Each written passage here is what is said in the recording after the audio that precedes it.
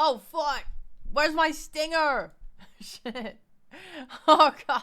My stinger! I guess I turned it off, my bad. Hi. Shit. Ray, a jump scare. Holy. Ah. Oh, my God. Hi. That was a false way. My bad. My bad, y'all. I wasn't ready. You know what? I'm taking it back. I'm taking it back.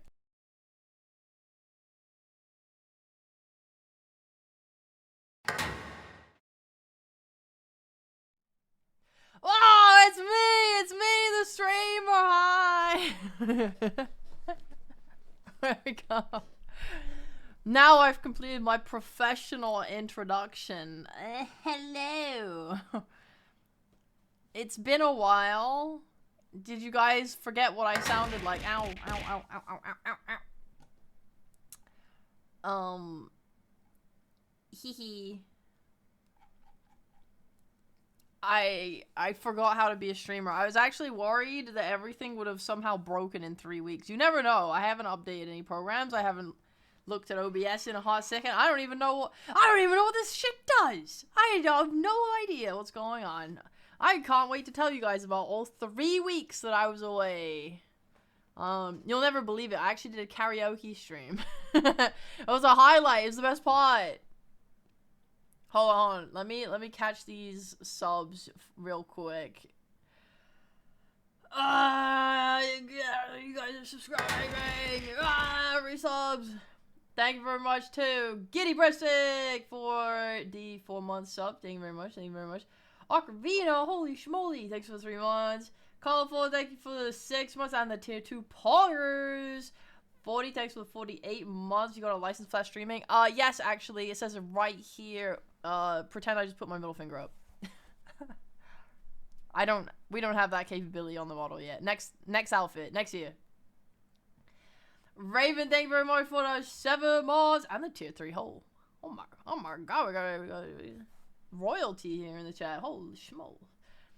Sensen, thanks very much for the 4 months. Hazume, thank you very much for 26 months. Just came to say hi to my lily pals. Give Ray a head pat. Oh, thank you. And wish everyone a good stream. Now you shall return to your cave where you must finish writing your thesis 3 more weeks. That's a long time. That fucking sucks. I'm sorry. Good luck. Polly, thank you very much for the 101 months. Ew. 101? Oh, I remember when there was 100 months and that was kind of cool. But 101? Oh, we're getting way out of control. Hey, thanks for the tier 2. Keeps you locked in my tier 2 basement with the dog emoji. Rare 2.0, same skin, just with middle finger. Yeah, legit. Send it. I don't need nothing else. I'm a gift leash no more. Yay! Big claps. So anyway, there was a lot of Chang in the chat and a lot of head pats, and I love and respect all of that, but I'm going to just pretend that I missed all of it, and we're going to start again now. So, sorry guys, I ain't reading all that. It's too much. Oh my god, hi Jasco, hi! Thank you. We've all been in the mines. Oh my god, look at all these head pats, guys. Thanks. Good to see you. Oh my god, Lumi. Hey, 40. Hey, Colorful. Hi. Hi, Raven. Hi, Ocarina. Hi, Anne the Key. Hi, Giddy Breastix. Hi, Alex. Hi, Claudia was taken. Hi, Lemon. Hi, Zen. Hi, Anne the Key. That's so many Pat emojis. It was kind of cute. Hi, Pat. Hi, Monzep. Hi. Oh god, I'm out. Oh god, it's too many. Oh, there's too many. I'm out. Okay, you know, I'm confused and I'm scared. There's too much going on now. Oh my god, Polly, elsewhere, shall do. Bato, hi, Welshman, hi, Arkins, hi. Wait, dogs, that's not me. What the fuck? That's Sayu. Oh, guys. You know what the worst part of going to conventions with VTubers is? Is I have absolutely no idea who was there. You know what I mean? And okay, you don't, so I'm gonna elaborate. As in, there are people that go to these events and they don't tell anyone. And they don't want anyone to know they were there. And I don't know who those people are, so I can't, I can't tell my stories effectively. I'm going to be using a lot of broad names and, anonymous groupings for this. First time being on a stream. Welcome to my stream. Absolutely nothing of note ever happens here ever, so you may as well just leave and never come back.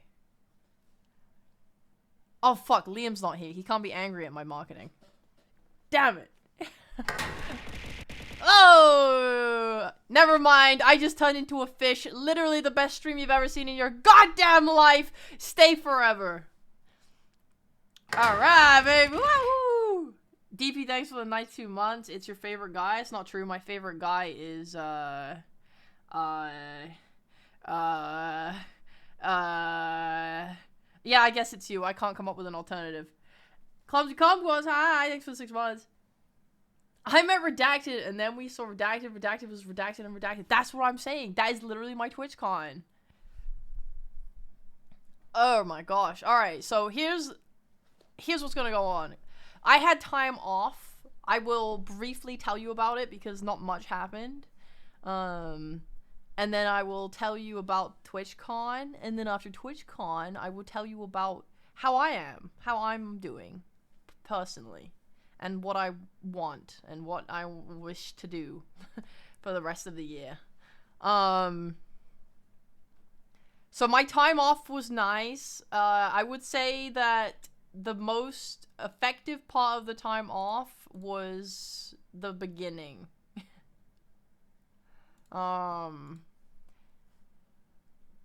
Yeah. It got worse the more time I took off, actually. But that's not because of, like, it becoming less effective as a okay, hold on. I gotta explain this properly. I'm thinking. Also, do you guys want me to talk on my just chatting screen, or do you guys want me to go to a different overlay? We can go to a more fun overlay. We could go to my work study. We could go to my throne room. What are we feeling, guys? What's the vibes? Blah. That's good emote. Hey, missed you. Don't have a job to contribute. Just says have a nice day. Hey, thanks. I appreciate that. It is 7:30 p.m. Holy shit. I started my stream late. Ooh. Where's the library? Hate the library. Tavern Tuesday? That implies you guys get to talk. I ain't fucking with that. Go to the library. Oh. Carl, thanks for 6 months. To the dungeon! To the rats! I can't tell my stories in the dungeon. There's no way. The vibes are too down in there. There's like screaming and stuff. I don't know about that. Alright, hold on. I wanna go to my workroom. It's cute and I like it. Fuck y'all! Where is it? Where is it? Where am I? What the fuck? Oh, there we go. Okay, well.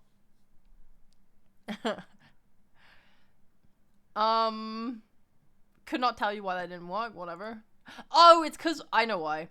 It's because I opened OBS in admin mode in case I wanted to play Marvel Rivals. so it doesn't work with the transition doesn't work unless I am not tabbed into OBS. That's why. Okay, we wouldn't have this issue in the library. You're not wrong. Hi, Ferretman. It has been a while. It's been so long. Okay, guys, you know how I like to do tangents, right? Yeah, so I will try and tell my story of what went on, but if you guys ask me questions in chat, I will reply and I will go on a tangent, and we will never finish the story. So really, where the speed at which I get to tell you guys about my last 3 weeks depends entirely on you guys and how many questions you want to ask. So keep that in mind if you want to see the end of today. Otherwise, I will begin. Hold on, I'm sipping my water. Remember to stay hydrated, guys. Remember.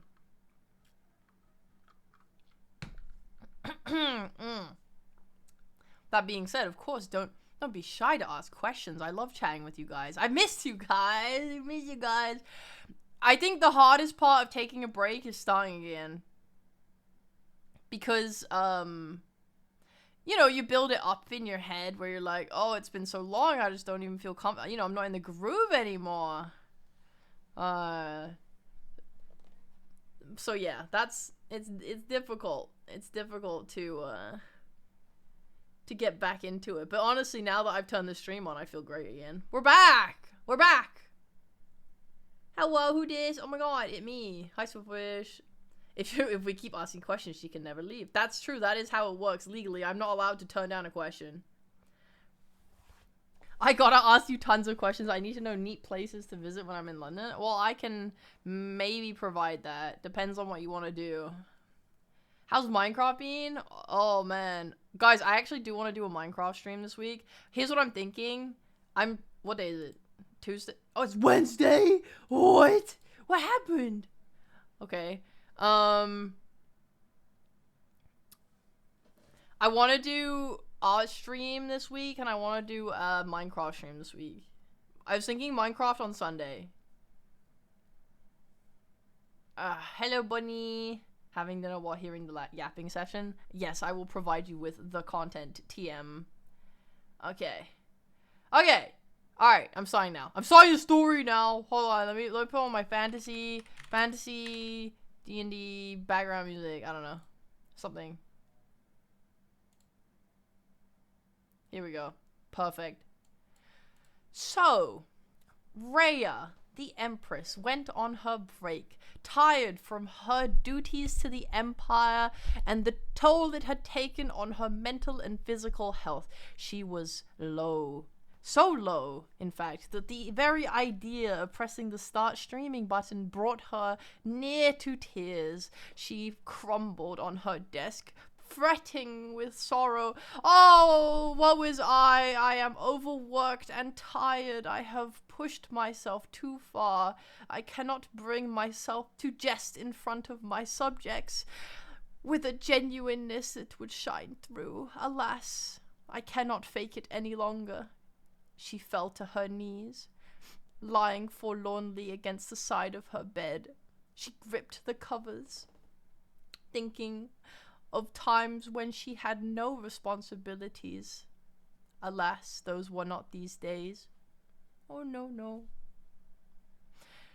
So Rhea decided, I shall step aside, at least for a week and a half. I shall leave. I shall vanish without a trace. Someone else can take this empire in my place. Surely Emilia will take over, right? Fast forward 3 weeks, Rhea returns. The empire is on fire. Dirklings are everywhere. Everything has been overturned. The shops have been broken into. Shattered glass lies on the street. The peasants are screaming. Everyone is running left and right. Little creatures are running about chasing them. What happened? What happened here? Hi, Kitty Chan. Welcome, welcome. You little animals, what have you done while I've been away? Oh my god, Charles, thanks for the 62 months and the tier 3 real train money. God damn it, they ate so many fucking rocks. My stones! My stones! Alright, so I was sad. I was really burned out. I was really tired. And I think the first few days especially were so amazing. What I did when I went on my break was I wrote a list of everything that I like doing. You know, I had like, oh, I like playing Dota, I like playing Marvel Rivals, I like going outside, I like reading, I like riding my bicycle, I like writing fan fiction, I like writing my actual story, I like this and that, you know?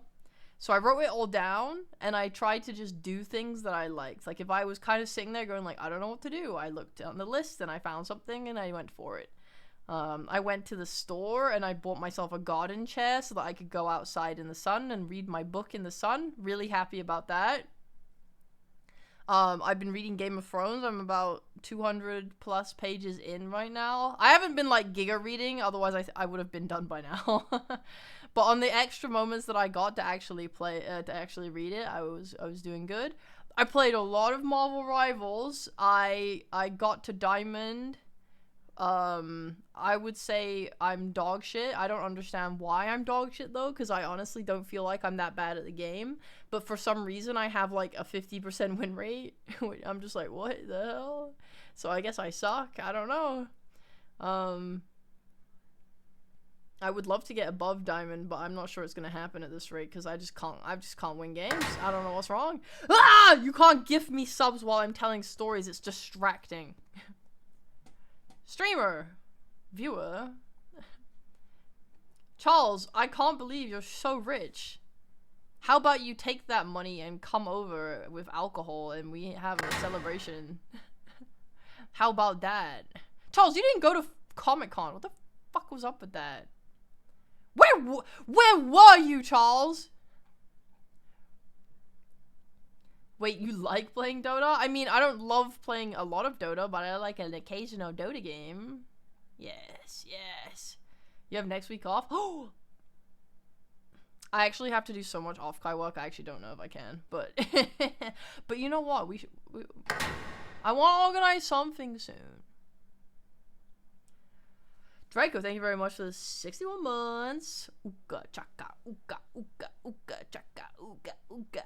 I can't stop this feeling deep inside of me. I'm sorry, Raven. You'll get it one day for sure. Just keep gambling. You've had no time. You get home from work and it's just straight into revising stuff for exams. Why do you have to do exams? That's lame. That's lame. That's stupid. Alright, so oh crud. I don't have Dominion on this screen. Wait, guys, don't redeem Dominion. Don't redeem Dominion. I don't have it on this screen. It won't work. Whoopsies. 1 second. Whoopsies. I gotta grab, hold on, I've just changed things real quick because I gotta grab the mini view. Yeah, I did just scam you guys. I'm really sorry about that. It's my bad. My bad, y'all. Okay, there you go. Now it will work.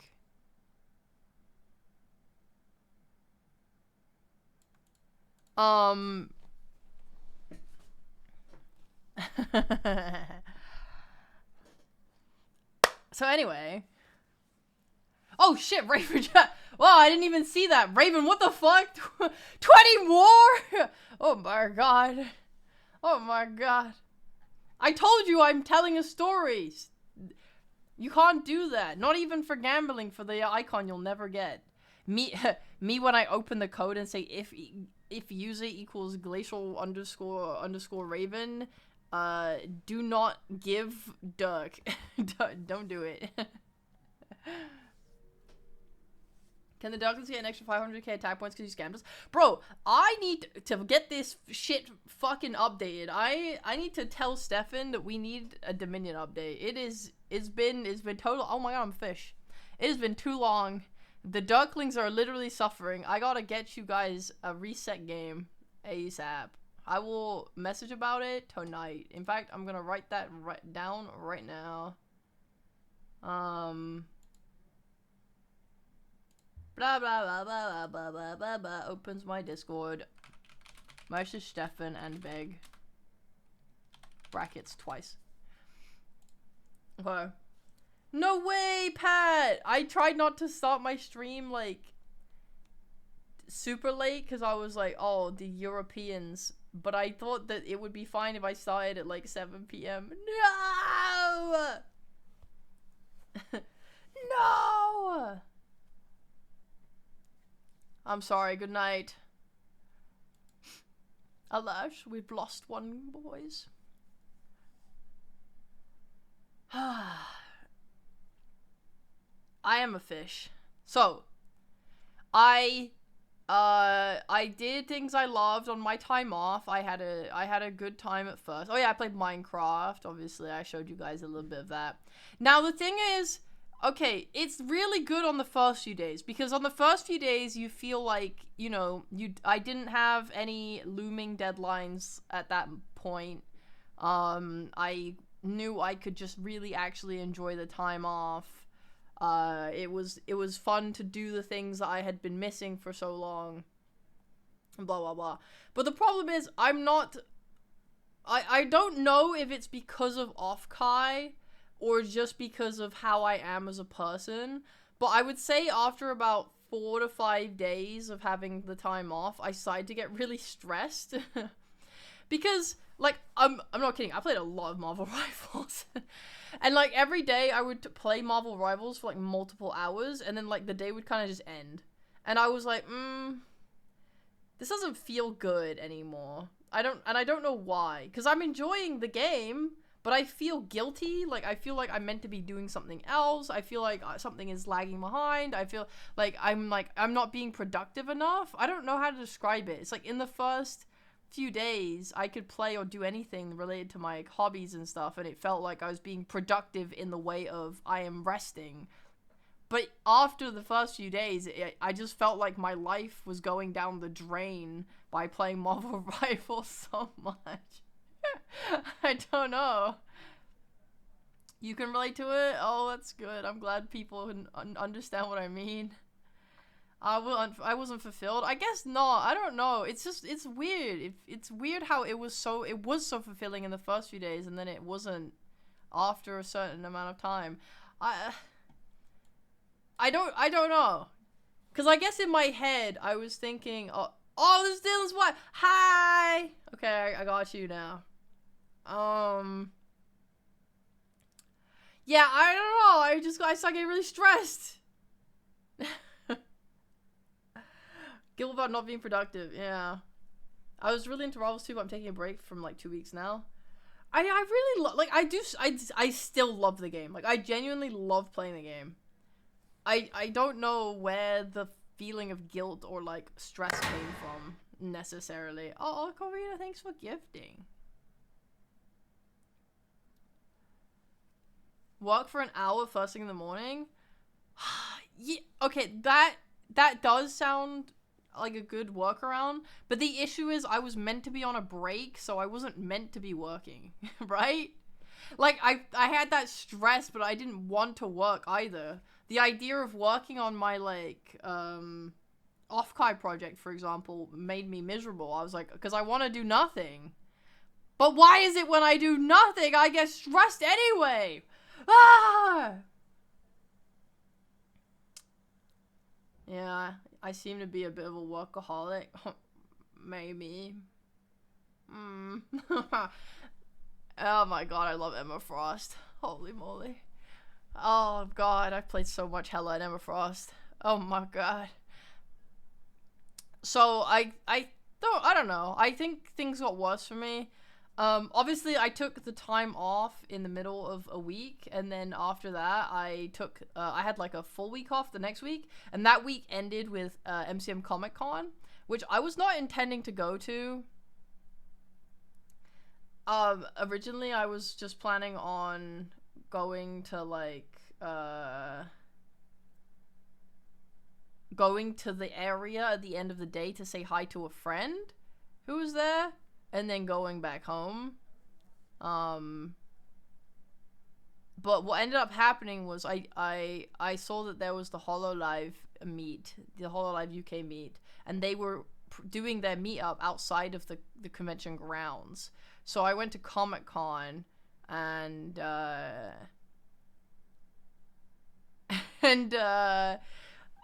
went to that meetup, and I met Maddie, and I met a couple people, but I kind of was pretty quiet in general. I kind of just watched everyone. They had like this big board where you could draw on it, so I drew a Grem and I signed it with my name. And then I watched them play like Beyblade tournaments and Tug of War and stuff like that. Yeah, and then afterwards I went out with my friend and hung out with their group and drank a little bit. No, I didn't drink, they drank, but I was there, and and then they went to like a party thing at the Fox, and I went home, and I didn't want to fuck with that. But they said to me, oh, well, you know, if you want to come to Comic-Con tomorrow, I have like, oh, I could just get you a ticket. And I was like, oh, okay, sure. Because I wasn't going to pay for it, basically. So I showed up the next day, and I got in, and I kind of ran around for the final 2 hours looking at the Artist Alley stuff and the other stalls. What I wanted was to find a stall that was selling the Friends With You plushies from HoloLive. Also, Dex, thank you very much for the 82 months. Hi. And I just didn't... I didn't want to... But I didn't want to spend money. It's the whole reason I didn't go to Comic-Con in the first place. I spent like £200.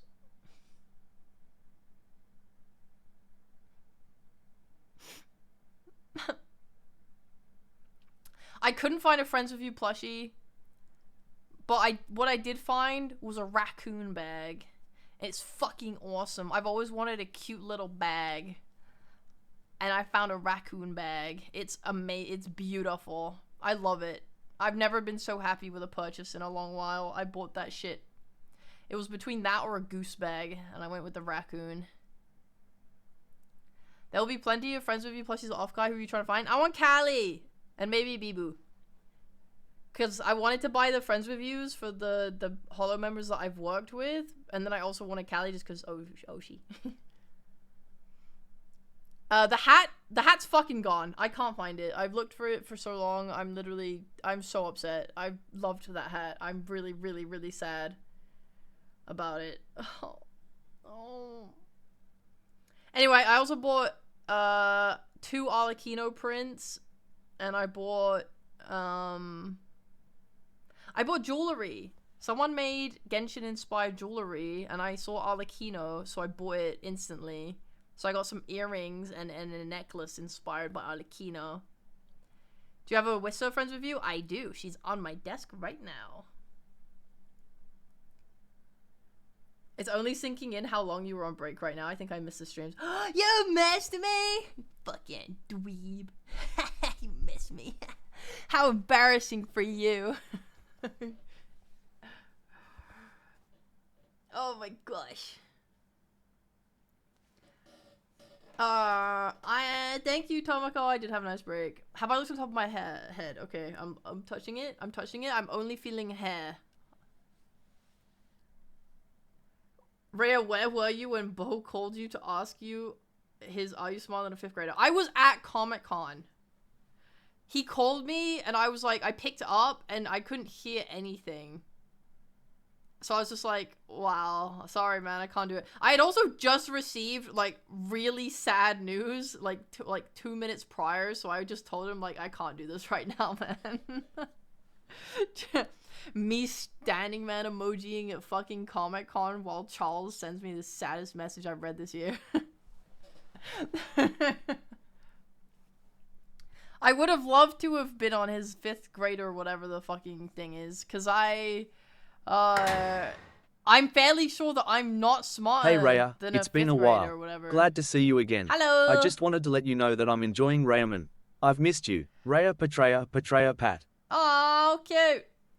Oh yeah, how's you guys' Rayamon's runs going? I haven't looked at the Rayamon channel. I mean, I've been pretty AFK in the Discord in general lately. How's you guys been?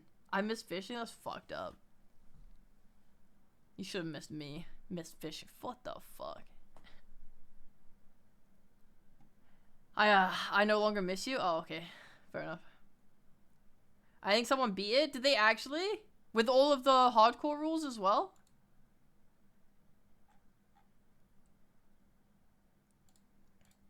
That's crazy. Oh, yeah. So I was Ange killed my whole team and I rage quit? That's fair. Ange has a fucking stupid team. Bro, I've never seen that what the fuck is PogChamp? I've never seen that before in my life. He wasn't either. It took him like 7 hours between 2 streams to beat it. What the fuck? Yo, maybe we should try it. I have very little knowledge about anything. I am honestly surprised that I'm so stupid, and I really wish I could increase my knowledge of things in the world. Especially because I want to be a writer, right? Like, I would love to... I feel like if you want to be a really good writer, you need to know how things work and how things function and know about things so you can incorporate them into your storytelling. But I'm so fucking dumb. I don't know shit. I have to come up with a concept, and then I have to, like, research it a shit ton. It's so hard to do anything. And then there's probably things I just don't know about at all that I can't even, like, comprehend or, like, bring in because I don't even formulate the thought of knowing that I need them. I was reading, Genshin Game of Thrones, right? And like, this guy's like, oh yeah, they arrive in this area. This is like the first thing they think about in this area. And I'm like, oh, I didn't even think about that. I can't tell you the example right now because I forgot it. But you know, it's just like when someone who's smart and educated knows like the things that are important in an area or to a character, and I'm just like, shit, I didn't think about that because I don't know how society functions.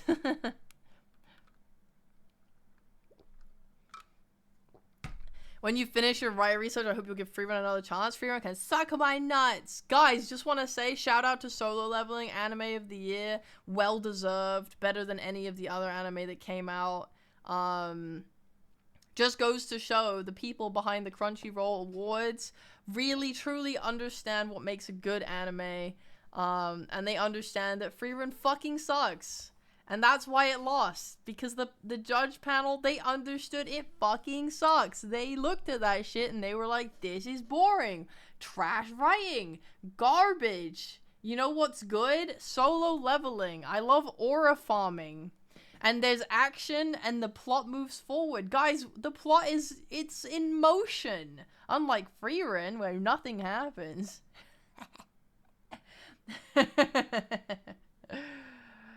Hi Dylan.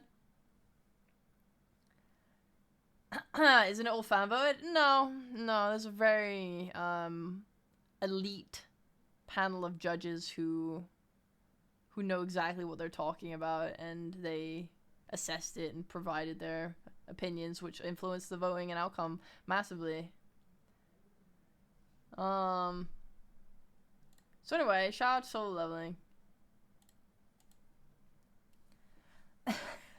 I ain't falling for that bait. I finished Solo Leveling Season 2 last night. Me and Lumi, we binge watched the final 4 episodes of it. Just want to say, worst anime I have watched in years. Oh my fucking god. Jesus Christ. Oh my god! I've never been so angry watching an anime. Actually, that's not true. Dandadan was worse. Dandadan was worse. But Dandadan had way more potential than Solo Leveling. Solo Leveling never had any potential. Oh, what would you do if I had the Solo Leveling system? I would, I don't know, get stronger. I don't know. Am I in the world? Are there gates? Am I fighting? I would fight. But, like, if it's in this world, I don't know. How can someone have so many shit takes? What are you talking about? How the fuck is Solo Leveling a good anime? And how is Dandadan a good anime? Jesus Christ. Shut up. Shut up. I'm not talking to you. Hi, Fletchak. Alright. Solo Leveling Season 2 provides absolutely nothing of substance. It was so depressing. Because the power scaling doesn't make sense in any way, right? I'm not going to spoil the sorry, I nearly said the plot, implying there's a plot. At the end, right, there's these creatures that all of these S-rank hunters are fighting, right? And they are struggling in a way where they're like, oh, these things are as strong as an S-rank hunter, but, you know, we're humans and we're smart, so we can, like, kill them, right? So they beat these things, but it's hard. And then motherfucking protagonist shows up, right? He summons his, like, little creatures, his shadow creatures, and then they clear, like, 20 of these ants in, like, one sweep. I'm like, are you fucking serious? This makes no sense. How is this good? How are you gonna show me S-rank hunters struggling to fight a single ant, and then these shadow creatures kill, like, 20 in one hit? This is fucking stupid. Like, you either want me to believe that these creatures are, like, 18 times the strength of an S-rank hunter, or you want me to believe the S-rank hunters are just fucking pathetic. It's just so stupid. The whole world is set up in such a weird, pathetic way where you just can't tell how good anyone is at any point. It just doesn't ever make sense. I have no clue how powerful the protagonist is because his levels just keeps going all over the place. And, like, I never have any reason to believe anything is a threat. Dude, what the fuck was that fucking season? What, like, introducing this giga powerful creature that's so strong that it's literally one-shotting, like, the most powerful characters that have been introduced to us so far, right? And then having the protagonist fight it and walk away with, I'm not fucking kidding, one scratch on his face. That's it. What is up with that? What is up with that shit? That's like beyond a power fantasy.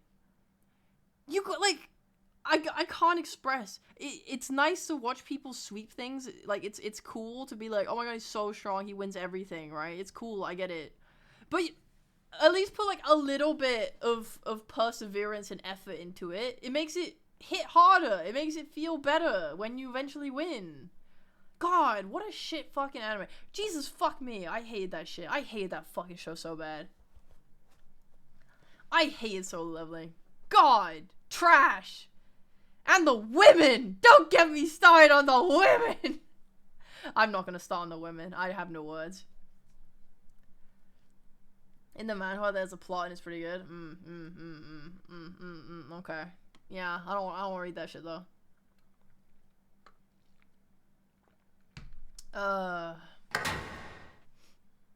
Halo Spit, thanks for 4 months. Hi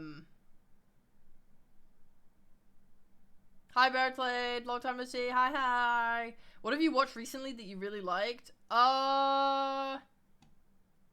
Dungeon Meshi was the last anime I watched that I really loved. Yeah, probably that. To be fair though, I haven't watched as much anime anymore because I don't really have the time for it. Dandadan, Freerun, those are both goated. You're just wrong. I like. Sorry, Dylan. Dandadan is a garbage tier shit fucking anime. I wanted to love Dandadan because it had something in it like the two protagonists like I think something that frustrates me in anime is like when they have a woman and a man character and they pretend to kind of like hate each other a lot because they're too tsundere to like say that they like each other. And I think when Dandadan had the two main characters be like, I really like this guy, I really like this girl, like I want to spend time with them, and like they both admit to themselves and that they love each other in the like even as friends, right? And they want to spend time with each other. I like that. I think it's nice when people are just honest with their feelings. So that was a refreshing switch up, but the rest of the anime ruins it, you know. Orb? Ah, I've heard of Orb.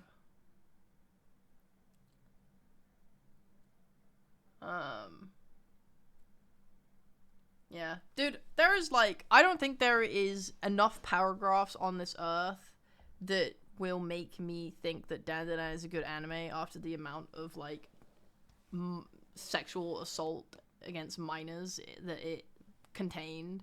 I don't think like there's also there's something to be said of like, oh, I watched this anime and it ended on like such a hype moment that I forgot about the bad parts of it because the ending was so good. The ending of Dandadan season 1 ends on a like high school girl being cornered by middle-aged men in a hot springs with the implication that they are about to rape her. Like I don't see how you can finish that and be like, yes, Dandadan is peak. Great anime. 10 out of 10. Like, honestly, check yourself.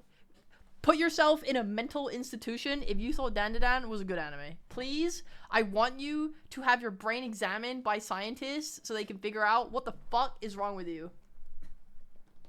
Anyway, moving on. So I had a good break. Comic-Con, I went to this the Fox after Sunday and had a really good dance in there with my best friends, and then I drink? I don't think I drank enough to feel drunk. Did I bring a soju? I got a little drunk. It was whatever. But I had a really nice night with some friends, and then the next day I was like, okay, back to business. I gotta start streaming again before TwitchCon at the end of this week. Fast forward 24 hours, I had the Black Plague. I don't know what illness was being spread. I don't know who spread that fucking shit at Comic-Con. I don't know how they made it to Comic-Con, given the fucking symptoms. I was dying. I was dying. Everyone I knew was dying. Every single person I hung out with was like, I got the worst con flu ever, and I could not move for like 3 days. And that was me as well. How the fuck? How the fuck? I woke up and I was like, oh, my throat hurts. And then I tried to get up and I was like, oh, I'm so tired. Oh, I can't move. Oh, I feel bad. And I was like, I think I need to sleep this one off. I genuinely can't foresee me recovering from this in time for TwitchCon if I don't just simply go unconscious. I need to Snow White this fucking illness. So I just slept. I slept as much as I could. Yeah, thank you very much for the 8 months. Hi. I slept for at least like 14 hours every day for like 3 days. Probably longer on some of them. The first 2 especially. No one kissed me awake. I simply had to fall out of the bed and knock myself back to consciousness. I thought I was dying. I know the second day of having this illness, I woke up, like, I was having the issue where I could not sleep at all, right? So, every 1 to 2 hours, I would wake up, like, without, like, or I would just straight up not be able to sleep. I had an issue, it was either indigestion or it was just a hunger problem, but after, like, 8 hours-ish, or like 7 to 8 hours of not eating, I got stabbing pains in my stomach, like just really painful stabbing pains. And it was so hard, like anytime I moved it would hurt, and I had to like get food, but we had no food in the house because Skyward threw out my fucking bread, and I didn't want to go out to the shops because I was dying. So I was just in pain in the middle of the night, like trying to find like anything I could put in my mouth to eat. Just anything, like banana, random snack from the top shelf that's been there for like 3 months. I don't know, anything. I'll take it.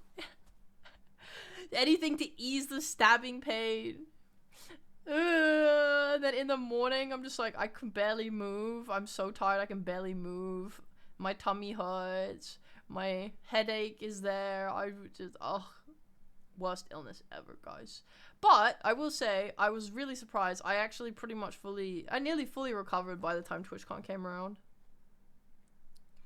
I think by the time I went to TwitchCon, all I had was like a lightly sore throat. So like, I don't know, maybe I super spread that shit to TwitchCon. Who can fucking say? But I definitely didn't have any of the other symptoms that I'd had. And I wore a mask the entire time.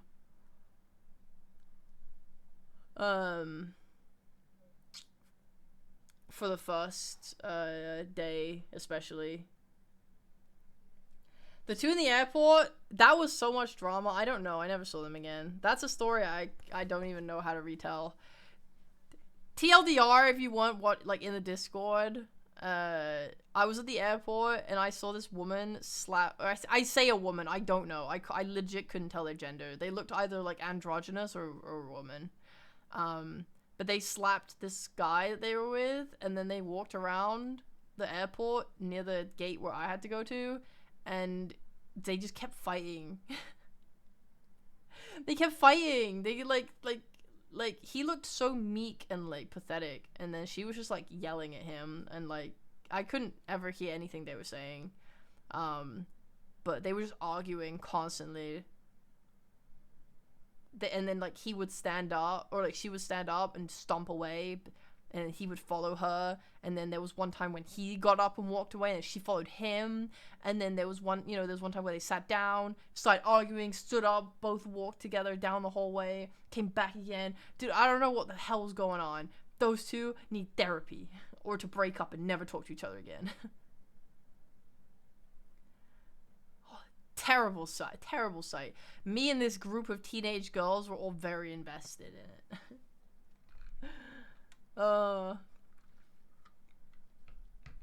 So anyway, I went to TwitchCon.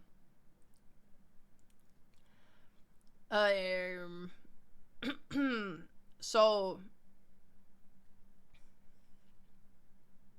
I'm trying to think of how to tell this. Is there anyone that confirmed they were at TwitchCon that I would know so that I can just mention them? Or shall I keep this completely anonymous?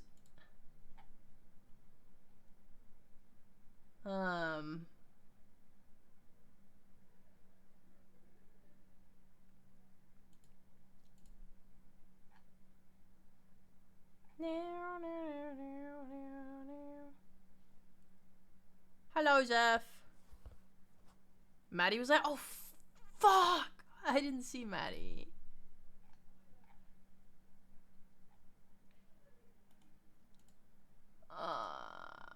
You were there? Oh, hope you had fun. That's true, Dylan was there. Fish. Fish. Maybe the name Monsey sounds familiar. Honestly, I'm so bad with names, so I have no idea. I'm so bad with names, Rob, for real. I think I got introduced to about, like 30 people at TwitchCon. And I remember, I want to say like 5 of them. Max, maybe, name-wise.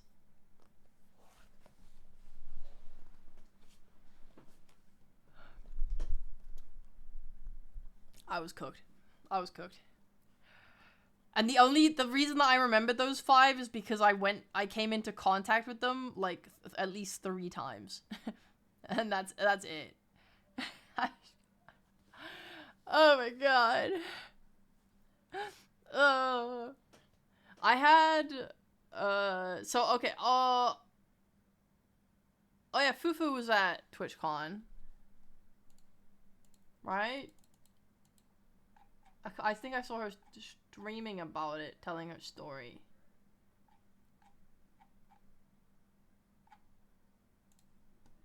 Can you say something nice about Liam? No. Alright, so my Friday, I show up at TwitchCon, and the things that they have there on Friday are badge collection and a partner pie. That's it. The actual convention is not open. So I kind of arrive, and I go... Actually, I need to share a photo. Are you guys okay with me jump scaring you with my face? Because I have a funny photo to share. If so. Hold on, I gotta upload it. I'm wearing a mask and everything. Alright. So, yo, 555! Thank you very much for 22 months! Yippee! Remember a guy named David? Yeah, I remember David. Oh, were you part of that group?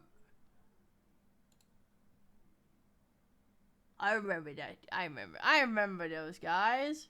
I remember those guys. Oh my god, wait. What? Who were you within that group? Like, I remember we had NASA. we had, fuck. I forgot all the nicknames. I remember NASA.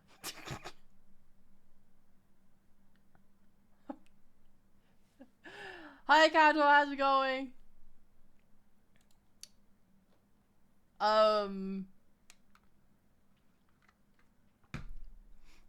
total on the palm tree shot? I don't remember what everyone was wearing. I remember you guys based on, like, things that happened within the things we did. For example, the person... Fuck the names. God, the names are so hard. One of y'all being like...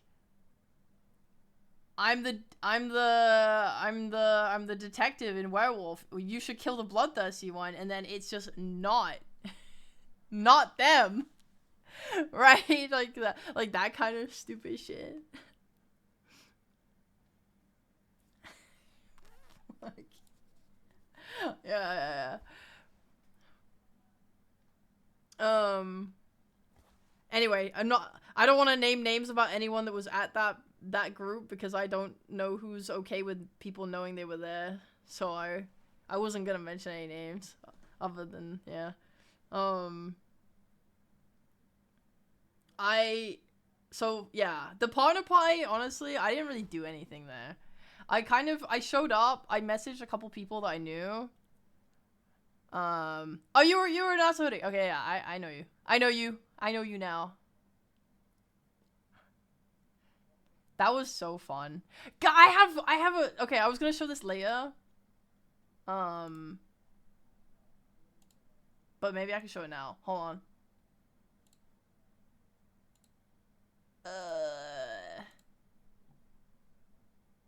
Oh, I can't show this actually because it has names on it. Fuck! Wait, hold on, I'm opening Photoshop.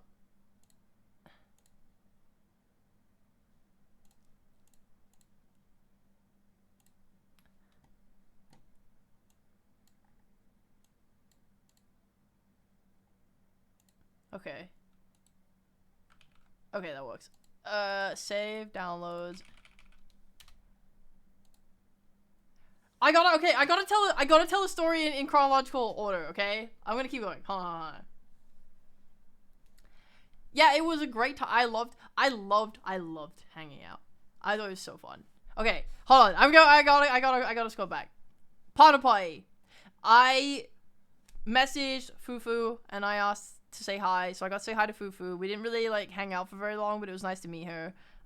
It's so awkward with VTubers doing the whole like, oh, where are you? It's like, oh, I'm at the entrance, and I'm like, okay, there's a lot of people at the entrance, and I have no idea what you look like, and then having to be like, yeah, I'm wearing like this, and they're like, I'm wearing this, and I'm like, okay, and I look up, and like, you know, this happened to me multiple times this weekend. Is like, I look up from my phone whilst they're looking up from their phone, and then we like make eye contact, and we do the whole like nod. Okay, yeah. And then go and say hi. It's so awkward because you don't want to be wrong. You don't want to be wrong. So I did that. I met Fufu. Fufu introduced me to some of her friends. I said hi to them. They had like this very large chessboard that you could play chess on, obviously, with like big pieces. I played that. It was really funny because it was me and this woman who I think has never played chess, and we played their like guy friend, and it was just like me going like, yes, I'm about to pull a power play here, and then I'd move something and then like, get my piece taken. But we won with the help of two other people who then showed up, who were Australian, I think. And they were like, hey, I know how to play chess. And I was like, oh my god, please tell me what to do here.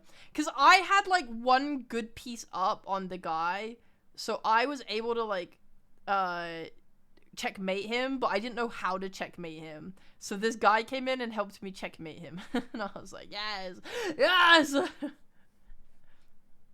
I did the hard work. And then they helped me close it out. Anyway, I suck at chess, so... And so then I went and met up with Albino Vivo, if you guys know him at all. He's a streamer who is an absolute fucking degenerate, and you will understand why when I show you this picture I took with him. I I literally was like, hey man, where are you at? And he said, I'm at the front of the thing. And I went there and I looked around, I couldn't find him, and I kind of looked over and I saw this figure wearing a very specific outfit, and I messaged him and I said, there is no fucking way you are redacted. Now here's the picture of me with him. Oh, I can't drag it into OBS because it's in admin mode. 1 second.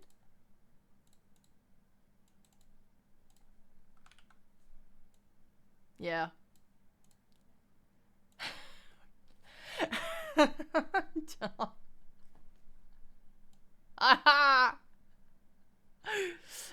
Oh my god. I like, dude, there's no fucking shot. There's no fucking shot. You're dressed up as fucking Dr. Disrespect for TwitchCon. Are you kidding me? There's no way.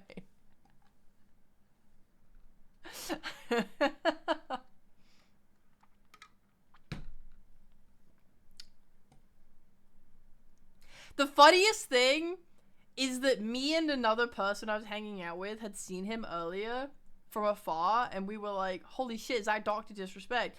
Like, you know, obviously knowing it's not actually him. And then we saw him heading towards the toilets. It was like, like, I don't know if we should follow him over there, but we were both like, it would be so funny if we got a picture with him. But I was like, I don't really want to talk to a random Dr. Disrespect, you know, cosplayer. And then I was like, anyway, so I gotta go meet my friend now. I'll see you around. So I walk away and I you know, I hit him up and I'm like, find him, see him. I'm just like, oh my god, head in hands. Head in fucking hands. I gotta show you this picture he posted on Twitter as well. He's such a fucking idiot. He also took a picture with a random old guy because he thought it was Dan Clancy.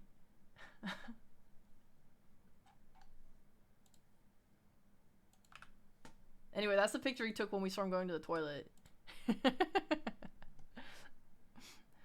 Okay. So, yes. Yep, met Fufu. Met Albino.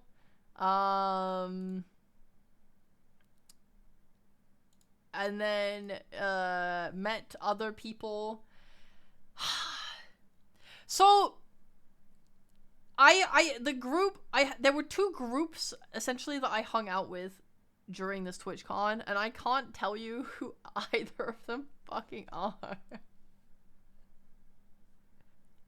So I'll just say what we did. I went with, there's Group A and there's Group B. On Friday, I went with Group A, and we went back to someone's Airbnb, and we played Werewolf.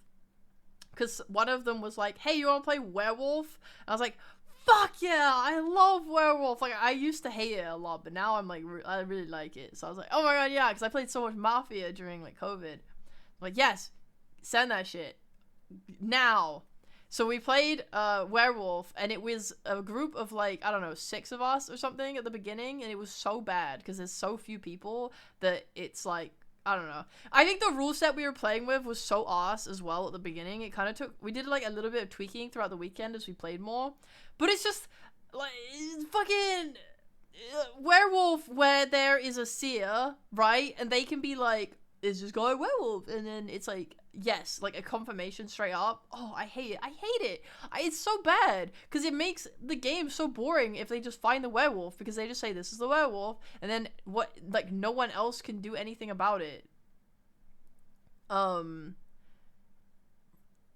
Like I don't think people are good enough to do counterclaims, and like who's gonna counterclaim? If I accuse someone of being a werewolf and then they say, actually, I'm the seer and you're the werewolf, or, like, this person's the werewolf, then, no, who's gonna trust the guy that got accused? No one. No one's gonna trust the guy that got accused. It's no fucking shot. It's literally, there's no gameplay to it, so I hate that role. The way that we used to play Mafia is we would do it so that at the nighttime, if someone was the detective / seer, they would say, check this person, and then the moderator would give them like a thumbs up, for example. as a neutral response. And then the next night, they would then say, check this person. And then the moderator would give them a thumbs up to say that they're the same role. Or a thumbs down to say different role. That way, if you get the thumbs down, you know that they are different, but you don't know who the werewolf is. And that way, you can bring up and say, I'm the seer, these two are different. And that way, there's actually discussion to be had because there's two different people who can then be like, I have to defend myself somehow, right? Like, it's so much better. It's so much more interesting. But when I brought it up, some other player was like, oh, no, you want to nerf the town? You want to buff the werewolves? I'm like, honestly, kinda, yeah, it's more fun. I mean, if you really care about winning in Werewolf, then sure, I can see how the rule would be, like, boring or whatever, but for me, I don't fucking care if I win or lose. I just think the social deduction aspect is really fun. I really enjoyed it. So, Nilly said a name. Our Airbnb host invited a group of people to come over, and then our group became much bigger for Werewolf, and then it was really, really fun. And I don't think they had played Werewolf before, or like most of them were kind of new to it, so it was really funny. I got Werewolf, and I killed them all. It was awesome. That was a great game. One of the guys, everyone was ganging up on him, and I was like, hey man, I think you're tight as hell. I trust you. I think everyone else is crazy right now. I trust you, bro. And he was like nodding. He's like, yeah, that's what I'm saying. And then he pointed at two other people that weren't me and was like, I think it's these guys and we should kill them. I said, yeah, I agree. Let's kill those guys instead. Fuck yeah.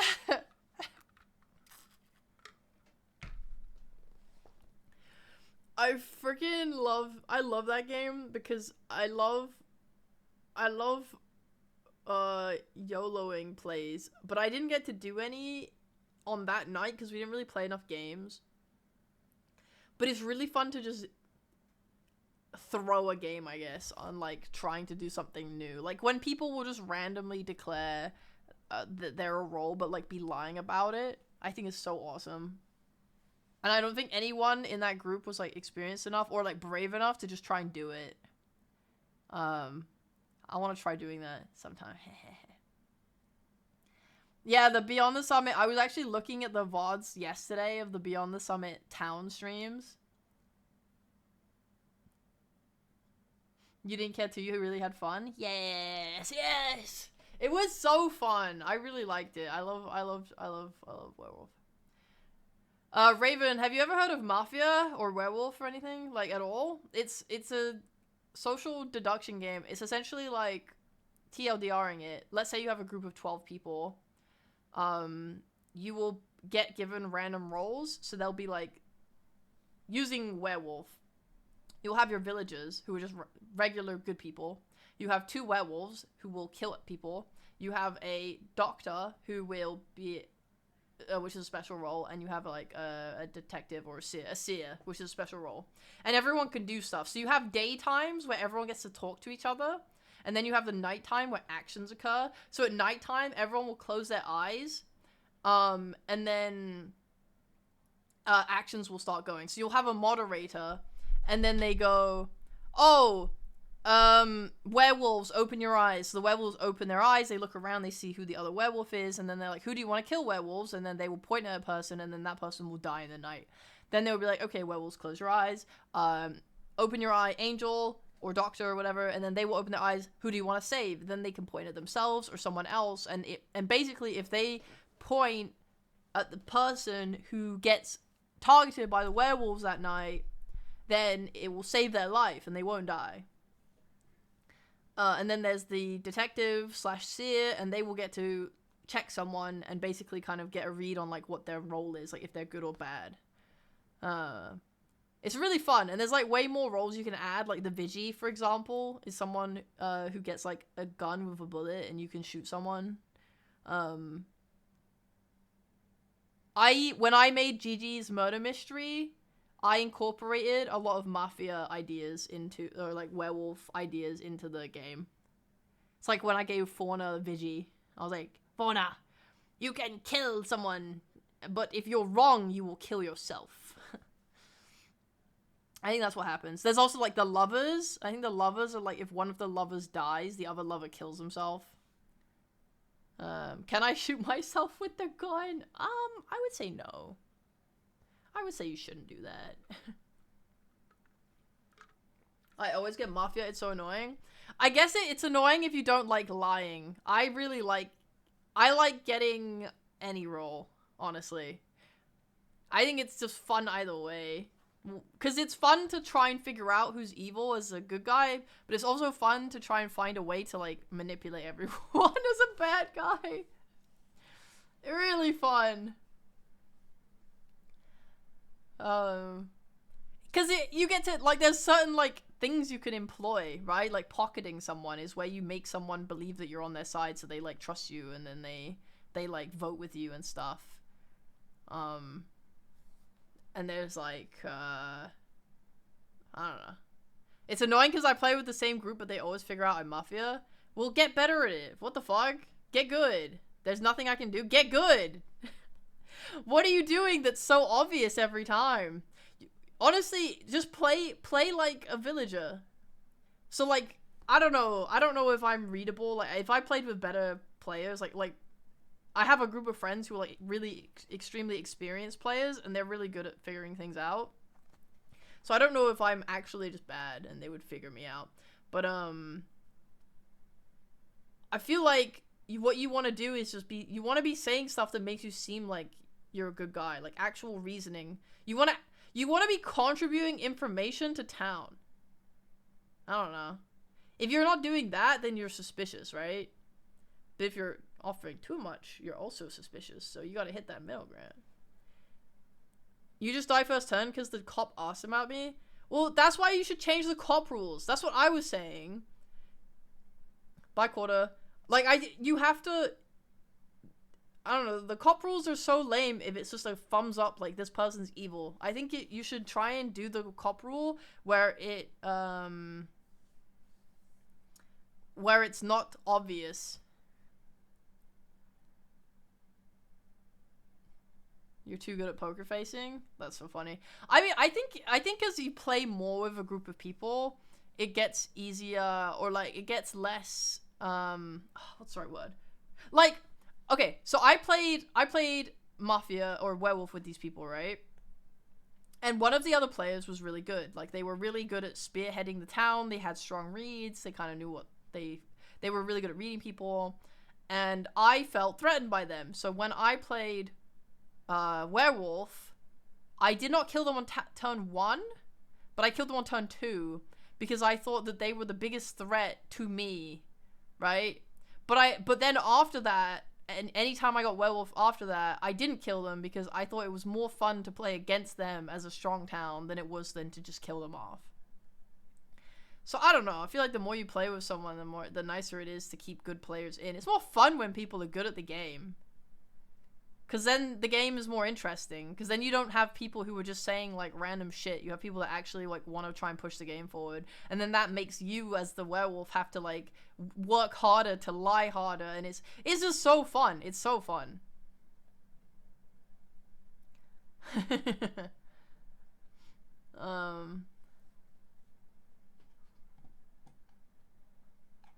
So anyway... That Friday night, we just mostly played Werewolf and hung out, and there was, like, I met, someone who was really into D&D, so I ended up talking about D&D for, like, like an hour and a half or something with them.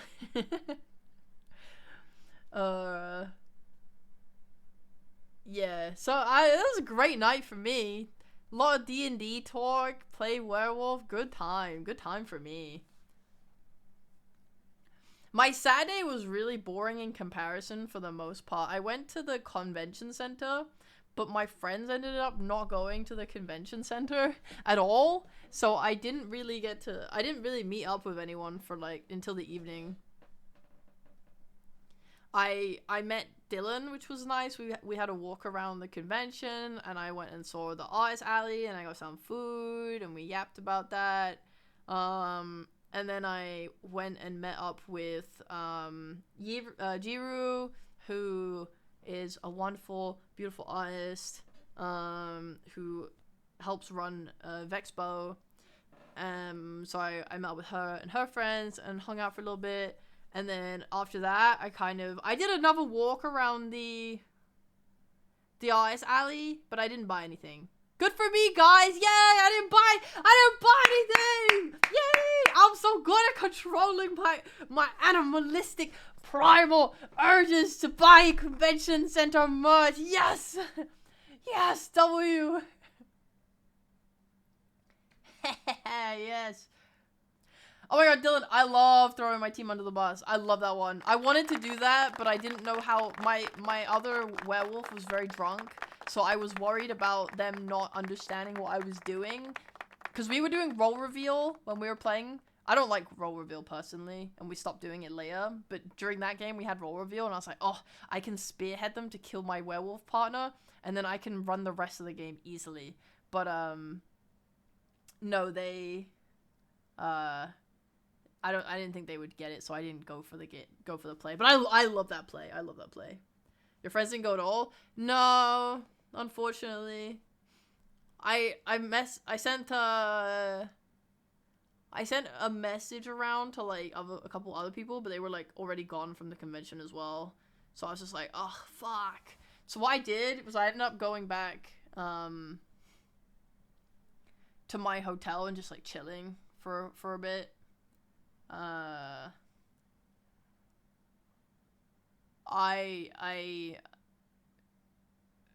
ended up going to see Group A and B at the same time, and then we went to like this Red Bull party that was being held, which was really shit. Dude, the options, okay, so they were giving away free alcohol, okay?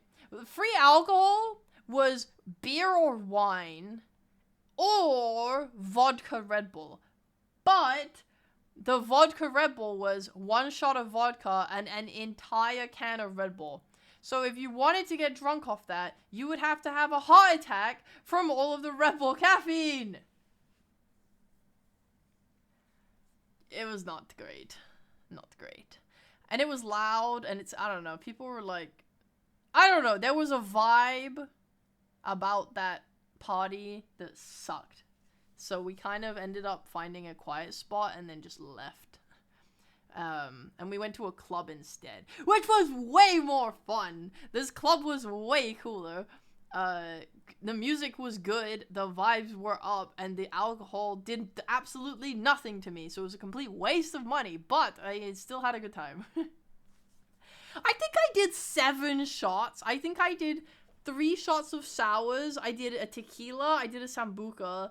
And then some other shit. And I legit felt fucking nothing. I sipped someone's wine at one point as well. Absolutely nothing. It was pathetic. I don't know what the hell they were doing with their alcohol, but I did not feel it. But the club was fun. I danced a lot. I think it was open till like 4 a.m. This all sounds so expensive. Yeah, it's okay. There was like, we had rich benefactors paying for it. I don't think I paid for. Oh no, I paid for some shots. Because someone kept buying the rounds, so I was like, I'm buying you shots now because I want to get you back. I think it cost me like, how many? I bought 4 shots and it was like 24 euros, I think. It wasn't that bad, to be honest. Oh. I would not have bought. I would never, ever, ever, ever, ever buy sours as a shot if I was paying for it myself. Good fucking god. They taste really nice, but they do nothing, I'm fairly sure. That's like the most ineffective shot going.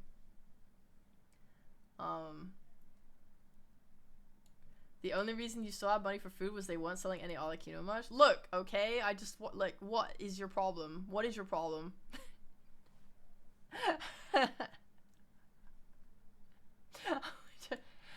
I may have an issue, but it's fine. I'm handling it.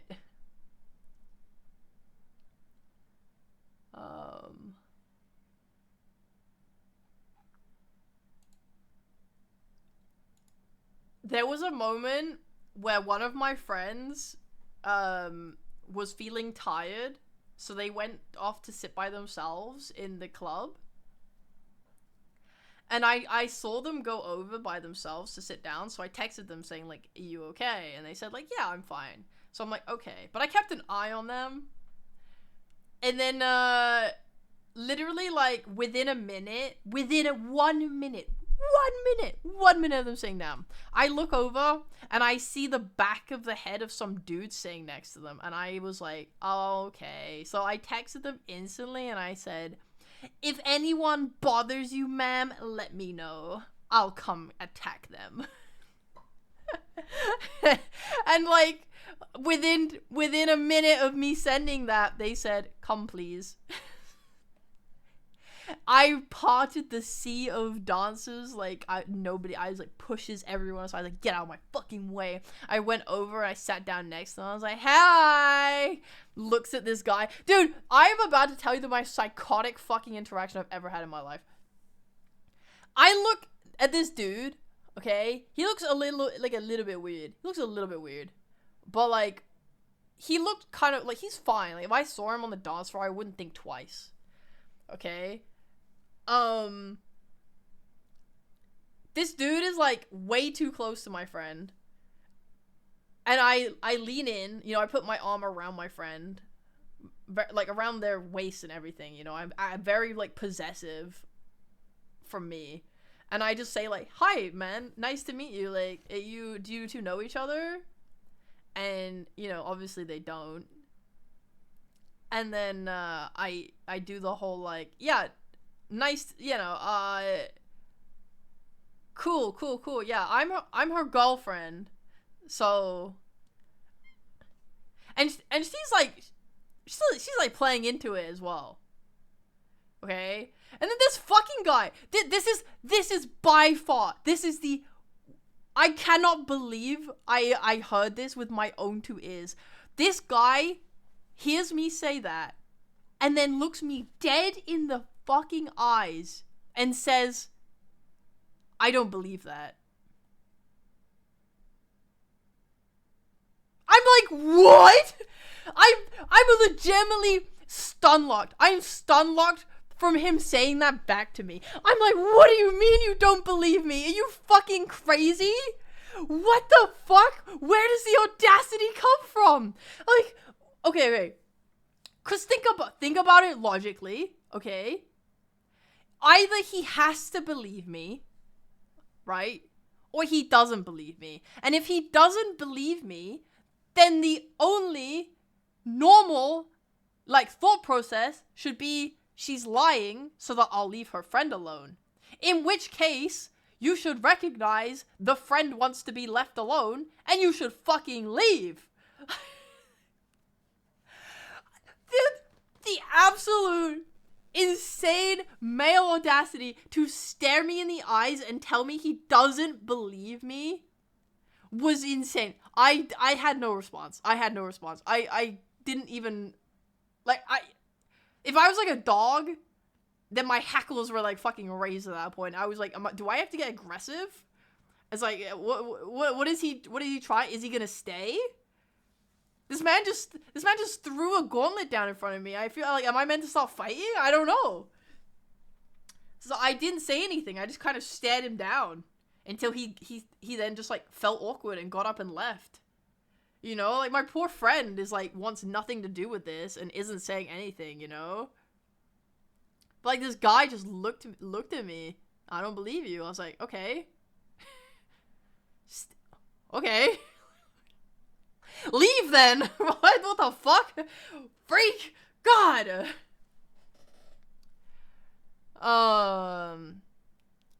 I stayed with my friend after that for a little bit, but I could not believe it. I've never met someone that people usually have the good grace to pretend they believe it, you know? So I was very thrown off. I was like, wow.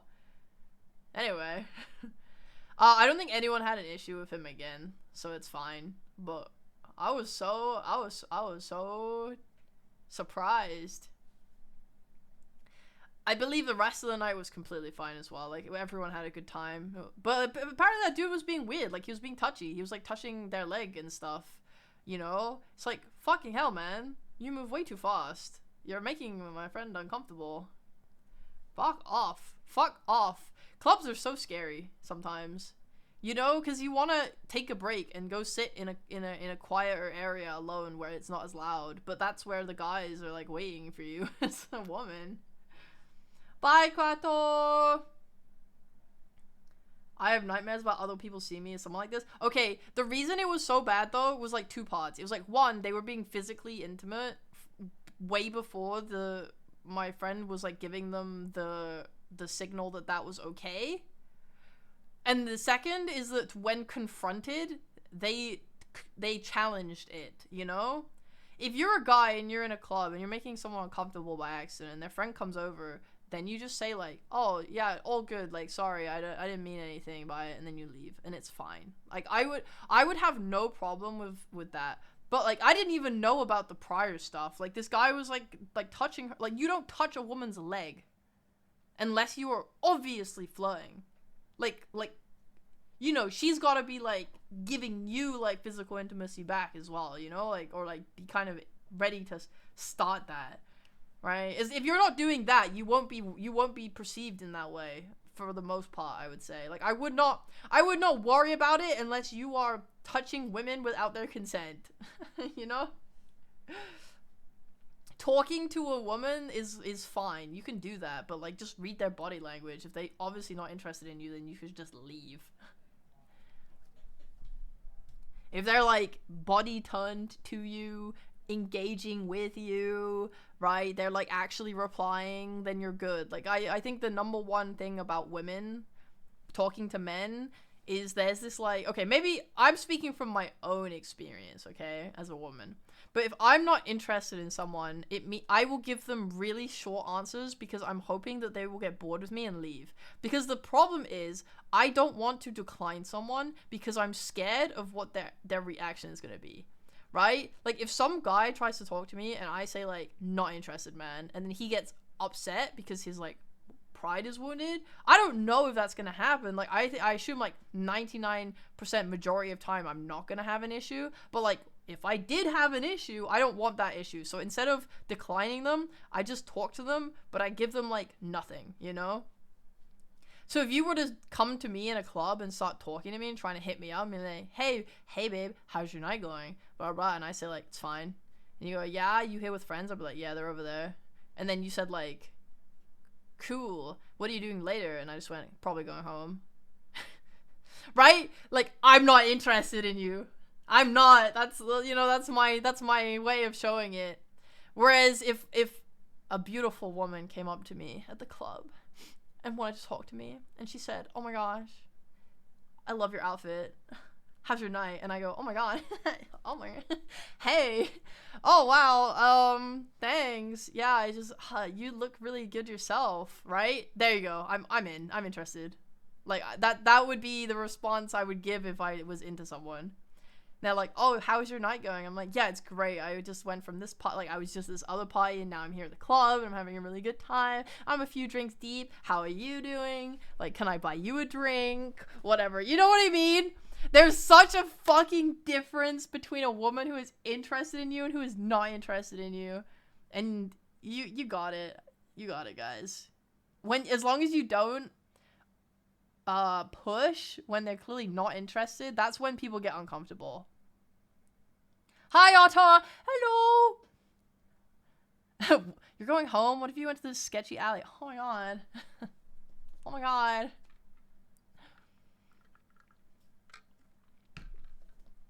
I've always wanted to go into a sketchy alley. What if the MILF from the bathroom came to talk to you? Holy fuck, bro. I'd fold. I loved that MILF. The life we could have had together would have been so beautiful! That's a spooky part about being a woman in public spaces. Everyone expects you to play nice all the time, but not deny dudes in an obvious way. Yeah. So anyway, I got stalked home that night.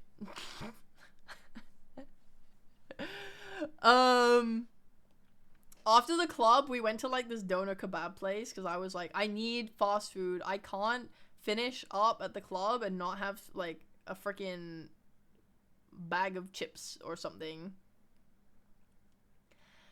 So we went to this place and we had that, and it was nice and beautiful. And we sat around on a bench at like 4 a.m.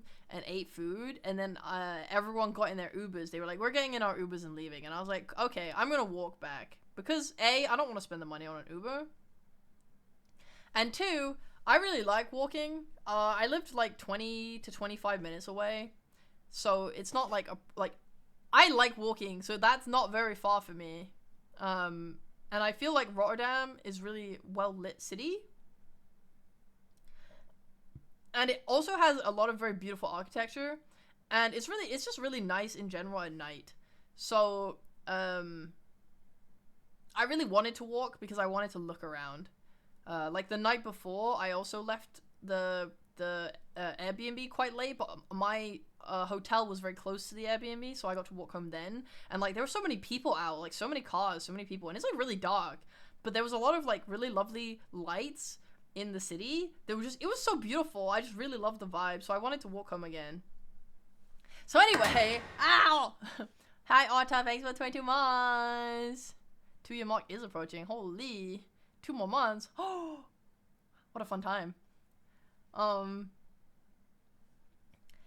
Yeah, so I started walking and basically this guy just kind of comes up to me as I'm about to cross a road, and he says something I don't really understand, and I kind of like look at him and I'm like, who? And following up on earlier, right? I told you I'm scared to say no, because I don't know what their reaction will be. Especially if I'm alone.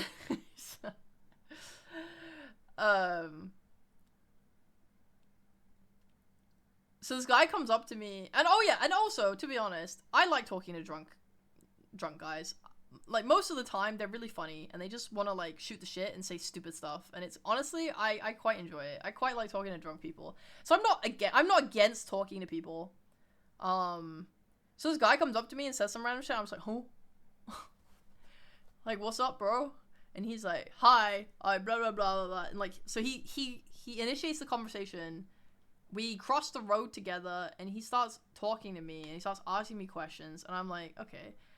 I don't mind the question asking, because it's like, you just want to have a conversation, especially if you're drunk, you just want to have a conversation, it's fine. Like, I like it, I think it's fine.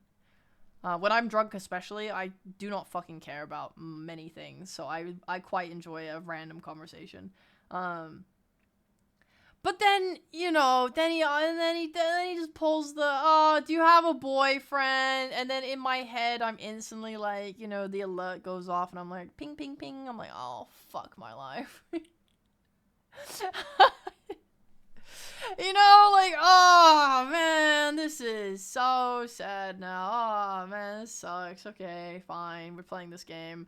And I, the idiot I am, said, yes, I do. And then my head, being drunk, was like, no, Rhea, you're gay. It's more fun to say that you like women. And I went, you're right. And then I said, actually, I said that out loud. Actually, and then my head went, no, Rhea, even if it's more fun to say you're gay, people can get violent if you're gay. Don't say that. And I went, yeah, you're, well, I mean, it's complicated. It's like an on-off thing right now.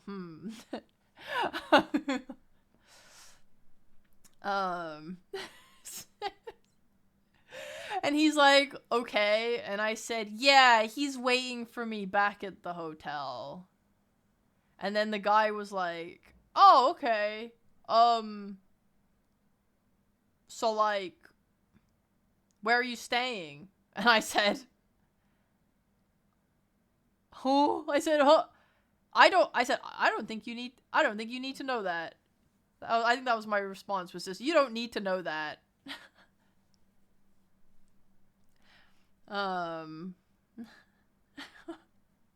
And then he went, okay, that's fair enough. But the problem is that he's stalking me at this point, right?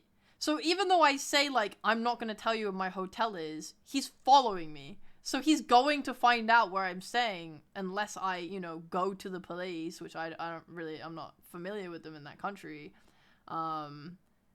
Or he's going to, like, I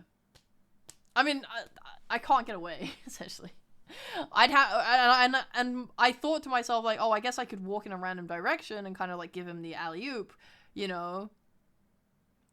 This guy was taking every turn that I was taking. and I realized that what would just end up happening is I would take, like, I don't know, let's say a 20-30 minute detour, but he would just be there the whole time. So I'm like, fuck my life, you know? And I'm still humoring him with responses, but I'm giving him nothing in the sense of, like, very short answers, not asking him anything. And I reflected on this afterwards, and I realized that the problem with doing that is that for a guy like him, who is so desperate, giving him a response at all is a massive W. Like, he is so happy. So me thinking, like, oh, I'll just be really dry and he'll get bored of me is, like, actually...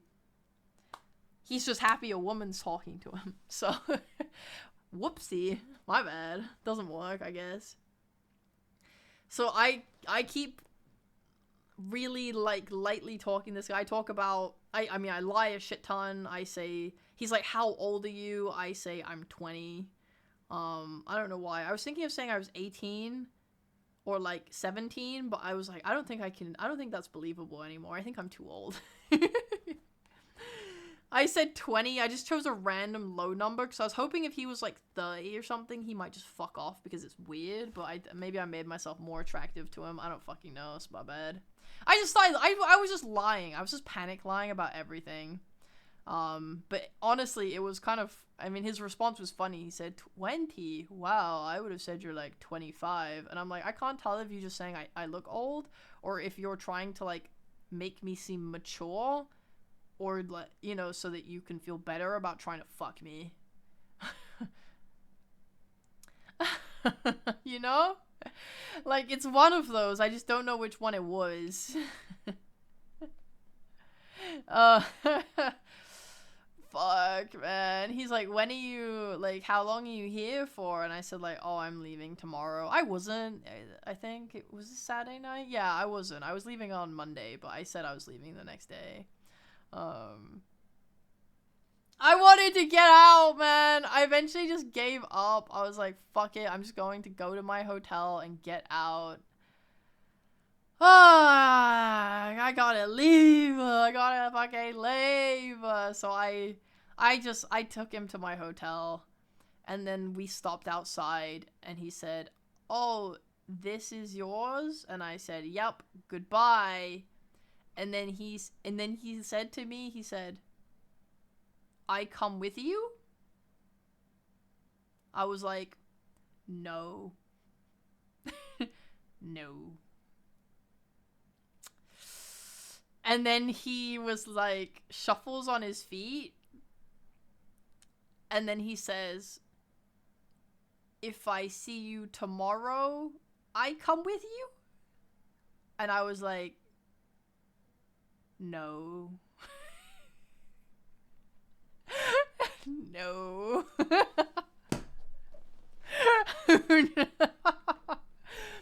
I said to him, my flight's in 3 hours.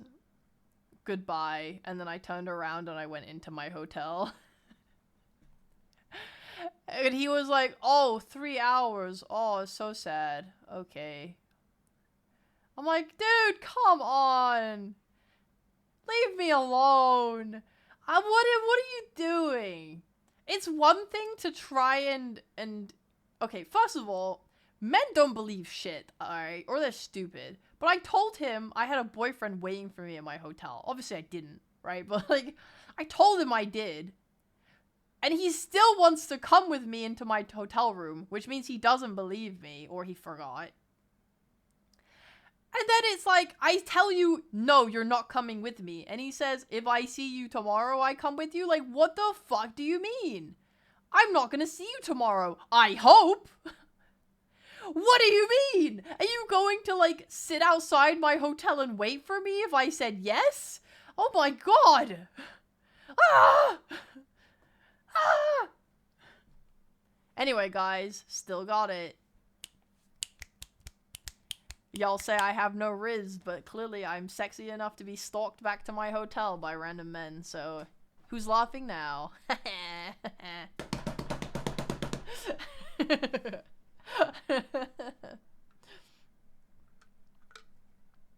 You okay though? Yeah. I mean, I was like drunk and fine. He wasn't being aggressive. He was just being pathetic. If he had been aggressive, I would have been terrified. I probably would have been a little bit shaken by it, but he was very passive. He just was he was just stalking. You know? He didn't try and push himself into my hotel or anything like that. He was just pathetic. That's it. So it was fine for me. Glove Boy, thanks for the 5 months. Huzzah! What a fantastic win. Yes! Yes! If anyone else wishes to follow me back to my hotel, it would really raise my ego. So go ahead. I'm a fish. But make sure you don't do anything aggressive or I'll get scared and cry. You have to be really pathetic if you want to stalk me. What a fucking nightmare. Oh my god. It just, the only thing that sucks is, like, I just wish they would, like, leave me alone after a little bit, you know? Like, I don't mind, I actually genuinely don't mind having these conversations with drunk people, but, like, I'm trying to have a nice walk back to my hotel, and if you said to me, like, hey, and we had a talk for, like, I don't know, 2 minutes, and then you fucked off, that would be great. I would remember that as a nice interaction I had on my nice drunk walk home. Instead, he ruined my walk back. He made me have to think about the things I was saying, and make me think about the fact that I could get stabbed and killed and assaulted that night. You know, like, come on, man, you're harshing my vibes. You're harshing my vibes. It's not fair. I just wanted to look at the pretty buildings in Rotterdam. Have some fucking respect for my time, man. Once again, her riz only works on people she's not into and aren't into her. Guys, I'm going to graduate. I can't handle it. Oh, shit. Anyway, so that was my Saturday night. I would say I had a very nice night overall. I also drank enough when my Sunday was a lot of sleeping. I did not go to the convention again. Ah! Oh my god, my friend, thank you very much for your subscription to the channel. Daps you up. Hell yeah. Thank you, thank you, thank you. It took 1 hour, 43 minutes, and 10 seconds for her to say she's graduating. It's not a rare stream if I don't try and graduate at least once.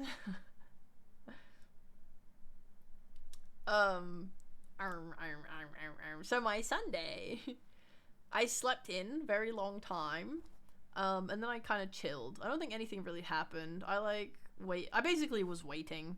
I asked people if they wanted to get food, but, like, my friend groups were like, no, I'm already eating food. And I said, okay. So I went to this ramen place that was on the corner of my street, and I went in and I said, hello, table for 1, please. Because you know what, guys? If you're on a holiday in a foreign country and your friends hate you, you know what you can do? You can just become a solo traveler. Plub, thank you very much for the prime. Huzzah! There is nothing embarrassing about doing things by yourself. Don't let big corpo try and make you bring friends to everything. You can go to the cinema by yourself. You can go to the ramen shop by yourself.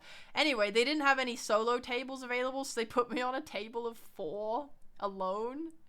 And everyone that was coming in and queuing to eat at this place, especially because I got there just before the rush, they all came in and stared at me in the corner, eating alone at a big 4-man table. These groups of people, like these groups of 4 people were just standing there staring at me. I even said to the guy, the waiter, I was like, hey man, if you want to like move me to a 1-person table before, like, you know, if any of these other guys leave, then I'm super down for that, man. And they were like, no, it's fine, you can stay there. I was like, okay. Dropping us up before I leave was fun to chill here and have to meet at TwitchCon. Yeah, I had a really good time with you guys at the Airbnb and at the club. It was very fucking fun. Goodbye, man. Have a good one. That's when you put yourself on the table in front of the seat so it looks like there's 3 people who will come back. You're so smart. No, because that makes it look more pathetic. Like, I want to look alone at that point because I don't want people to think that I have people that... Like, let's say I put stuff down or whatever. Actually, that's the main thing I hate about the 4-man table is people think that I am there and people are coming, but they don't come. You know, like, I have a reservation for, like, 4 people. Yeah, put me at the 4-man table. Oh, yeah, okay, cool. Or, like, me and my date at this table, you know? Oh, and then I get stood up. Oh, great. Great. Fantastic. Good night.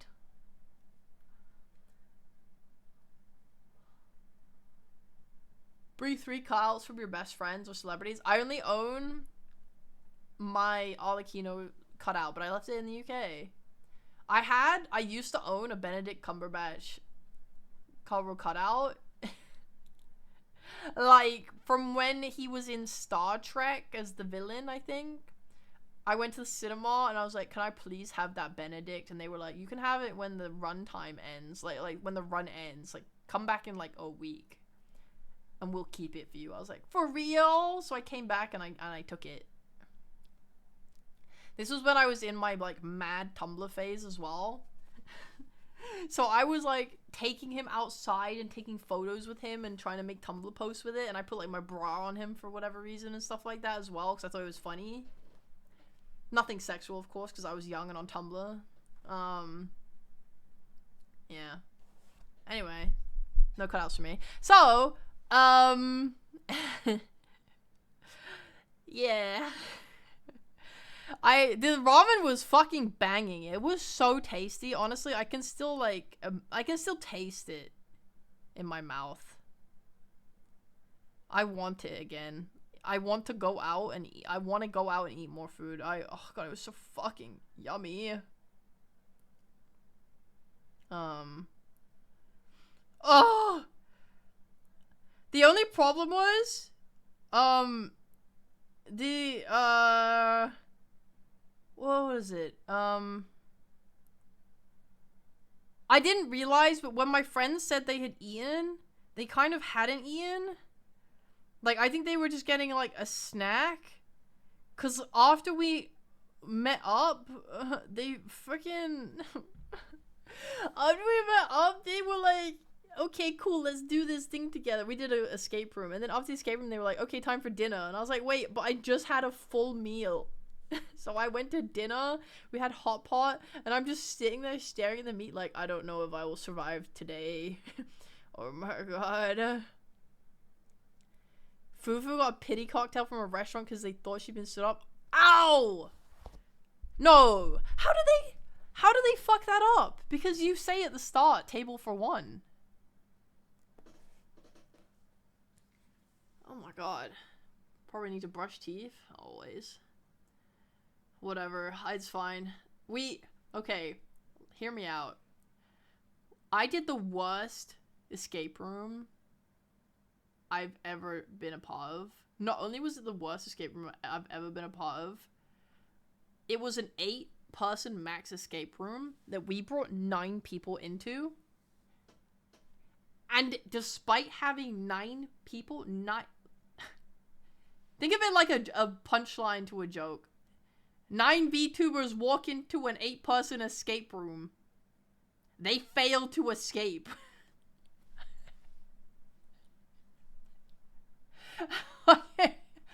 We fucking failed! We failed the escape room!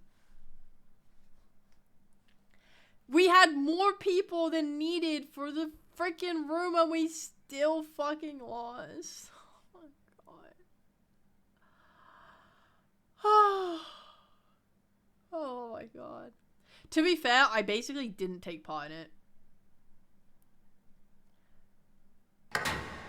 Wah! Hi, Liam.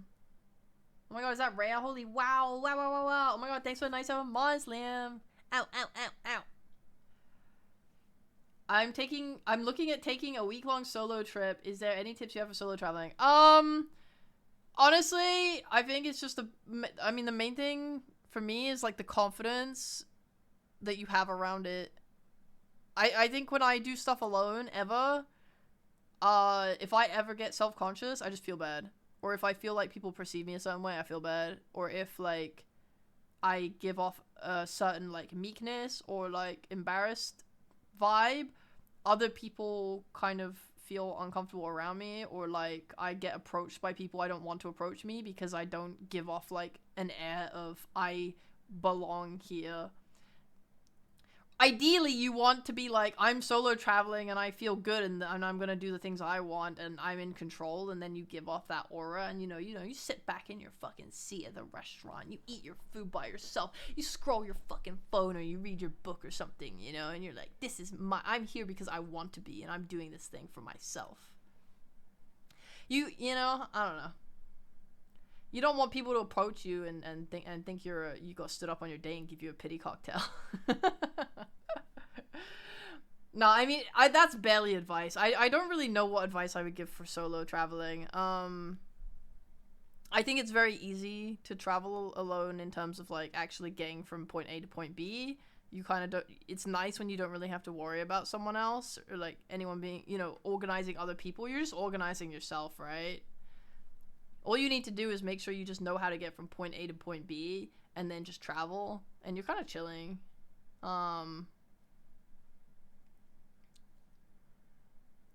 Like, you just need to be confident about how to get around. Like, for example, I think it was hard for me to understand the traveling in, like, Amsterdam to Rotterdam, for example, without having been there before. But now I've been there, I very, very comfortably understand the systems, right? I understand there's a metro and a tram and what have you kind of thing, right?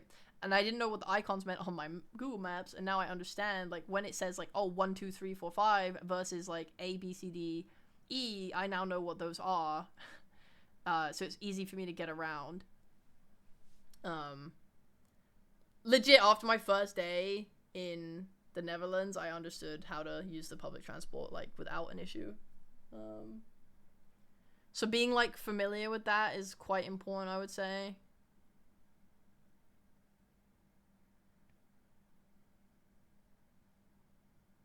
You worry about flying alone? Flying's so easy. Oh my god, it's so easy. You literally just show up to the fucking airport. You go to your gate. You check in your luggage. Then you follow the signs of, like, go to the security. Put your shit on the fucking thing. Go through. Okay, you've done it. Now you're in the area where there's shopping and food. Literally just find a food place, sit down, eat until your gate gets shown, and then go to your gate and get on the plane. It's so easy. I find traveling by flight so boring because you have to show up, like, 3 hours before your flight or whatever. And you just sit around, bumming around doing fucking nothing when you get through security. If it's not a busy day and you get through the security super quick, it's so boring because there's nothing to fucking do. It's the most relaxed, easy process ever. It's like second nature to me at this point. You're just following instructions until you end up on a plane.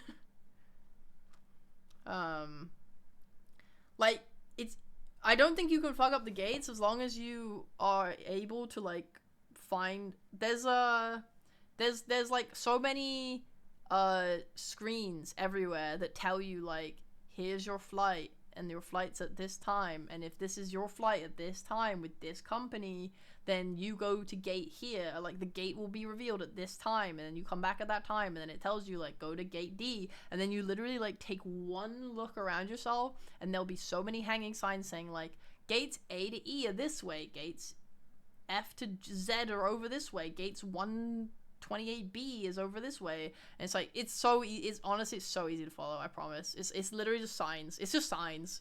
The airport is just sign after sign after sign with like men yelling at you in the middle of it when you go through security, telling you, take off your shoes. Sometimes, not all the time. Do this, do that. Rah, rah, rah, rah, rah. But like, it's nice because they're just telling you what to do, so it's getting through it is very easy peasy. I've traveled solo in countries where it's easier than it feels. Yeah, it's definitely easy, especially after you do it one time.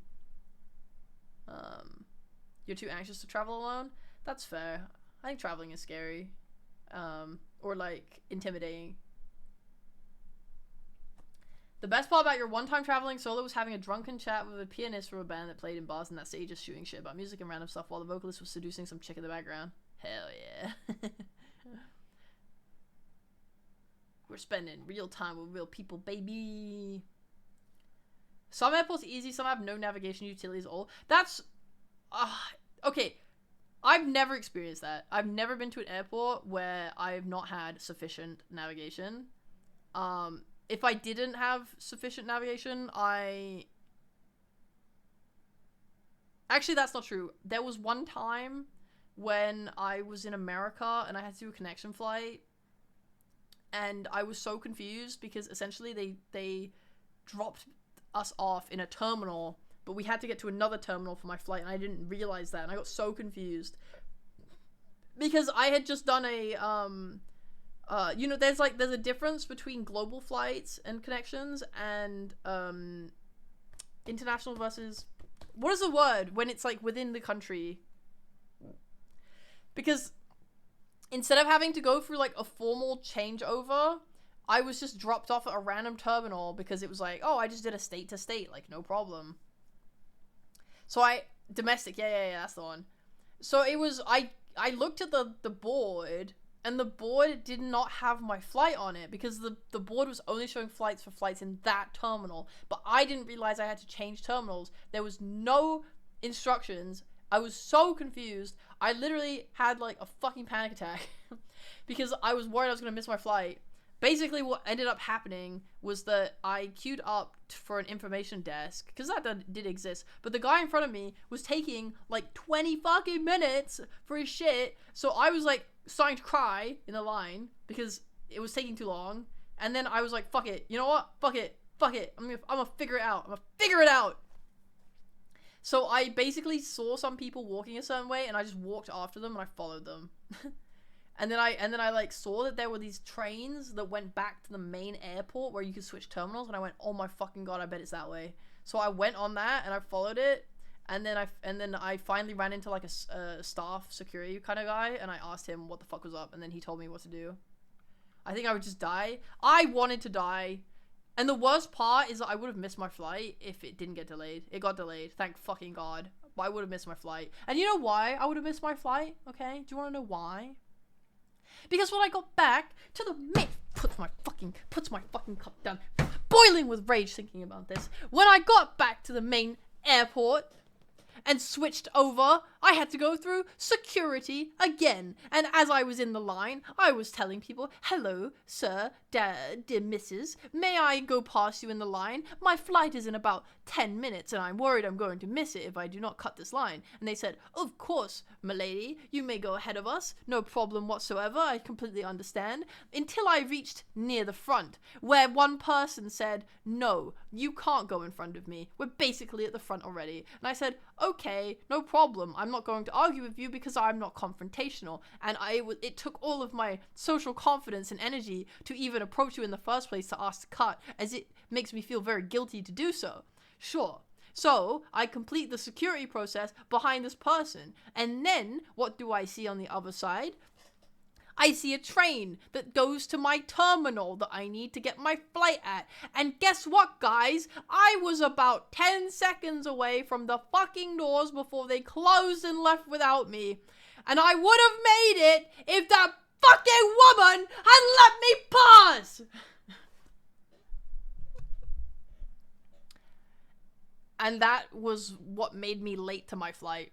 But luckily the flight was delayed, so I got on it and it was fine.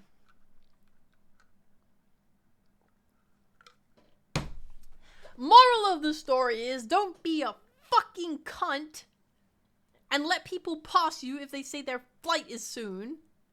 Because, oh, you're already close to the front. You don't have to come. Fuck you, bitch. 10 seconds can be the difference between catching a flight or not. If I'd been stranded in motherfucking America, I would have killed myself. Ugh.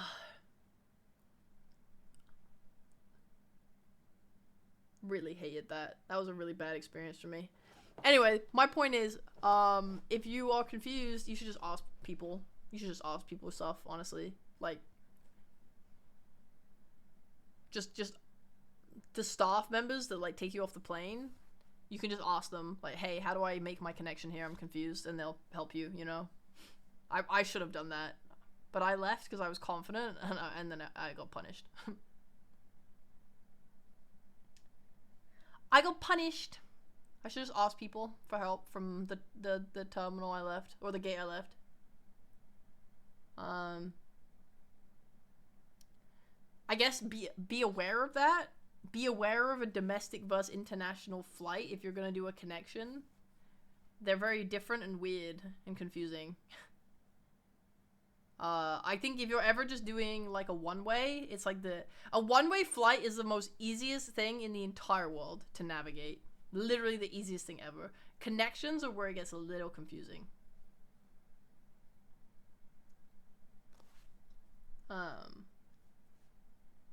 Connections, be ready to ask for help.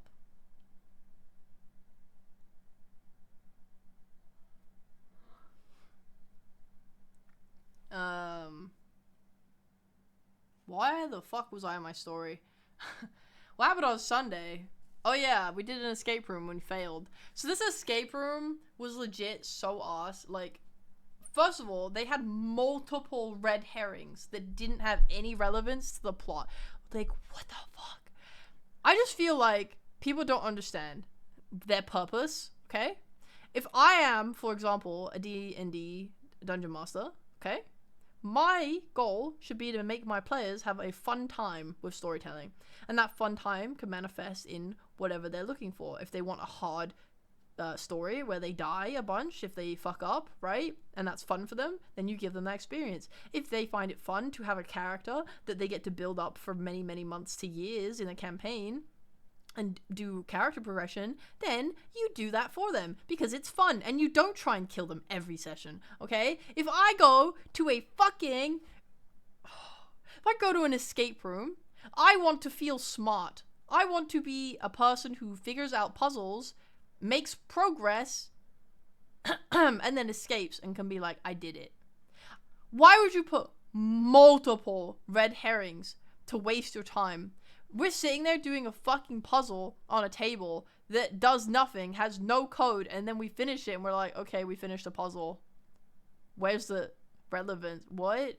And then we get confused because when you go in an escape room, they're timed for an hour. So like every moment counts and everything that you do feels like it should have a purpose. Therefore, people overthink things and keep coming back to stuff, right?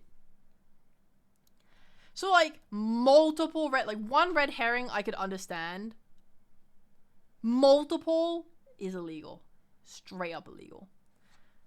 So we also it was poorly built in a way where we were able to access the second half, which was in a second room. Like a second room in the escape room. We were able to access that before we felt like we had finished everything that was in the first room. And I'm not sure if that's because there were just the red herring things that didn't mean anything and we were getting confused about what was like actually needed or not. Or if, I don't know. It was so weird. It was so weird. We were kind of like in the middle of something and then it opened the next area. We're like, oh, okay. So we left and went to the next area. And then people were getting confused because they were like, oh, wait, what about that thing from the first room that we never finished? Maybe we should go back up and get that. And you know, most of the time when you do an escape room, I'm a fish. They don't let you, or they don't want you to bring stuff from room 1 to room 2, right? Usually they're separate. You know, if there's a key in room 1, it probably isn't necessary for room 2. But like because the room was felt so unfinished, people were so confused, and they just like tried to bring stuff from room 1 to room 2, and it got more confusing about what was going on. There was also way too many voices. Oh my god, D&D schedule, yay. There was also way too many voices, obviously, because we were doing 9 people in an 8-person room, and I think 8 people was still too much. I kind of just sat on the side of the room the entire time and watched everyone play because there was too many voices. Like, everyone was, like rushing to grab stuff. There was too many people on every single, like, piece of evidence. Everyone was yelling. It was so confusing. There was, like, no real control over like the stuff, so like I couldn't tell what the order of anything was. I was so confused. I was like, I'm not even gonna try. I think there's too many people, and there's too many high energy people that want to play, which is fine, of course, but it just means that me throwing in another voice is just gonna make things harder, and it's gonna be stressful for me because I'm gonna be fighting people, you know, to like get information out or to like figure stuff out. Or someone's gonna look at something, and then I'm gonna have to come in and be like, oh, actually, can I look at it as well? And then we just do a fucking string along thing where it's just like pass the torch from one person to another as they want to look at the thing. It's just too much. So I just stepped aside. I'm used to doing that. I do it with my other friends as well. Honestly, I'm kind of bored of escape rooms because I would like to actually play one at this point instead of not playing them. It's just like, I'm okay to be the one that doesn't play it, you know? Because I would rather everyone else has a really fun time. But, like, I still want to have a fun time. So, I don't think I want to do a group... I don't think I want to do an escape room again unless I can actually play it. No more big groups.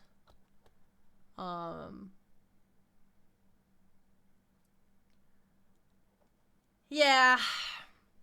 So I would say the escape room was a bit shit because it was built weirdly. There was too many people, and on top of that, the ending was garbage. So basically, they told us this afterwards, but the way that it functioned was that it opened the door. Like when we completed the room, right? It kept the door locked for 5 minutes. Like we completed it. We couldn't leave, and then after 5 minutes of having completed it, then we could leave. Then it would unlock and we could go. But there was no visual acknowledgement or representation of that we would know that that was the case. Like, everyone just got so fucking confused because we couldn't figure out how to leave or what the clue was that we were meant to be looking for to, like, get out. But it turns out we were just fucking around, playing with nothing, trying to escape when the door was actually unlocked and we had technically completed the room. What the fuck? Who the fuck designs that? That is awful. Just terrible design. The second one was bad and hard to tell if we actually solved the puzzles. Yes, it's like it shouldn't be hard to tell if you solved the puzzles. Your clues should link one into the next, into the second, into the third, into the fourth. It should feel like a good flow of you going from one thing to the next as like, and like having clear goals and knowing when you've completed them. That is a satisfying escape room. I have played very good escape rooms, and this one was like a fucking 2 out of 10, honestly. It was so bad. Anyway. Finished that. I went for Hot Pot. Hot Pot was very nice. And then we went back to someone's Airbnb to hang out. We played more Werewolf. Yippee! And then,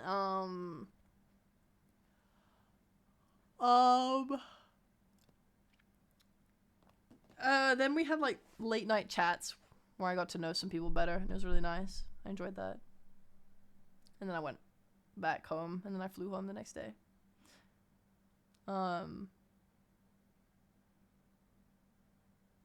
I had a good time overall. I think I was very anxious about the fact that I didn't really have, like, a proper friend group for it. I knew, like, certain people, but I wasn't really, like, a part of a group. So it made it really hard for me because I was staying alone at a hotel. And, like, I didn't have people to fall back on where it was, like, I'm with you. Like, the goal every day is for us as a friend group to meet up and do stuff together, you know? I had to always be like, friend group A, friend group B, what is going on? Can I come do stuff with either one of you, you know? So I think if I went again, I would want to book it with people specifically to have like a friend group. But like that being said, right, I didn't have a bad time. I had a really good time. The highs were really high. I met new people. It was very fun. Hello, Canadian Thor. I had a good TwitchCon. I really enjoyed all of the highlights a lot, and I have good memories, and I'm happy I went, and I would only go to a con if I had a group like that. Yeah, I originally did, but something happened and it kind of fell apart, and I'd already booked my flight and ticket at that point, so I just kind of committed into it. So it was very scuffed. It's very scuffed.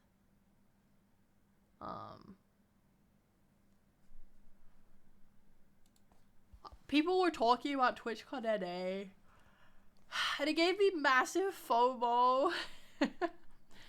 I really don't want to go to TwitchCon NA, but I really don't want to miss it either, so I feel really bad.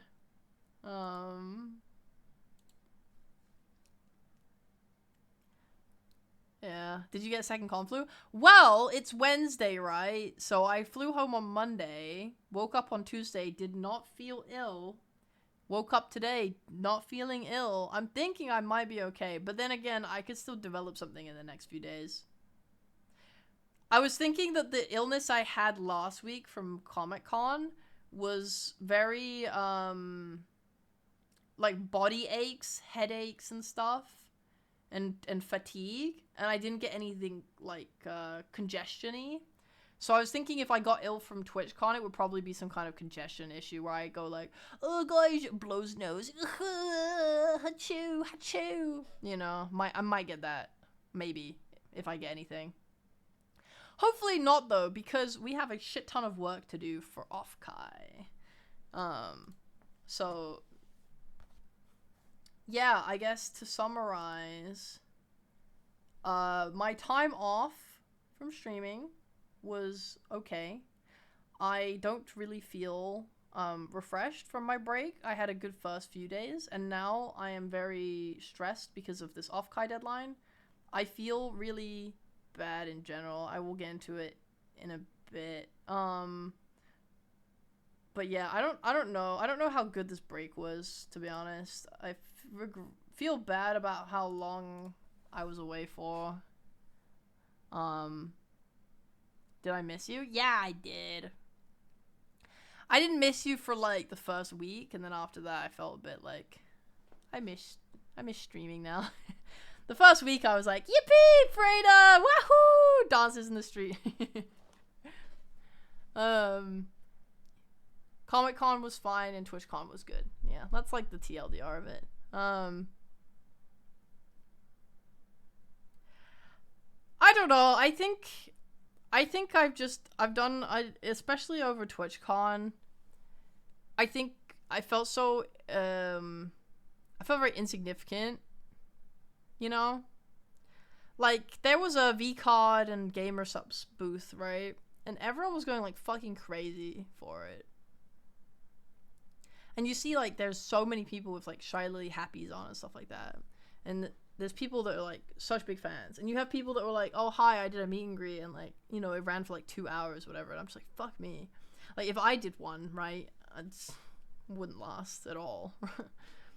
And it just makes me think, like, oh, I feel so, like, oh, I feel so far away from what I want. You're comparing yourself to huge people? Yeah, obviously, right? But they're like the line of, like, success in VTubing. So it's, you know.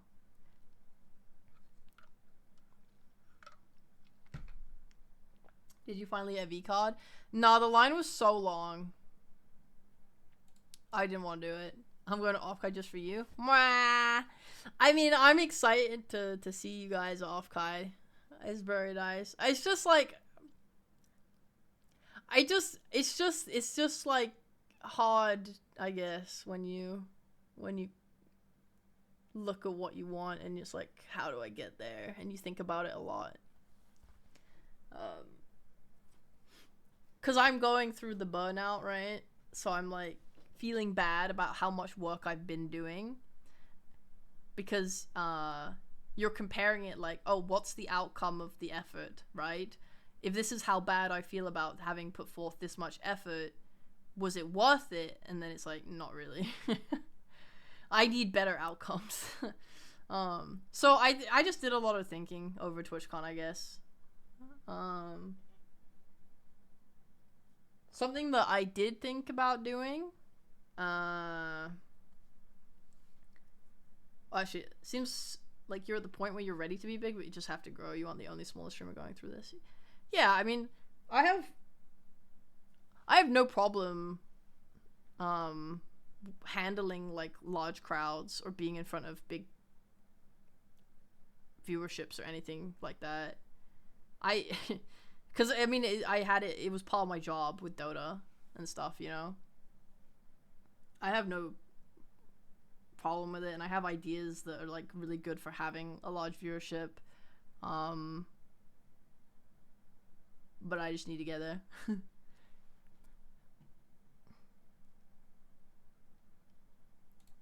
I have hold on, let me show you guys.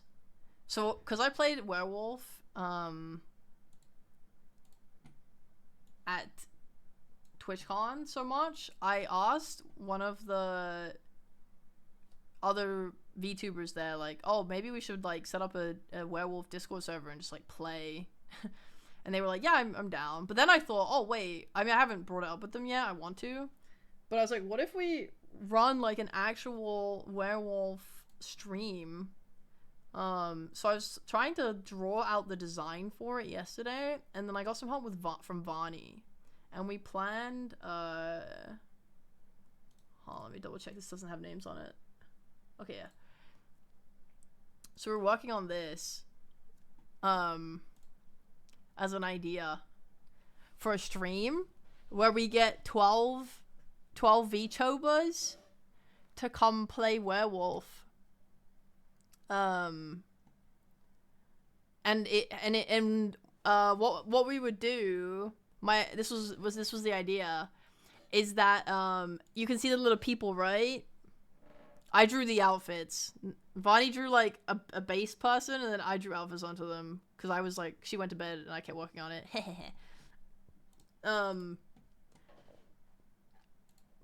Like the main information, right, is you need to know who the person is and what role they are. So it's like, okay, in this case, we could have it so that I could get a custom Fuji drawn of every person playing, but you only need to draw their head, because then you could just give them like outfit bodies that you stick on them, right? Like we could get like some wolf outfit and then you just have that there, and then the Fuji head goes like behind you. Wouldn't it be easier to play Among Us? No, it's different, completely different game.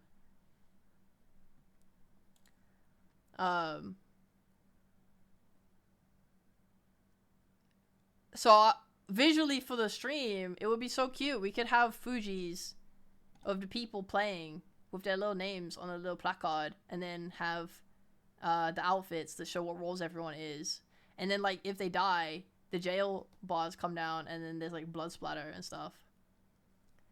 Vonnie helped me design this, and then we were like, oh, how do we put the narrator, like the game master, in it? And we were like, what if we have a little watchtower? And then I drew like the watchtower on the side. I said, look at that, what does this look like? And then Vonnie was like, yeah, I like that. So I think the design will be something like this, but I need to pitch it to my werewolf friends. I probably will try and put this together for next month. It's very technical wise, it's very simple.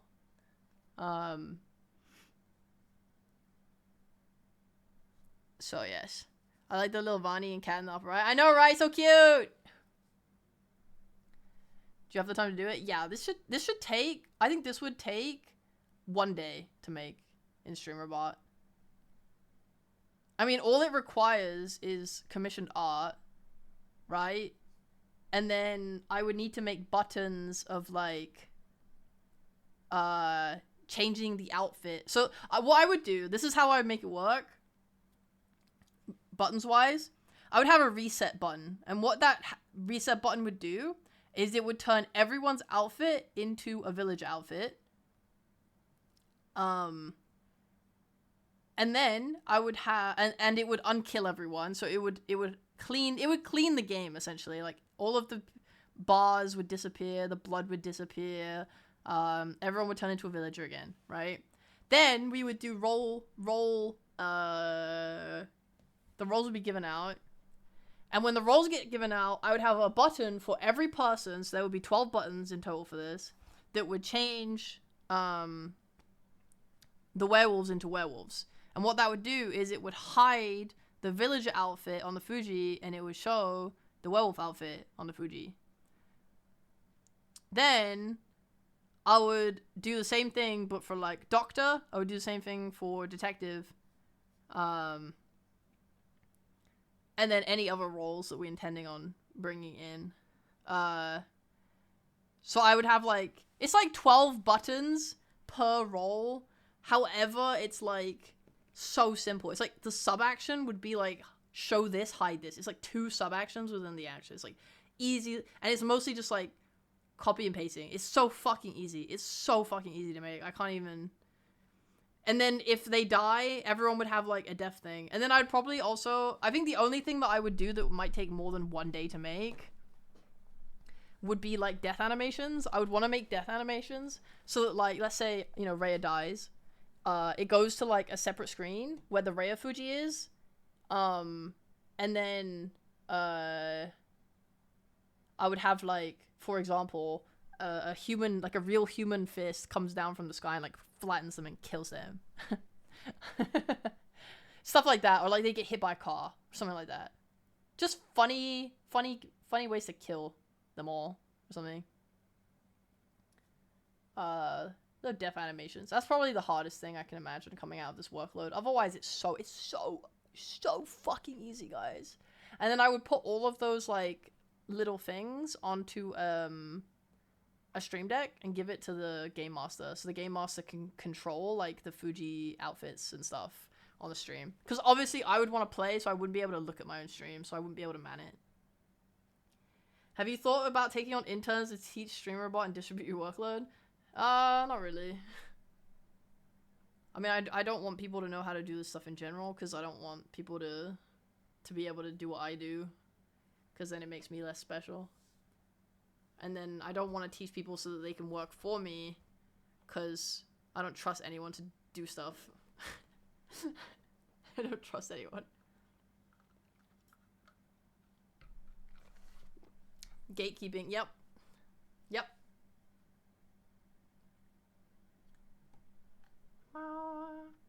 When I have 10,000 viewers, then I'll teach other people.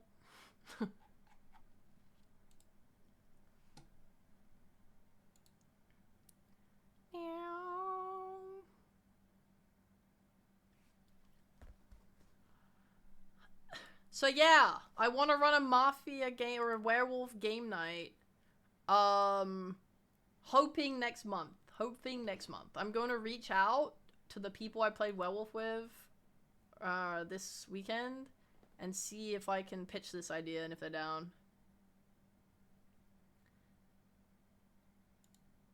Yeah. 10K to release the OBS Wizardry. Woohoo! We need werewolf game nights for the community. I mean, it's such a fun social game.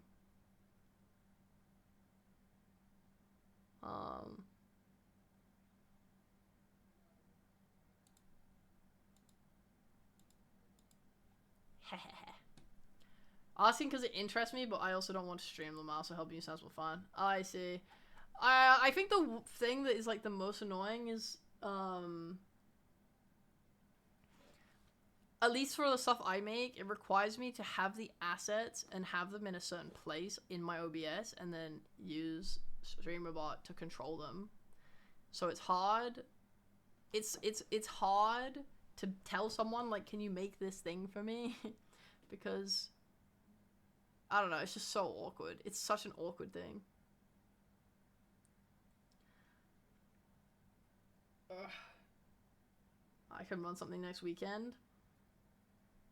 Oh my god, chat, you heard. Dude, you know what I fucking wish? I wish was still good, actually. I wish Throne of Lies was still good. Fuck.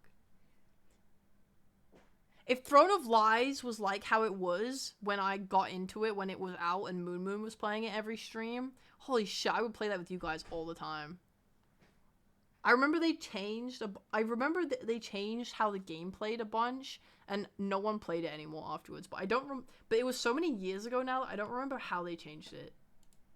Fuck.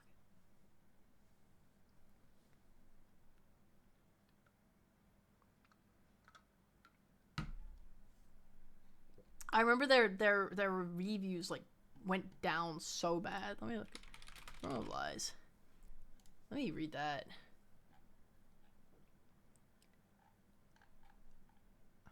Oh, they're back up mostly positive.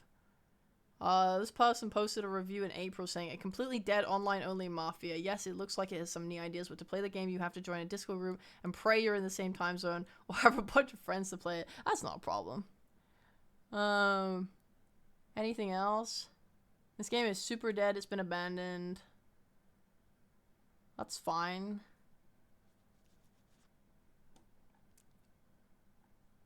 All of the negative reviews in recent times are just people saying the game is dead. Oh. Do people still play Lethal Company? I think so, yeah.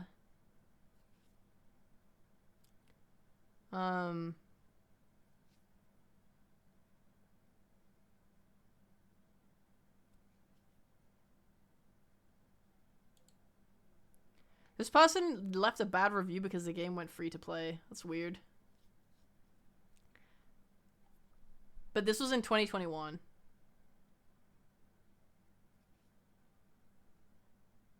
Damn, this person said the game was dead in 2021. That's so old. That's a really long time ago for it to have been dead.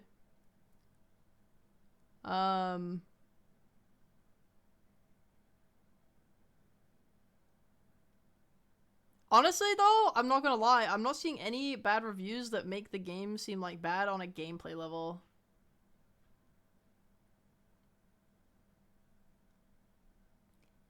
Most of the reviews are just like, game is dead, community has a lot of trolls, people will, like, join your game and type racist shit. I'm like, honestly, though, if you did a community game night, then it wouldn't be a problem, right?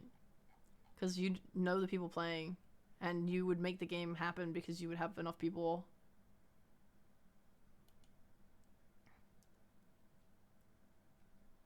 Anyway, maybe Throne of Lies. Maybe we bring back Throne of Lies, guys. I'm just saying. Fucking good game.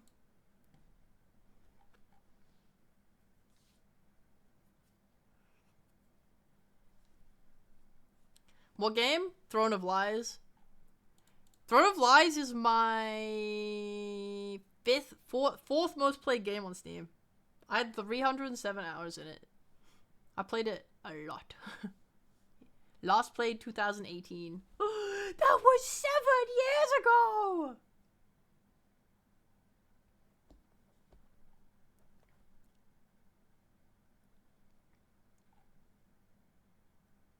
So sad. Jesus Christ, I have 788 hours in Apex. I don't even remember playing Apex that much.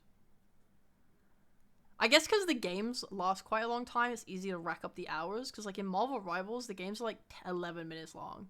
So I have 200 hours, but that's not very much. My top 3 most played games on Steam: Dota 2 with 26,000 hours, then Apex Legends with 788 hours, and then Team Fortress 2 with 564 hours.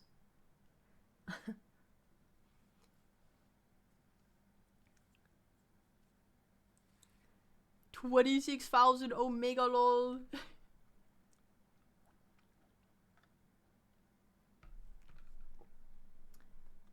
Yeah, Belma, so that's true. That is how the math works. 26,000 hours. Yes, I've played a lot of Dota 2. Lot of Dota 2 in my time.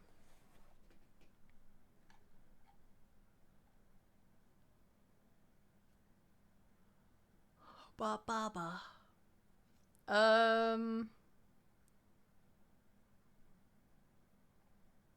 So happy I got to uninstall Split Fiction. Holy schmoly. So anyway, what else did I have to say? I was going to talk about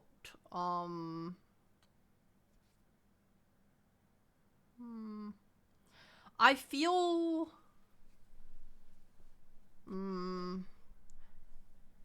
the next 2 weeks is going to be very heavy on work for Offkai. After that, I become free. I wanted to talk about that because I've been feeling really shitty about deadlines and stuff. I got offered some work for like later this year. I need to have a proper conversation about it because I'm thinking about turning it down. I'm getting I'm getting very depressed working for other people or working for things that like have restrictions and are not at my like whim to work on. Like Offkai is technically like something like they're not saying, hey, I want you to make this specific thing, right? They're saying you can make whatever you want for your panel. But I'm not gonna lie, I kind of struggled with it, like how to implement it, how to make it, how to include the audience and stuff like that. And that difficulty has put me off it. It's like, it's not fun to work on because I have to work within such limitations and have the added threat of like, you have to transfer your setup from one PC to another PC in another country. And it's like, this sounds so awesome. Like, fuck. I don't want to do it, you know? Like, I don't want to do it. And I'm doing it, obviously, because I committed to it. And I will complete it. And I'm sure it will be great when it's done. But I don't want to do it. And that's so depressing. Because I'm like, I have to do it. I have a deadline. I don't want to. I'm bored. I want to work on other stuff. You know, like this Mafia thing. I'm really interested in doing a werewolf night. I would like to just do that. Like, I would like to just work on that now and finish it and then do it because that's interesting to me. My Dominion's been on a 2.5 month break and I haven't even gone to start working on the next one yet because of all these other fucking things that I've had to do. Are you not able to throw it on a laptop you can take with you? It's demanding, I believe, resource-wise, so I'm going to be... I need to stream it off of their PC onto their stuff, so I'm going to be putting it on an external hard drive and like Google Drive and shit like that and praying that it works. I'm gonna test stuff before I go, right? Like test moving it from one PC to another and stuff, but yeah, it's just a nightmare. It's a nightmare and it's annoying and it's awkward and I'm so unhappy about it. So I'm just like, I try and take that time off as well to relax, and it's like, fuck me, dude. Like, I just fucking, I don't want to think about this shit. I don't want to think about my Offkai project, but I have to think about it. I have to think about what I need to do for it and start working on it. So I'm so tired of it, man. I want to make stuff I love and want to work on. I don't know. There's also but there's the money thing as well. It's like, okay, I kind of want to turn down this project that I've been offered so I can not work for other people for a while. But then I was like, oh, but it would be like, you know, a few $1,000 grand, right? Or like a couple anyway. It's like, I need the money so I can live. So I'm like, you know what I mean? Fuck. I just want to work on my funny little things. I might decline it. I don't know. I'll take the work meeting about it and then see. I'm absolutely fucking tired. And I want to work on stuff I love, and I don't know, I'm just bored. I'm bored. I'm bored. I'm bored. I'm bored. I'm bored. I'm bored. I'm bored. I'm bored. I'm bored of stuff I don't like working on. I need to enjoy myself again.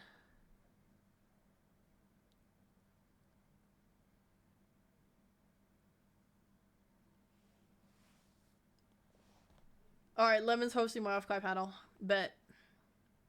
Alright, I'm sending it over. Just do what you normally do and give those tasks to me. Alright, cool. Liam, can you program this entire stream?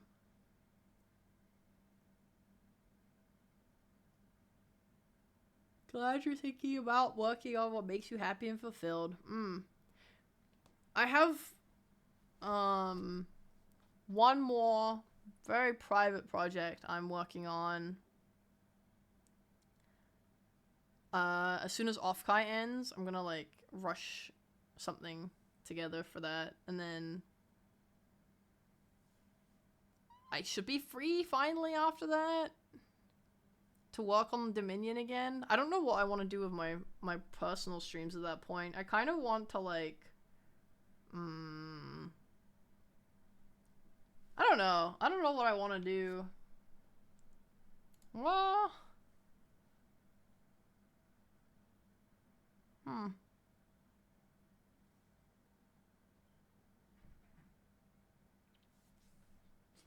I don't know. I kind of liked the idea of doing, like, those small streams. Like, the Valentine's stream was very easy to put together. More stuff like that would be fun, but I'm so bored of looking at streamer pie. I think it would be nice if we could work on some of, like, the raid battle. We should draw that. We should finish that. And then doing more emotes and stuff would be fun. Oh yeah, my game show. I'm working on that. Fuck, that's gonna be so awesome. Oh my god. Shit. When that gets made. Okay. Alright. Here's Rhea's timeline of hopes and dreams and desires. What day is it? Are we in June or July?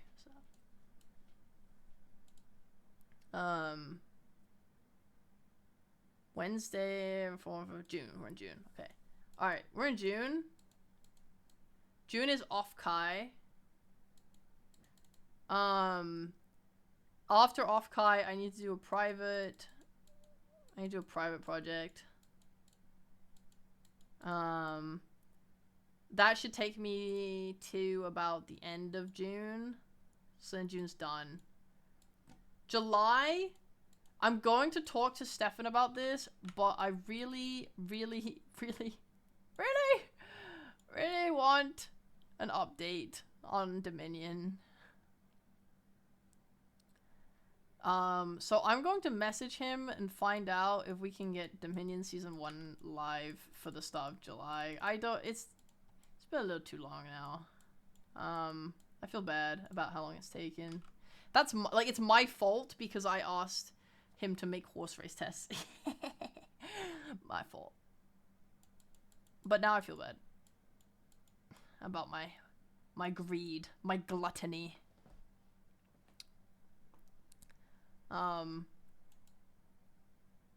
If we can get Dominion Season 1 and horse race tests out in July, I think we're looking pretty fucking peachy. And then in August...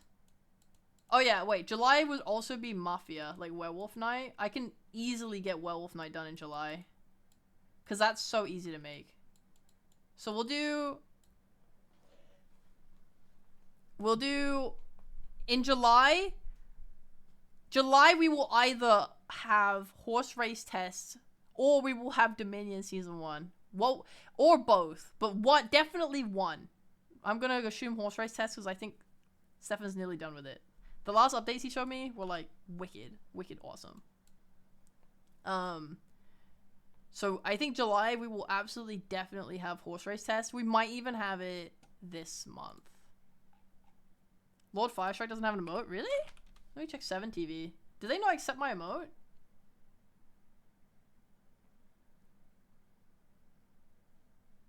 Checking for you.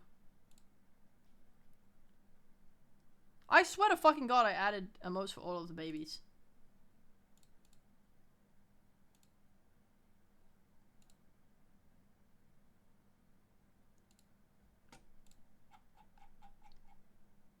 Wait, it says I have it. Oh, I didn't add it to the fucking channel. My bad.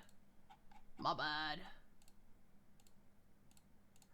And Wussy. And DDD, I think, as well. Yes.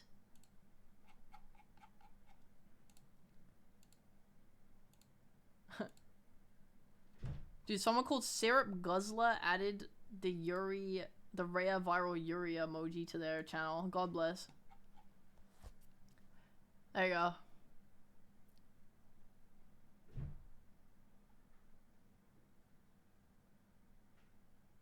Oh no. Lord Firestrike is my Kamiyoshi? Fuck yeah. Dude, I love these horses. Like, I genuinely love them so much. I really want the horse race test game to come out so we can, like, play properly. And you guys can get invested in them. Can I add Rhea Point and Viral Point to 7TV? Wait, do I not have them as emotes on Twitch? So I have 4 slots. I was trying to figure out what to do with them. I'm working on a Met emote series. Holy based. That's so fucking awesome. Oh shit, yeah, I saw I think I woke up and I saw the thing you had. Oh no, we do have Rare Point. Fuck. No Viral Point? Okay, I'll add Viral Point to my Twitch emotes.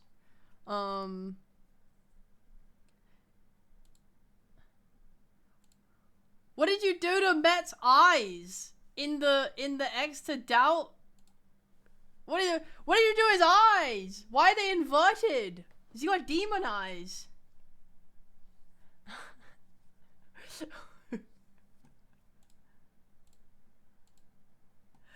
Met! Met! Oh my god, I fucking love a good X to Doubt. It's so good.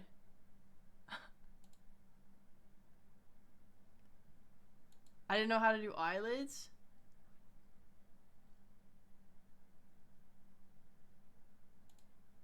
Me neither, to be honest. Shit. What the fuck? Oh my god, I totally had a train of thought that I lost completely. I'm so upset. Oh yeah, I was talking about what the plan is. Okay. June is Offkai and my private project. After June is over, I'm officially free!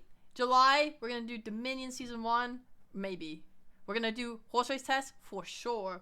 We're gonna do Werewolf Night with VTubers. Guys, can you believe it? That if that actually ends up happening, which I will make it happen, it will be my biggest collab. As in, I've never collabed with more than like 3 people ever. So this will be a 12-person VTuber collab. Wow. And we will do karaoke stream in July because Skyward's traveling. Yay! Karaoke! July karaoke! Wahoo! August! If we don't have Dominion Season 1 out by August, or by July, we will definitely have it by August. I fucking hope it's out by then, but...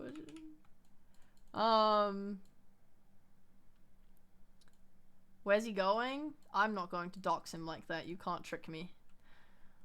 Also, in August, I'm going to try and have my game show ready.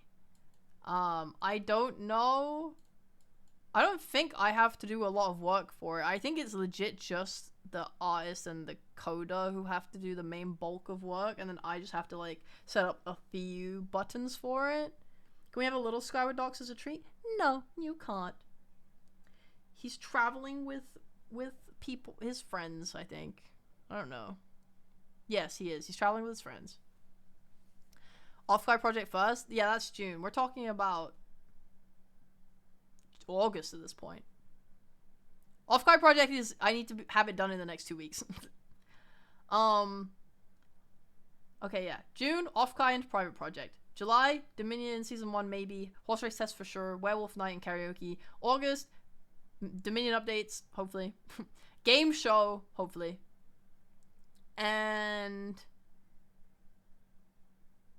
when are we doing Dominion with Nerissa? Let me think. It'll probably take me about a month of work, 2 months comfortably. It'll take me 2 months comfortably to make it. I will start work on it in July because I don't... Like, Dominion Season 1 and Horse Race tests are not me. That's Stefan. Werewolf Night is me, but that'll take 1 day to make. Karaoke will also take 1 day to make. So I can start work in July on Dominion Part 2.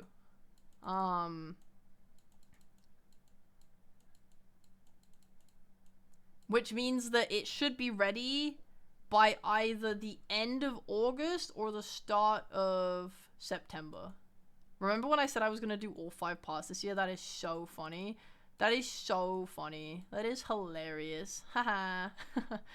God, I'm a jokester. God, it's hilarious. The things that I say and promise. Wowee. September. GG Dominion is next year for sure, guys. Alright, so I'm gonna actually endeavor to catch up somewhat and have it done by August. I'm gonna have it done in August. Okay. That's a personal promise. I'm having Dominion Part 2 done by August, and then September I might not be able to, or I don't know about September, because we go September, October at that point, and I may have work that I have to do in these months for someone else, and everything depends on that. I don't want to. I would rather decline that and then work on my own shit. And then have another Dominion out by October. I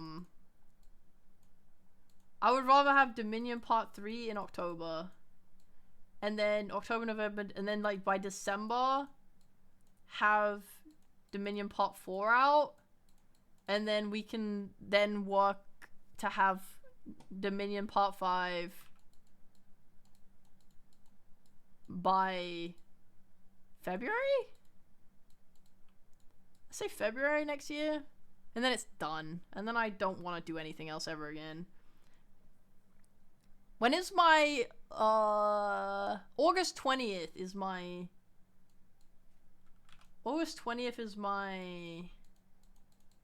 anniversary, right? August 20th. So August 20th next year, I'm just gonna tell you guys now that I'm absolutely not telling you shit. Let's go! But I do want to plan something for it next year. I never plan shit for my anniversary. I want to plan something for my anniversary next year.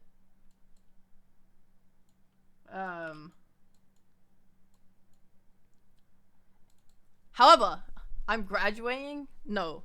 I already told you I'm graduating today. So, I just told you like an entire year's worth of plans that aren't even happening because I'm graduating tomorrow.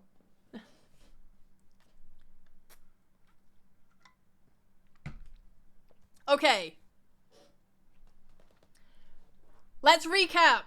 Let's fucking recap. This month, you're getting fucking nothing from me. It's a chill month. It's a chill month. But next month, Stefan will give us beautiful gifts. Maybe. We will do Werewolf Night, 12-man collab. We will have karaoke, and I will begin working on Dominion Part 2. August, we will have Dominion Part 2. Nerissa, August. Put it in your fucking calendars, and if I don't fulfill it, you can kill me. You can kill me! We will have Dominion updates for sure by August. And we will have my game show. We will have I need the game show to be ready before I do Nerissa's Dominion because I want to play the game show with Nerissa. I can kill you? Yes! Oh my god, Kitty chose the Lily Pals. Easy. Easy peasy. We were already planning that? Fair enough. Fair enough. Yeah, I need the game show ready so Nerissa can play with me. And then we will play it, and then it will be awesome. And then we're good. And then we work on Dominion Part 3. And then, yeah. And then it's just 2 months between each part, hopefully, maybe. I have no faith in Dominion anymore. I know you guys liked it. I didn't like it. So I kind of like feel weird about it. I'm trying to think if I can make it better on my end.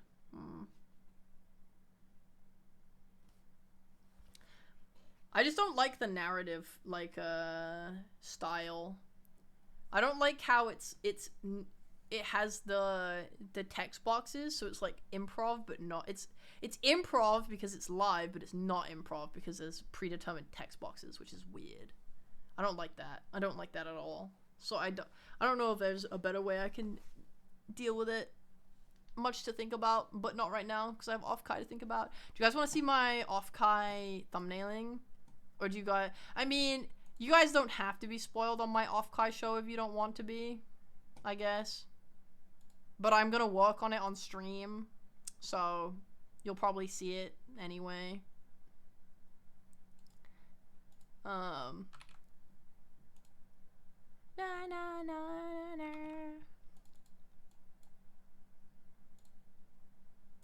Off-Kai. Time to avoid the streams then? So sad for you. Alright, close your eyes. I'm gonna show my thumbnail real quick. I'll tell you when it's done. So, here's what we have to make.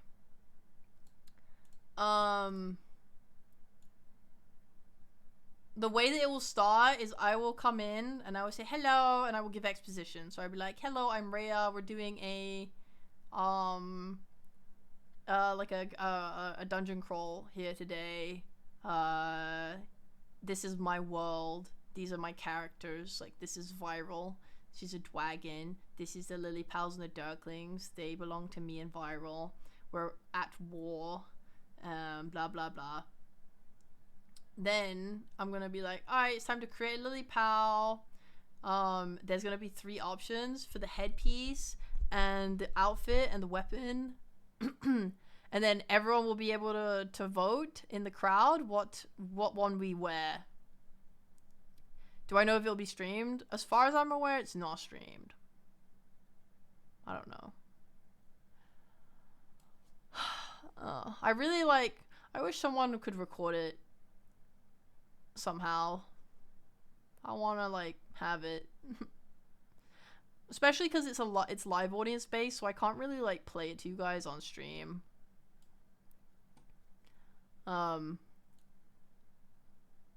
So there's a create my Lily Pal. I will show like, here's a funny hat, and everyone will go ah if they want it, and then the loudest one we choose, and then I will have the little Lily Pal sprite updated based on your choices. Will it be recorded? I don't think so. That's why I hope someone records it. I believe Off-Kai lets people record. I can... Yeah, I don't... I need someone to record it. Anyway, after you create your Lily Pal, you guys will talk to Rhea, and I will be like, guys, here's the mission. You're going to an abandoned castle. I need you to go collect as much gold as possible, but there's Dirklings that infested this castle, so I need you guys to go get it. And be careful. Don't get caught.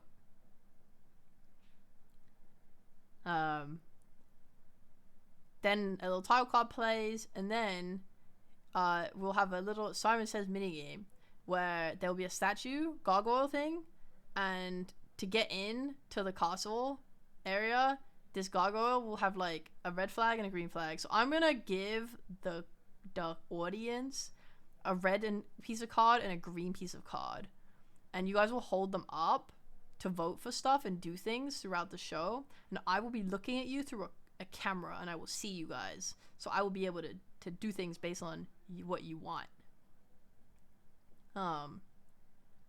So it will be like a Simon Says game type thing or whatever, where like they raise the flag and you guys have to like raise the same color. I kind of want there to be a thing where it's like Simon Says, where they're like, I say raise red, I say raise green, and then they raise the red again, but they don't say anything, and you guys raise red because you're idiots, and then like I go, ah, gotcha, yeah, fucking idiots, hey. Anyway, when you win, it will open and you can go in. It'd be like, all right, go get in there, Lily Pal. and you go in the castle. Dun dun dun. So there, you're gonna find some gold, and then a duckling is gonna appear and be like, "What the fuck? An intruder? Who are you? Ah!" And then you're gonna fight. So there'll be like 4 options. There'll be like attack. I don't know if I'm including keys, but I wrote them down.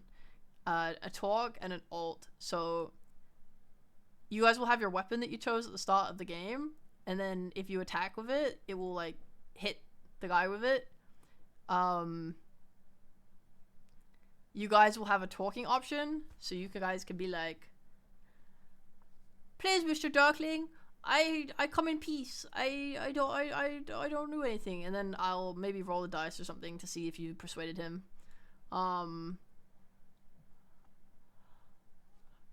There will be, I don't know what keys will do. Maybe you just pull out the keys and you just distract him, and he's like, "I don't know what I'm doing," and then you get like 2 attacks in. I don't know, something like that. And then there is your ultimate. I want you guys to both have armors. So you guys as a Lily Pals, you will have to yell to charge the energy beam. So you guys will be like, "Wah!" and get louder and louder, and then the ball will get bigger and bigger depending on it, and then you will attack. Pleh! And then the Darkling will have like a thing where he will like get fire, and it'll be like, "Chat, like, audience, you have to defend yourself from the fire. You need to clap to defend yourself." So it'd be like this kind of thing.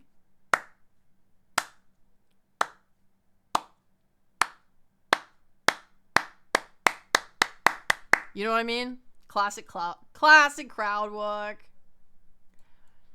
So that'll be the fight. And then after you win, the Duckling will be like, "I gotta go tell everyone, ah!" And then he runs off to alert people. And then you're like, "Oh shit." So then you guys go into the castle further, and you see a little Duckling from behind. Oh, this is kind of a spoiler. I kind of don't want to tell you about this one. I don't want to spoil that one. Oh, but I'm gonna have to draw it anyway. Fuck. Fuck.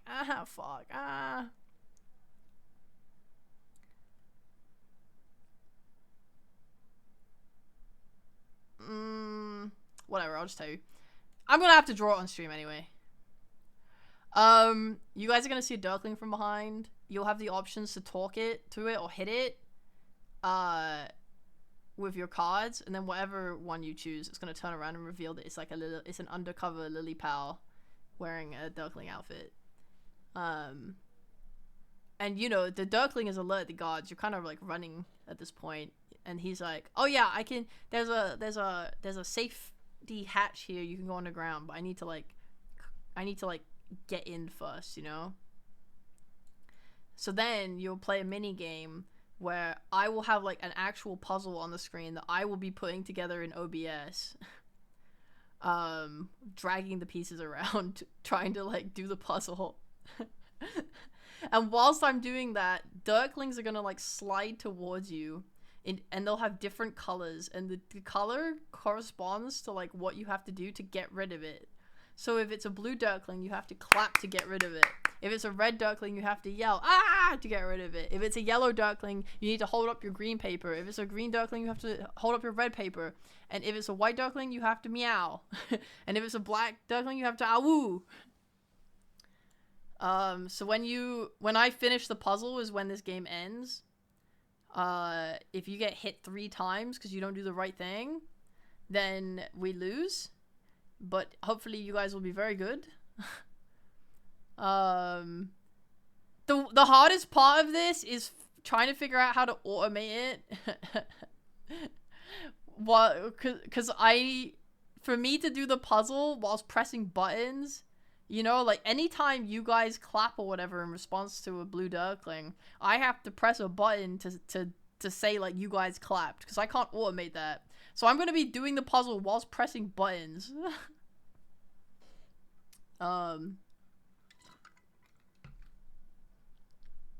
So hard. Anyway, so then the hatch is open and you go into the dungeon. And the other Lily Pad's like, "I'll hold them off, don't worry about it." So anyway, you find an illegal gambling den. At this point, you guys have found a lot of treasure chests, and you have a lot of gold, and you've overcome a lot of people, so you have more gold. You just have a lot of gold. So now you get to bet. So we're gonna play a simple card game, maybe something like higher or lower. And you will gamble with the Dirklings in this illegal gambling den. And you have the options. You have the option, honestly, to not gamble. I'm gonna let you guys choose. I'm gonna say, like, do you want to gamble or do you want to not gamble? And then you guys can, like, raise your red or your green depending on what you want. But yeah, if you choose to gamble, you will gamble for however long until the end of the the time we have, and then a shadow will appear on the table, and then viral will appear. And then you will be given two options. You must either join the Dirklings or die.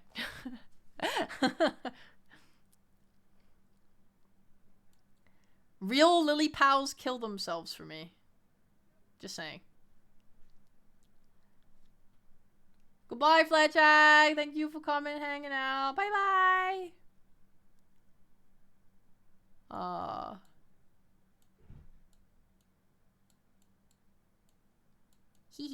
So that's my whole thumbnailing for my show. Now I just have to draw all of it. To be fair though, it's not that complicated. Like if you look at it, right? After we make the Lily Pal is the same every time. Like all, you know, in this scene I just have to draw the gargoyle on the background. In this scene I just have to draw the Dirkling and like make the animations for the fight. In this one, I just have to draw this Lily Pal in two different directions. And like the same Dirkling, but I can like draw it in different colors and make the puzzle piece. And then here it's like the Dirklings could just be the same Dirkling art next. I don't know. You know what I mean? Like it's pretty much just like a little bit of asset art. It's not really anything complicated. It's the same Lily Pal every time.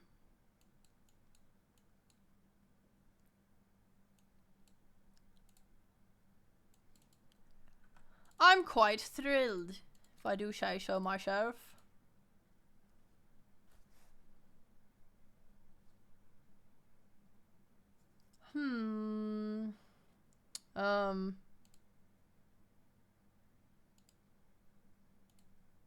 Yeah, I have to draw a lot. Are we starting it today? No. I mostly wanted to do like a short stream today, just to like talk about my time off and then get back into more of a groove starting like tomorrow. I'm pretty tired today. I'm pretty tired in general. I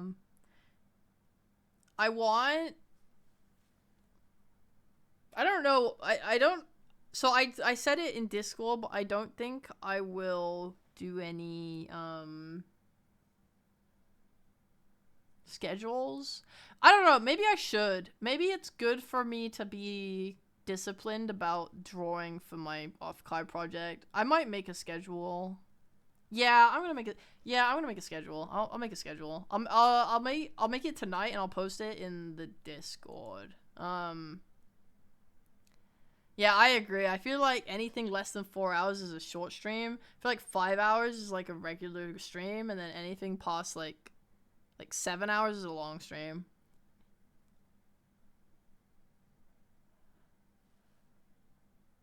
Yum, yum, yum, yum.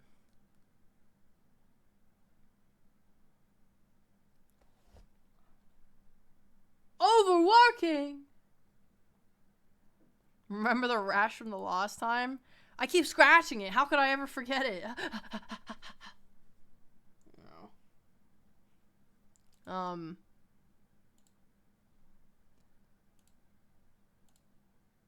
Yes. But yeah, no, this is meant to be a short stream, so I probably will shut off soon. I don't have much more to say. I'm mostly excited to get back to like regular streaming with you guys. I would like to say thank you for your patience. I didn't mean for this to become like a 3-week break. I only intended it. Well, I intended for it to be like a week and a half. Stuff just happened. But you guys have been very lovely about it, which I appreciate. So, I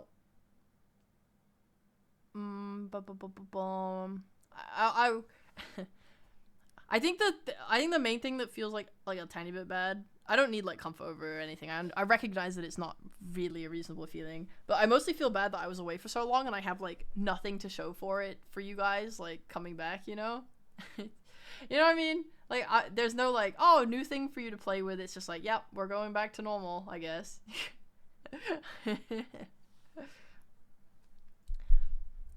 But it's okay because I'm excited for like the next few months, and I feel like I don't think anything will change this month, but I feel like things will start to change next month. Hopefully, if things work out, maybe, I don't know. We're going right back to Overwatch Rare. Yeah. That's what I'm saying though. I'm sick of working for fucking deadlines because it just makes me overworked all the time. If I just had to worry about my own shit, I wouldn't be overworked. Ah! No souvenirs for chat. Sorry. Nothing. We may or may not have missed you. Aww. It's so cute that you guys don't miss me. Parasocialism's bad. Proud of you guys. You're so individualism. Whatever, I don't care.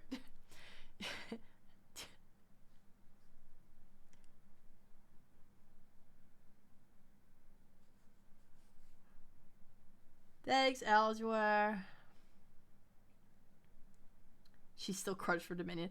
Yeah, but the problem with Dominion crunching was that I gave myself a deadline for it. Like, I'm so fucking sick of deadlines. I don't want to do any more deadlines. Like, no hard dates, right? Like, I told you guys I'm gonna try and complete Narissa's thingy by the end of August. But, like, I'm not going to set a date. I'm not going to say this is the time when I'm doing it. And if I'm not ready by the end of August, I'm not gonna do it in August, you know? Like, I'm giving myself a personal deadline because I want to, like, work. I want to work harder on it. Like, I want to not crunch myself for it, but I don't want to slack. I don't want to be like, oh, you know, what's a week without doing anything, you know? Like, I'd like to be working towards having this done on time. But I'm not gonna set any more hard fucking deadlines! Isn't the 21st a hard deadline? What do you mean? What? Of this month?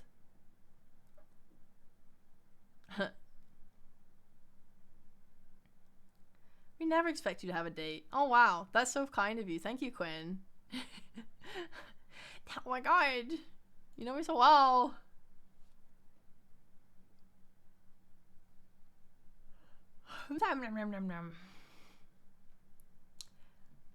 Guys, I will never not be single. It's over. I can't get bitches. I can't. Women hate me. Women hate me. That's all. I don't know how to do it. Other people have figured out the secrets. I don't know. I don't even want to be a famous Twitch streamer for, like, my own satisfaction. I only want it because if I have enough clout, women will finally pay attention to me. I don't care if they're clout chasing. I'm desperate. I need to be famous so that women will pay attention to me.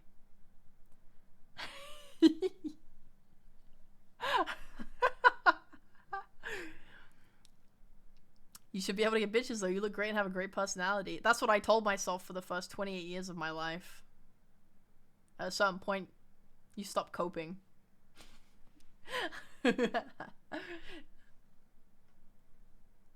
You say that like you don't have a date with Witzer to go to Culver's. Oh my god, I want to go to Witzer's and have Culver's.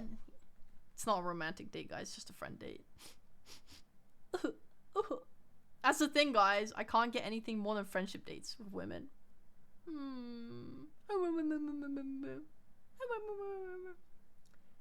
But now others are telling it to you. Well, you see, you can say it to me, but the evidence speaks for itself, my friend. 'Cause I don't even want to be a famous Twitch streamer for, like, my own satisfaction. I need to be famous so that women will pay attention to me. I don't care if they're clout chasing. I'm desperate. I need to be famous so that women will pay attention to me. I don't care if they're clout chasing. I'm desperate. You see, you can say it to me, but the evidence speaks for itself, my friend.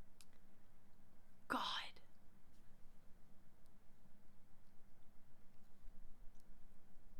I have like an app that I look at every now and again.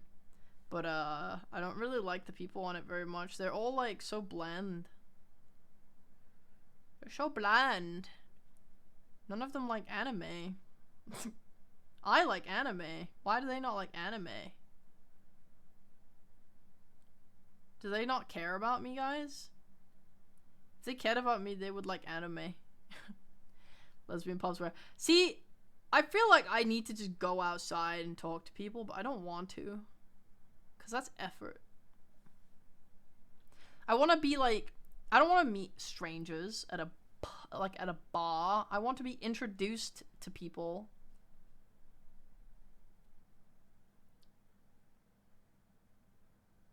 I want people to be like, this is my friend. You guys would get on. And I go, oh. Wow, nice to meet you. And then they're actually gay and they're actually interested. Have you tried pathetically begging? Yes. Doesn't work.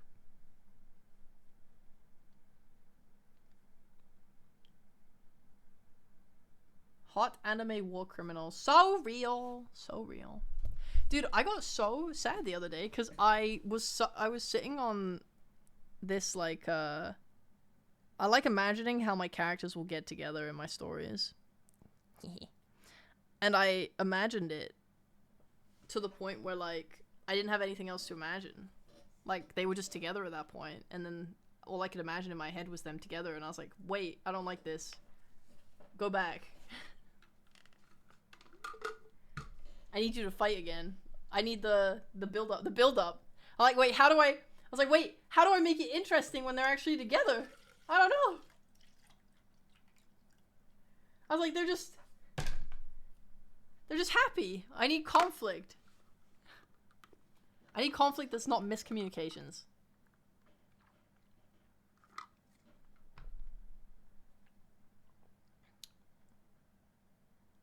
It's cooked, guys.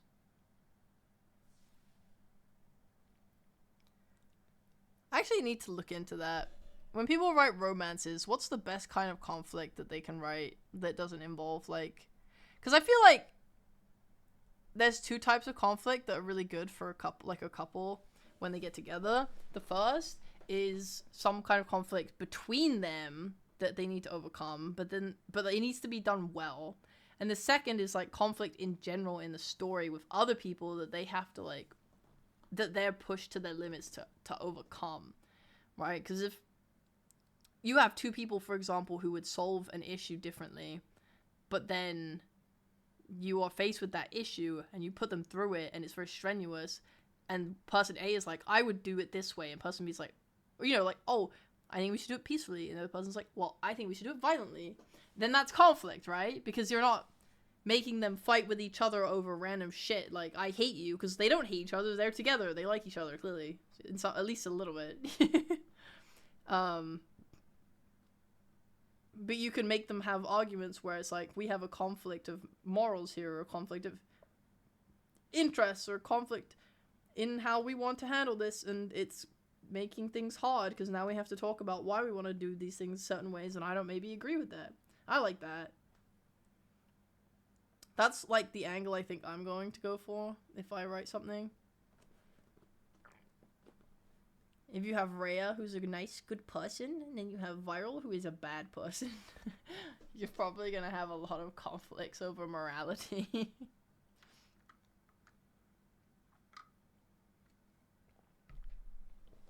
I like when the couple have conflicting interests but love each other too much to abandon them. Same! Yes. I love it. Yeah. I like similar goals. Opposing methods. It's so fun. Oh my god, it's so fun. God, I just want to write. I should write. I posted pictures in the Discord, but I received my lily pad figure. Like, it's really big. Like, really big. It's like bigger than my hand. It's like hold on. Measuring it. It's like one and a third length of a hand. One hand and 1/3 of a hand. I don't know, it's fucking huge. I've been carrying her like a baby. I keep, like, I put her on my desk, but I keep, like, picking her up. and like, holding her, like, underneath her arms. And just, like, lifting her, just like, yay! Or, like, holding her close to me. Or I, like, rub her paw a little bit. Dude, I just can't express how well made it is. It's so perfect. I've never been so happy in my life. Do you take her outside? I'm scared of taking her outside. What if she breaks? God, it's so well made. You know how, like, when you see those images of, like, stone statues or, like, statues of, like, bronze or stuff, but the public rub them? Like, if it's a dog, they rub the head, for example, because they're like, doggy! And then over time, you see that the paint gets rubbed away. I feel like that's what's gonna happen with my lily pad. Because I keep, like, touching her. I just keep touching her, like, I keep rubbing her, like, paw. Or, like, her little foot. Or whatever. I feel like I'm gonna end up rubbing the paint off. She's so precious. Get a baby stroller. Oh my god. I really actually want a baby stroller, but not for that. But because, I really want, to use it for food shopping. Because I'm so weak that it's hard for me to carry my food shopping home in bags. Yeah, I love those statues, Key. I love them. It's so nice. It tells a story and it's like a happy story. Do I hold her like a model is? No. I hold her like in front of me. She looks up at me because I want to look at her face because she's so cute. This is like I don't know, this is the highest quality thing I've ever seen, ever, by far. It's so high quality. I'm blown away by how good it is. I need to email the person back, because it finally arrived, so I need to tell them how, like, fucking wonderful it is.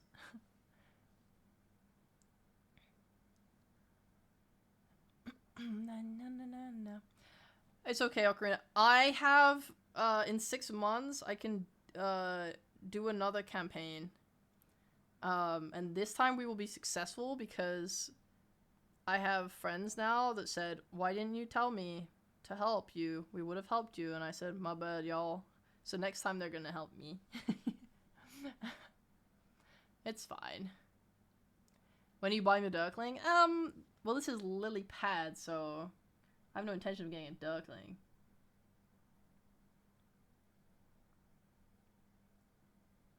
$6 months? Yeah, you're not allowed to try again until 6 months. Sorry. We shouldn't have failed. Yeah. When are you buying Dirk? I don't want to buy Dirk, sadly. He's not as cool as Lilypad.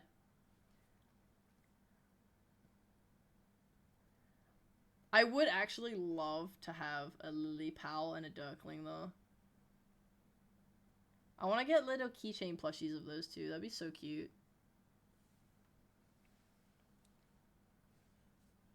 Viral body pillow? Well, nah. It's too expensive to commission full body art for a body pillow.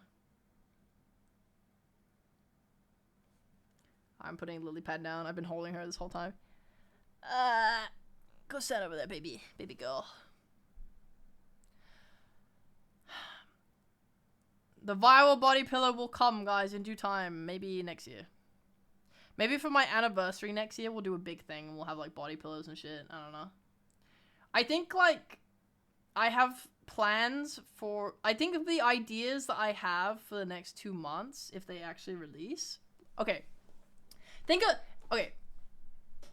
If I do not become a successful streamer by the end of August, guys, or at least by the end of September, it's never happening. Okay? I am so confident in the ideas that I have for the next, like, 3 months. Think about it. Think about it. I host some, like, werewolf night, right? That's cool, with cool production. And I do it with a bunch of streamers, right? I'm finally gonna be putting myself out there and doing collabs. I don't want to do a one-off either. I want to do like multiple werewolf nights with like multiple people and shit. Or like the same people, but like multiple times or whatever. Anyway. We're gonna finally do the Narissa Dominion, which should be big. Hopefully. People will watch it. And my game show, I think, is like the coolest idea ever. And is like an easy way for me to collab with anyone I want, hopefully. If they think it's cool enough. So I think I'll finally be collabing. Which I think will finally get my name out there. And if I fail at that point, it's because I suck. I'm not interesting, and everyone hates me. And I will give up. Don't forget us when you get famous. Yeah. I would never forget you guys. I've written your names down on my wall. Landlord very much hated that. He was like, why is it in blood? Whose blood is that? I said, I don't know, man.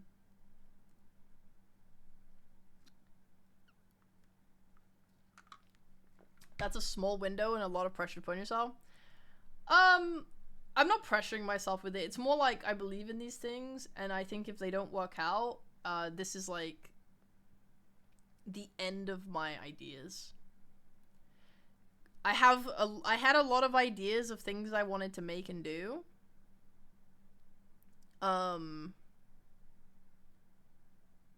And there are ideas I haven't explored yet. And there are things that I think contribute to the success of a streamer that I haven't tried. And I think if I get all of these projects completed in the next 3 months, then I will have tried all of those things. And if it doesn't work at that point, I don't know anymore. Right now, my stream is small, and I know it's because of, in my head, deep down, I know it's X and Y reason. And these ideas that I have fix that. So, if it doesn't work at that point, I'm out. I'm out of ideas. I don't know what to do anymore. I have no fucking clue. I don't know. Like, I wouldn't have a direction. I wouldn't know what to do. I would be like, I think it's just over. I'm expecting by end of September to have finally made headway. And if I haven't, I don't know. It's over. It's over.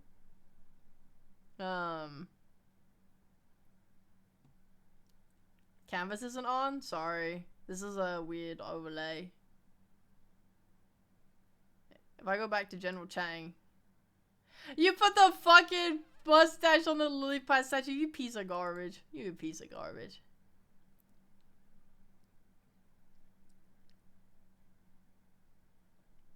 Ba ba ba ba ba.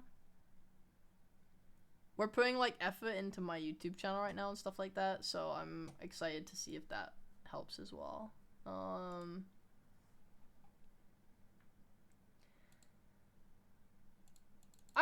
I feel good. I feel hopeful.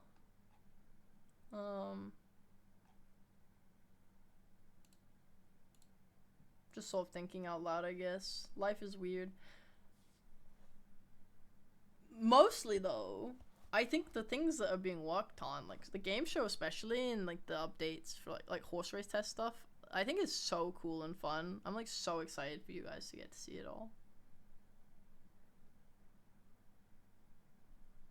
So fucking excited. I think it's epic. Is the reason you think it will lead to more burnout? Or like, what is the reason you think it will lead to more burnout? Because most of the stuff that I'm working on is not high effort. Only Dominion is high effort, like the streams. And I'm not rushing those out, because those are, honestly, those are not even the ones that I think are gonna do the most for me.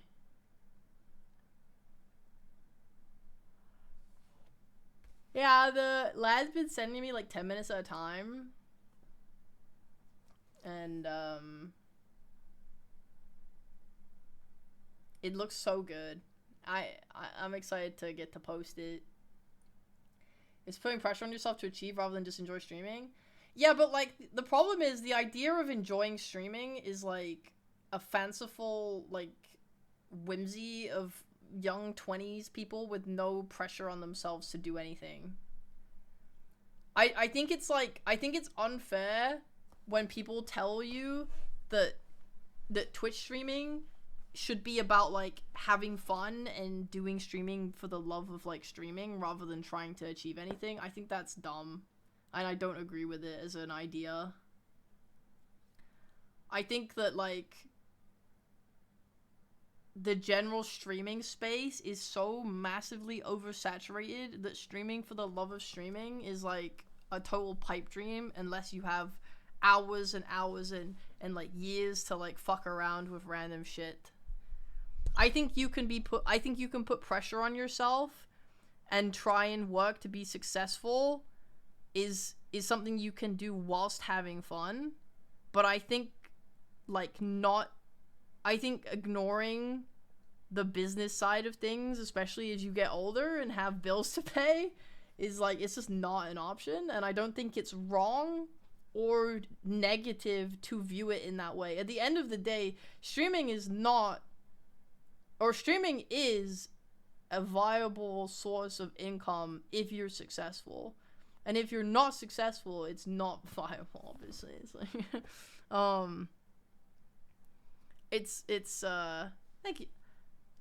thank you, Save Zone.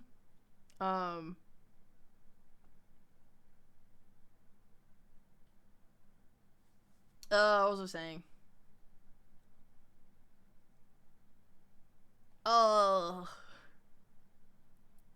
Yeah, sorry. Like, I'm 28. I live in an apartment. Sorry, a castle. Beautiful castle. And my rent is over 10 grand a year. I cannot stream for the love of streaming to 100 people and expect to stay living here. That's so, I have to think about trying to make things happen so that I can afford that lifestyle. You know? I can't be like, oh, maybe if I just keep streaming for fun, it will happen 2 years from now. It's like, do I even have 2 years of savings? I don't, maybe if I'm very frugal, but you know. So when I'm like, when I'm time pressured about stuff, that's why. It's because I'm trying to reach a point where I can sustain myself, so I don't have to leave where I live or get a different job or whatever. Anyway, like I said, it's like, it's not like I don't enjoy it. I still like it. I still enjoy myself. It's a good time. Yeah.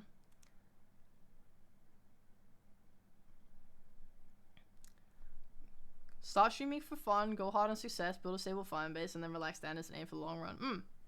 Yeah. Yeah. I know there's people that just like have their own lives and stuff, like jobs and whatever, and they stream as a hobby on the side. And then sometimes they just like hit it lucky one day. Yeah. But I guess that's like, it's not full timing it. I don't know, it's weird. I don't know, the whole thing's weird. I'm not saying ignore the business side of things. I'm just saying that if you focus too heavily on big successes, smaller successes no longer matter as much. But that's also why I said you do you. I only have limited experience streaming myself, and this is your career and your choices. I'm just 1 out of 100 viewers. I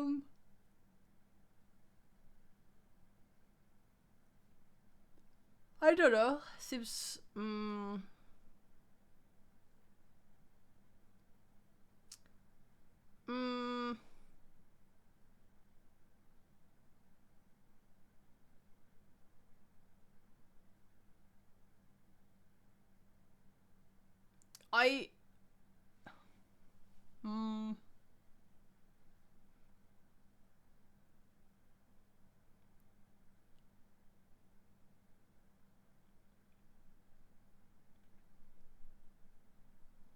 I'm like thinking, because I can like break apart, I can break down like moments, right, into big successes and small success. But I think that they're not. I kind of think they're not related in some way. Like ow. Okay, like if I look at myself, for example, right? I always consider success in this field to be being able to financially sustain myself off of streaming alone. And that's why I'm always working towards. That's the one thing I want, because like more than anything, I love streaming. I love making stuff, and I love doing it for you. And I know that if I have to do a different job or I have to whatever, I can't make as much as I can't make as many creative projects. I can't do as much as I want. I can't, you know, let's say I got a regular 9 to 5 and I was doing streaming on the side. I wouldn't be able to just like drop everything and go to TwitchCon or whatever. You know, I'd have to actually take like paid time off or time off. And you can't just do that like all the fucking time for every fucking convention that comes around. Like right now, I have a lot of freedom that's very beautiful, I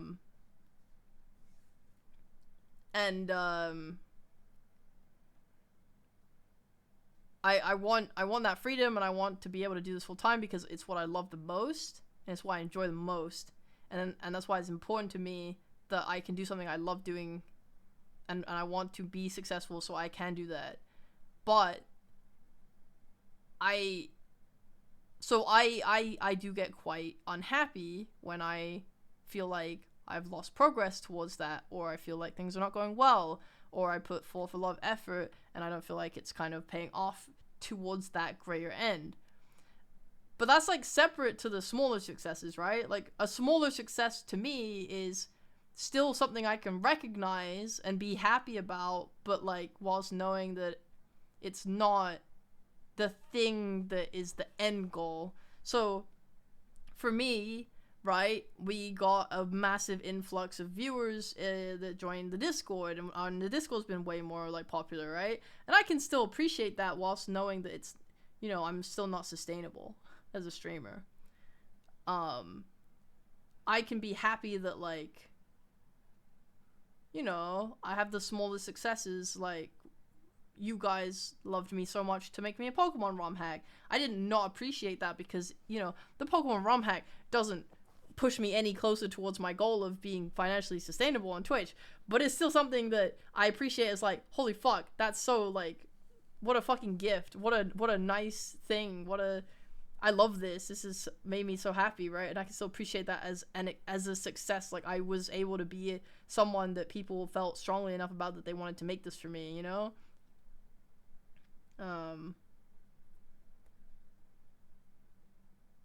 Yeah. So I when I say I don't think they're related, it's more like I just like the smaller successes don't really build you towards like the my overarching idea of success, which is to be financially sustainable off Twitch.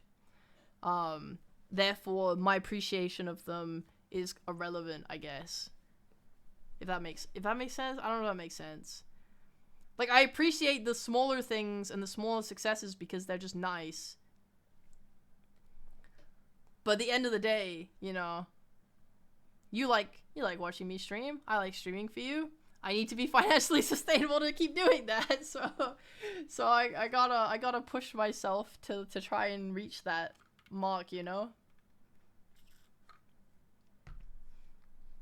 I focus on it because I love it so much and I want to do it, you know? We like watching you? I don't know, I heard that. Someone told me that. I don't know if it's true.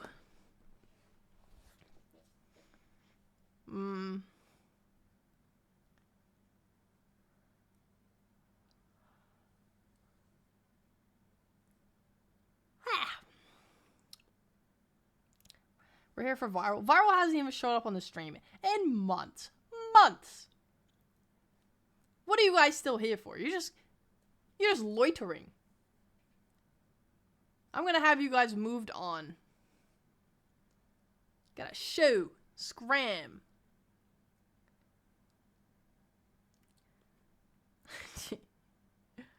You have a specific goal of self-sustaining in mind, and that's what you want. It's different than how I was viewing it. How were you viewing it? Sorry. Let me reread, actually, in case I misread. Wah, wah, wah, wah. Fish. Wah, wah, wah, wah. Gay fish. Wah, wah, wah, wah, wah. Wah. We must stable the chance of seeing our king. Get out of here. She's not coming. She hates you. That's okay. I can respect people that come for Lilypad. She's adorable. And I would also come here for her.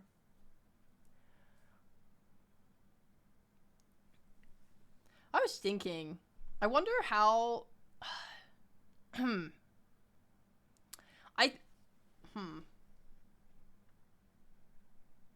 I think the best way to do the storytelling in Dominion streams is to, like, not have any text show up for characters. Like have... If there's, like, text that needs to be said, maybe when you meet a character or whatever, it could come up and play that, but then after that, I think the character should just show up without a text box. I feel like that might be the better way to do it. Sorry, I was thinking... Us talking about work made me start thinking about my projects, and I was like, how can I fix this issue? Because then you can just improv. If I had, like, a button for each character, then it should work, right? Because then, like, no matter who they want to talk to, I can just bring up their sprite. And then you just improv your way to the next, like, location. Because Amelia is always going to be there to be like, you should do this, and you should do that, and you should do this, and you should do that.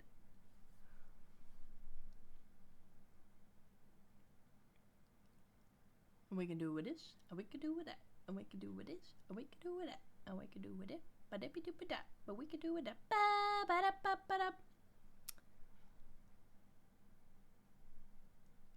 Text for setup and then leave it open for improv. Yeah, that's what I think would work.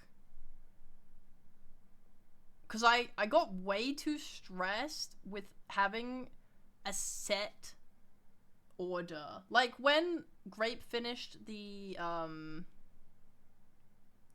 soup game, I just randomly had, like the Lily Pal show up, the cook one, and then the one that they were fighting against, and then the cook one again, and then I didn't know what they were saying or what the fuck they were meant to be saying.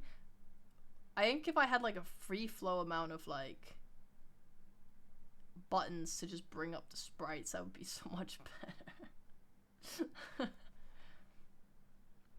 Then it shouldn't be stressful anymore.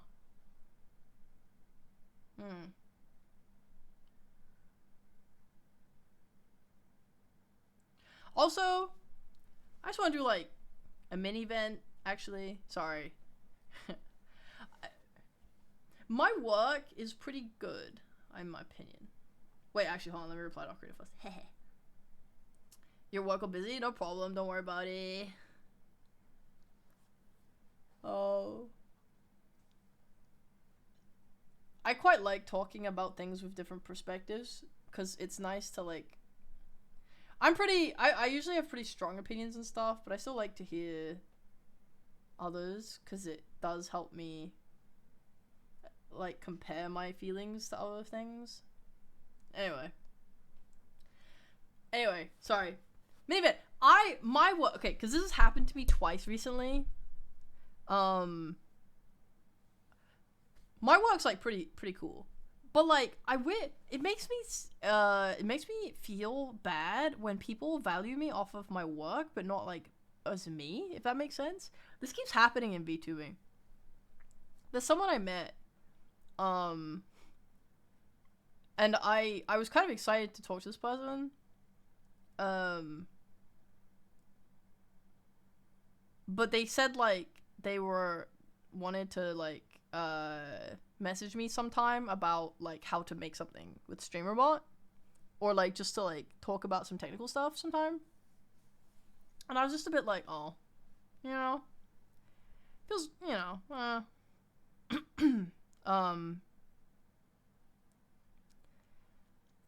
don't know, you know, like, it would be nice if it was like they wanted to talk to me because they just thought I was cool, but they kind of only revolved it around what I could do for them, essentially, right?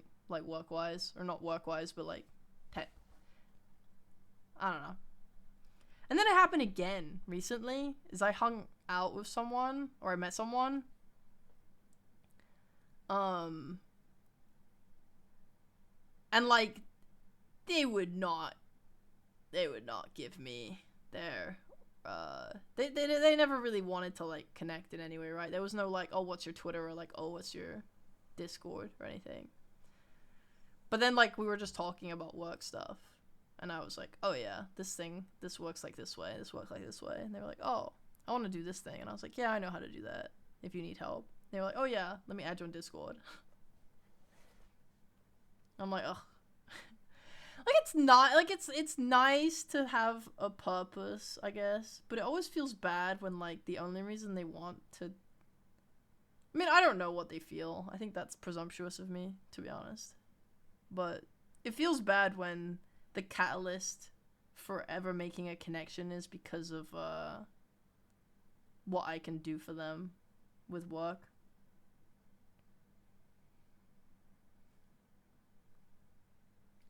I think that's why a lot of networking sucks. It's transactional rather than an actual connection. Yeah.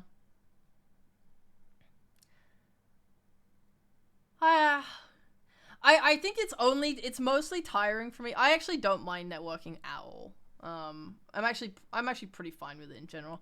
I think the only reason it's like a little bit tiring is because I've struggled so hard to make genuine connections in VTubing. So like when I meet people, I kind of like hope that they will like me for me, and it's like a little rough when, especially when it's kind of like bigger people or people you like admire or something, and they only really want like a transactional thing. And like again, that's fine. Like I'm fine with transactional stuff. I think it's literally just a personal issue of like I haven't met a lot of people that seem to like me for me. They kind of always want something like, oh, I want you to work on this, or I want you advice on this, or can you help me make this? And it's like, yeah. And it's tiring because as well I'm like overworked with stuff, right? So it's like I don't even really know if I can do all this stuff for you, or I don't even want to really. Man, I don't know. I gotta shake some people. Maybe myself. Maybe I just have to shake myself. Alright. Thank you for the conversation, Ocarina. Have a good one, man.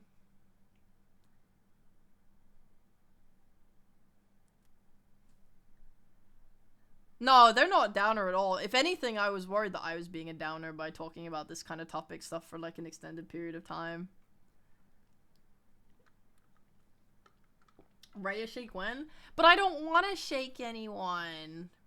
I mean, I guess I could like have both my hands on like a lily pal and just be like shake, shake, shake, shake, shake, like a milkshake or something.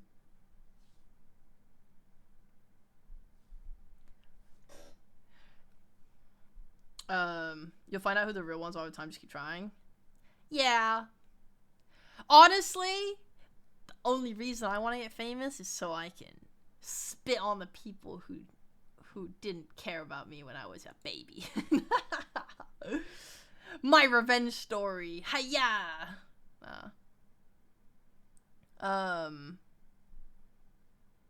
I think it's an odd space. It's an odd space. That's all. Starting from nothing again. Very interesting. I think like one day I would love to do a write-up on stuff. You kind of like need, I don't know if you guys agree or anything, but I feel like you need a position of power to like talk about certain stuff. Because if you're at the top, right, and you say like, hey, I believe this is how things function or whatever, and it's like controversial, if you have like a big old fan base or whatever, or you're already successful, people can't really dispute it, or like people can't be like, hey, like why are you saying that? That kind of like is it's an ugly opinion to have. Therefore I don't want to associate you with, right? But like if you're already kind of like, you know what I mean, like influential, they can't afford to like say that they don't want to. I don't know if that's the right way of saying it. But they're not gonna like ignore you because you have this opinion.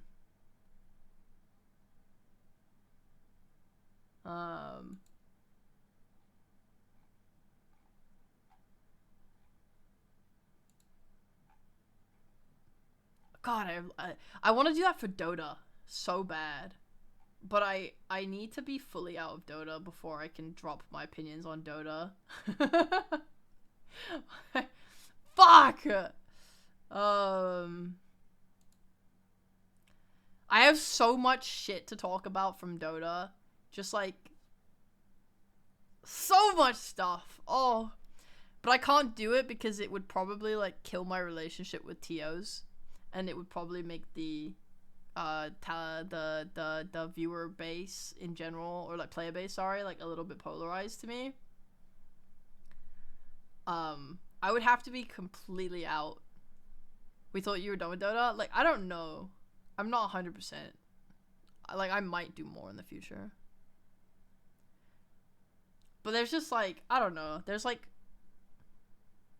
certain players or like old or like ways things function or so and so that I just want to talk about it. I just want to talk about like the culture of Dota. This isn't to say I'm not holding anything that would like shake Dota to its fucking core or anything. Like I'm not gonna be like, actually this talent is a fucking predator. Like, no, there's nothing like that, like at all. Like, there's nothing that would be like, oh, I can't believe things are like that. Like, things are very, very nice in general. Like especially in the talent scene. I think it's just like general opinions and feelings about how stuff just functions in general. It's very much like just my opinion on stuff, and then some tea. There's some tea. I think most of it would come around to like this way that Dota is perceived, or talent work is perceived by the community. It'd probably be more of a letter to the community. Like the community just believes so many things. There was a Reddit thread the other day about what the fuck was it? It was someone said the talent was so good at Dream League, and then someone in the comments said like it's a shame that they're not compensated fairly, and it linked to a post saying like, oh, ESL, or it was ESL, someone had like negotiated rates down, and then there was another one post by like tier 2 or tier 3 caster, I don't remember, saying that like pay is really bad. And yeah, the pay is really bad by some TOs. Like, ePols were notorious for paying really low amounts of money to people. And if you were not a tier 1 caster, then you were not getting paid very well either. But like the tier 1 scene, like I'm saying ESL, PGL, type stuff, they pay quite well. Like, quite fucking well. Like, really nicely.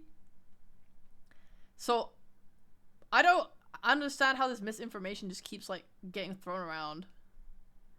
It's nothing like fucking insane. Like, if you're trying to like solo support a family and like pay off a house, maybe the income's probably maybe not enough. I don't know. I have no real concept of life.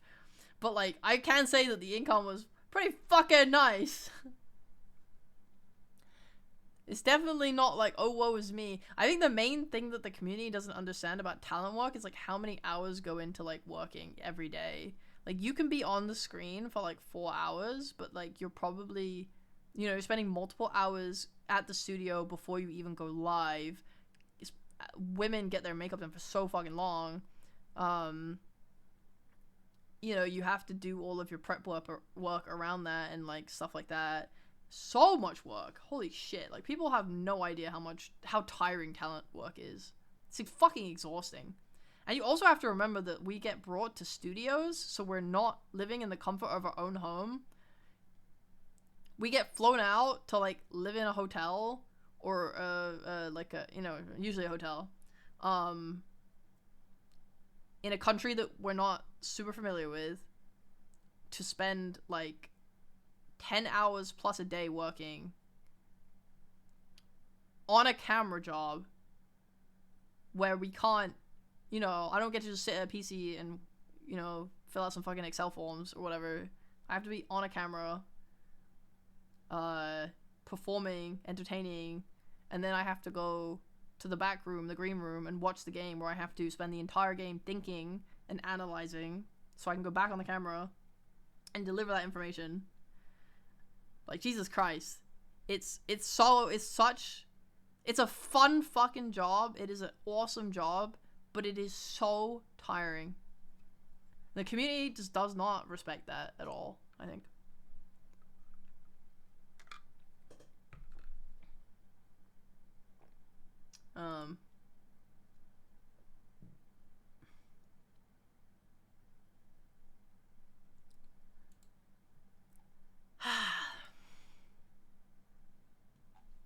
I would love to just kind of talk about all of that stuff and clear up a lot of stuff. Where have you been, even though you're nearly 4 hours late to the stream? Where were you for the past 3 weeks? I took a break. I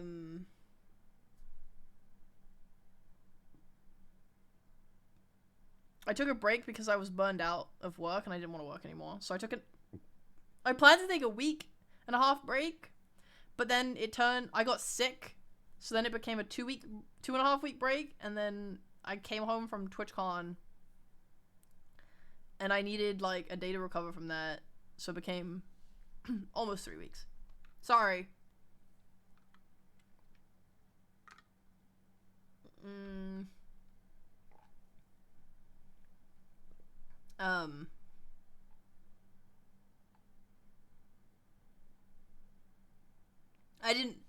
I didn't want to go away for so long. It just happened. Amazing background music. Thanks. I love Shadow Serenade by D&D Beck. Oh my god, now it's the Elder Scrolls Online Omens in the Clouds by Brad Derrick. I put on a D&D fantasy background music playlist because I wanted to yap for 3 hours straight, and I guess it's about to be 4 hours. I wanted to yap for 4 hours straight. And I needed some good, non-intrusive music. I'm pretty sure it was John X Fire who said that. Hardly would call him tier 2. How is he not tier 2? Like, quality-wise, I would say that he's, like, up there, of course. And I love listening to his cast, but he's not invited to all of the primary TOs for their tournaments. So that, he can't, as a result, he literally can't be tier 1. Like, he is not a regular on ESL. He's not a regular on PGL, I don't think. He's not a regular on... Yeah, like, the tier 1 casting duos is, like, Sunsfan, Cinderin, Cap, and Avery, ODPixel, Fogged. I think that's it at this point, right? I mean, there's also, like, Lyrical and Trent, but I haven't seen them in a really long time. But I don't really watch the streams with audio on, so maybe I just missed them. But they were when DPC was on. I don't know anymore, actually. I should check that. Cinderin, isn't that the Rayquaza? Yeah, my good friend Cinderin, I named the Rayquaza after him.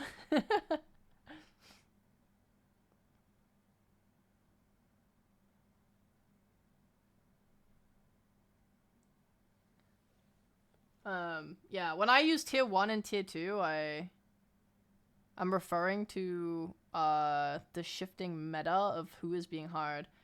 John has caused multiple tier 1 events. I think you're mistaken. No, I'm not mistaken. I know who John is. We're friends. I love John.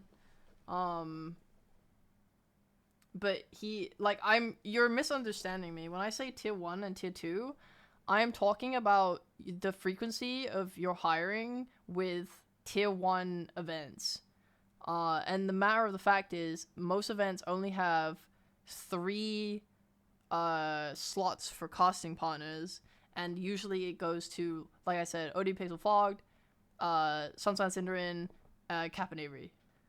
I don't think I've seen it go to other people, unless there's been, like, extreme circumstances.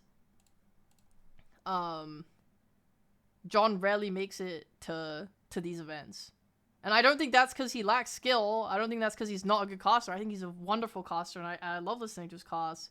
I love him and MLP, but, like, he's not getting hired, so he's not a tier 1 caster.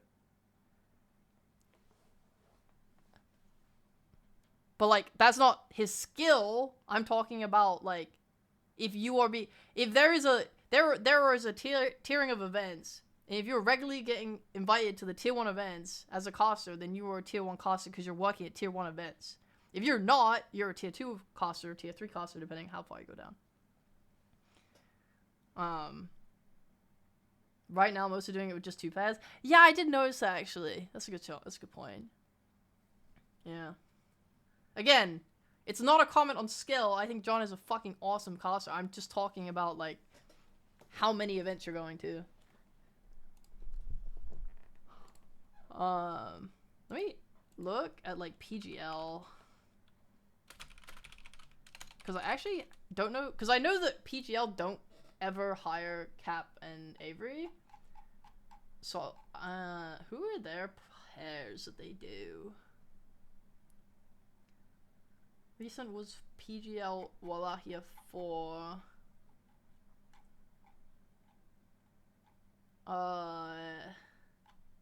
Where the fuck are the talent?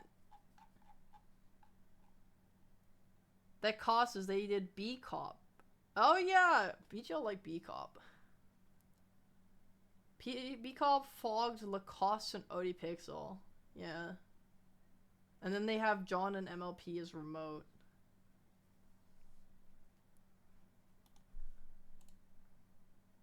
What about Wallachia 3? They had Fogged, ODPixel, Sunspot, Cinderin. Did not make it to remote. They had B-Cop, Lizard, Lyrical Trent, remote this one. Yeah. Who's casting Fisher? Fisher do it.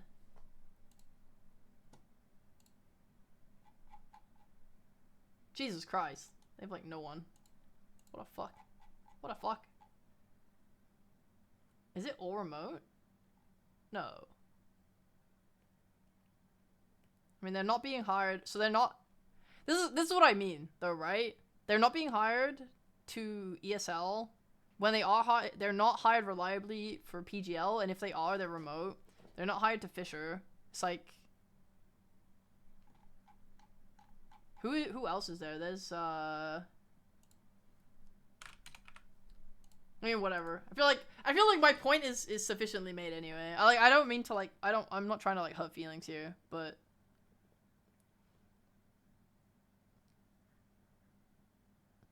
I think the lack of DPC really hurts Dota casters now, cause like it feels like every TO is like, okay, we're gonna fill all this space with like more tournaments and stuff, but we're only going to hire like these talent because they're like the ones that they consider tier 1 talent, and then everyone else just gets fucked.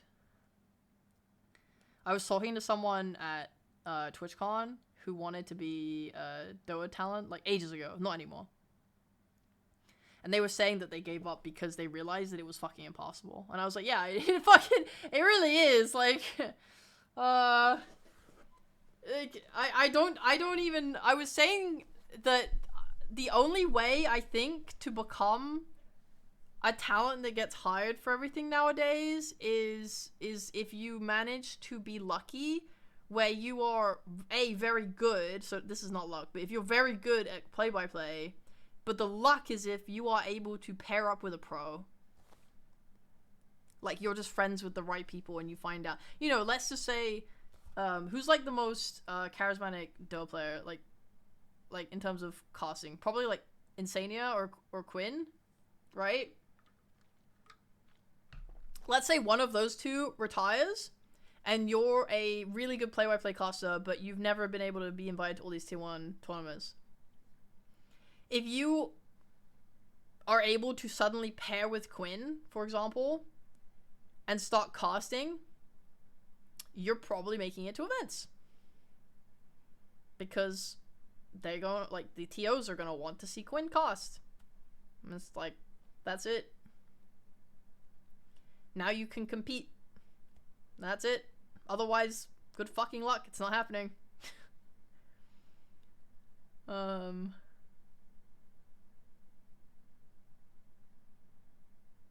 wouldn't describe Quinn as charismatic. I think Quinn is incredibly charismatic on camera.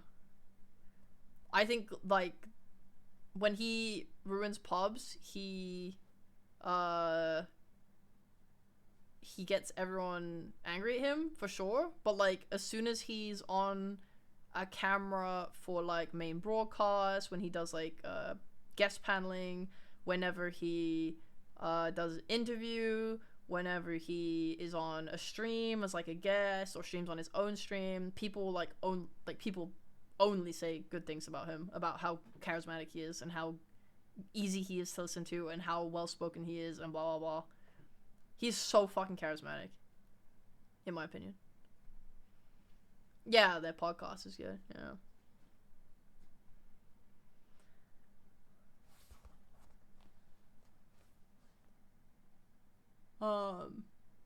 Honestly though, I'm thinking about it, like even if you're okay, let's say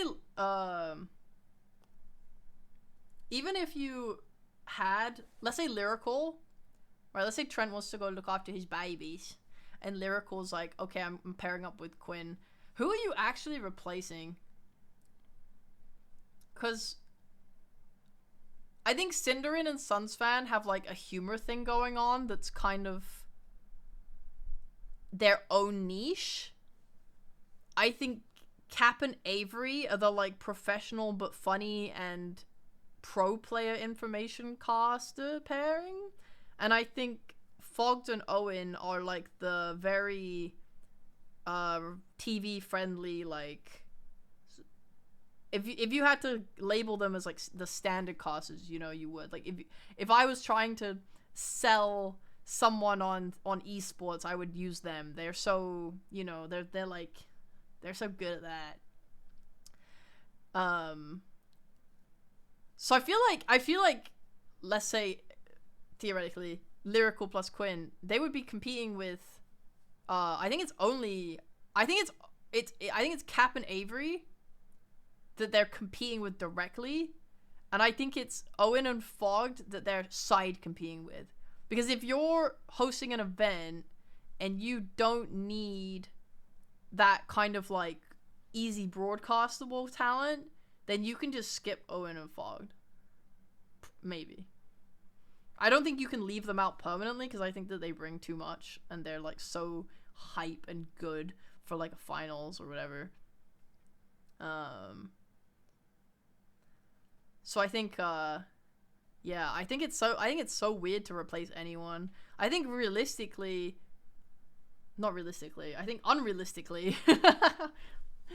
you're kind of looking for a TO to just hire more casters. But like realistically, they're gonna keep hiring like 2 casting pairs, so it's like fucking impossible. But that being said, I will say I think the right thing is you would just rotate more, because Sunsfan Cinderin, whilst they are their own like very unique brand, right? Let's say you had a Quinn lineup, he's really funny, so you're gonna have a funny pairing if he's there, no matter what. So you could technically just have Cap and Avery and let's say Lyrical and Quinn on like a casting as your 2 casters easily, and you would have a good event. Great event, even. But like the same way you could replace the Quinn duo with the Sunsfan and Cinderin, you're also gonna have a great thing. You could also replace them with Fogged and Owen, you'd also have a great thing. Anyway, my whole point, after talking in circles for 8 minutes, is that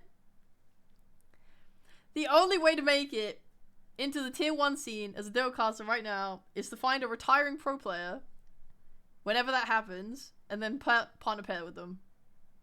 And that's it. Otherwise, it's not happening. It's just not happening. Everyone else has been delegated to tier 2. And they will stay there. And it is sad.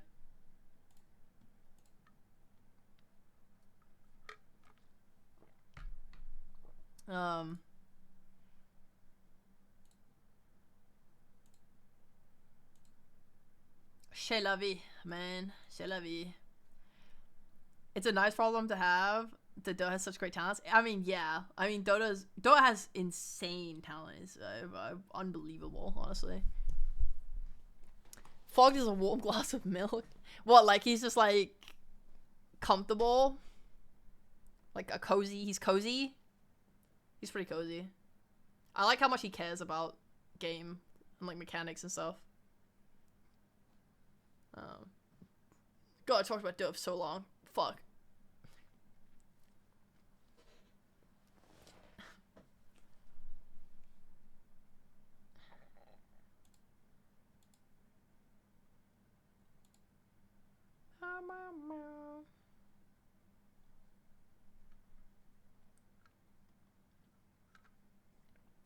I do wonder though, cause like I'm not gonna lie, I don't like giving any random caster like you know, their chance or whatever,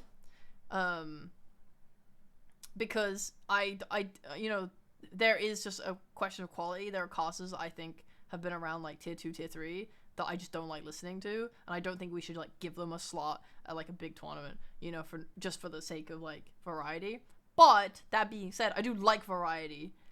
And there are a lot of casting duos that I loved listening to that I haven't heard in fucking years because, like, the scene just got so weird. And, like, you know, DBC got taken away. Like, I really love listening to John and MLP when they're here. I really love listening to, like, I know Arvo's not casting anymore, but I loved listening to Arvo when he was casting. I do not miss Cyclops.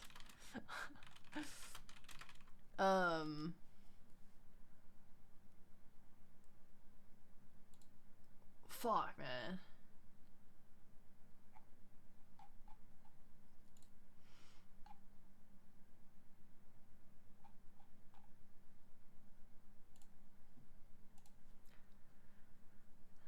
Bye bye, Quinn.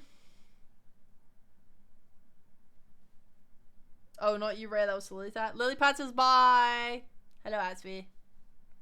Cottle Kyle. Kyle was the last blast. He came back. Fun fact for you.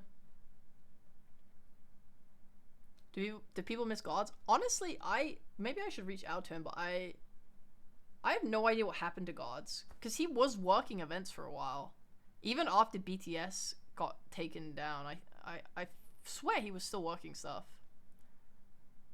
Cap and Blitz, Cap and Carl, been a while since Cap murdered replaces co-caster. Avery's very, very persistent. Just saying. He's not likely to go down. You miss Slacks casting? Well, I wouldn't go that far. Also, it's 11:30 and I'm very hungry, so I'm probably gonna wrap up stream. I will try and get the schedule though. But yeah, I'm a little EP. Wanna go make food. Yes! Germany!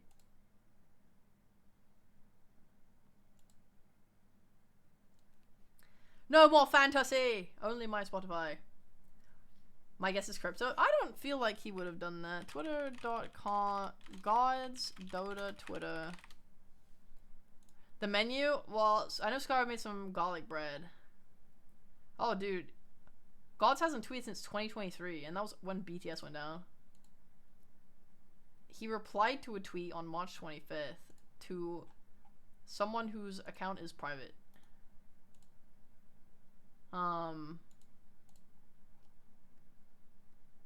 Jesus Christ, he like never replies to anything.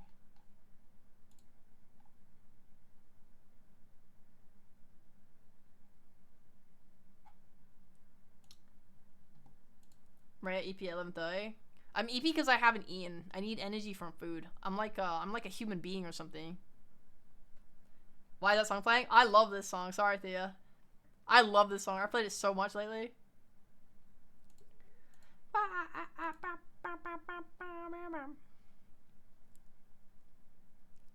My favorite thing about Slacks casting is listening to Slacks say random shit.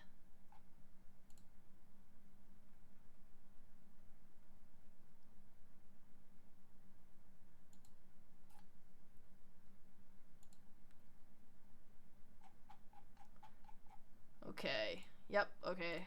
Yep. That's it for me. Thanks for listening to me. Yep.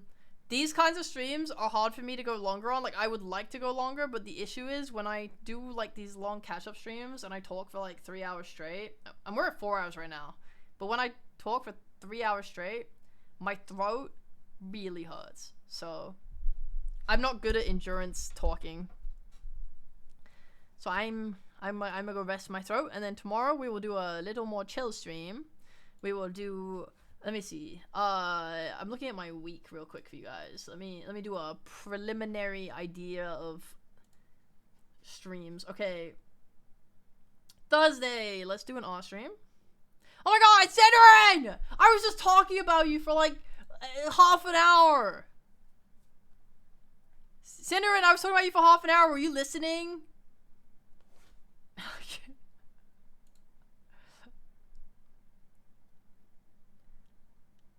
Absolutely, Kappa. Well, you know, it's better for me if you weren't listening. Of course you were. Bro, we just had a long-ass discourse about Dota casting. I was talking about how you are so selfish and you take up a very precious spot in the Dota 2 casting circle. No one else can get in. Horrible, horrible, man. Share some with the rest of us, man, for real.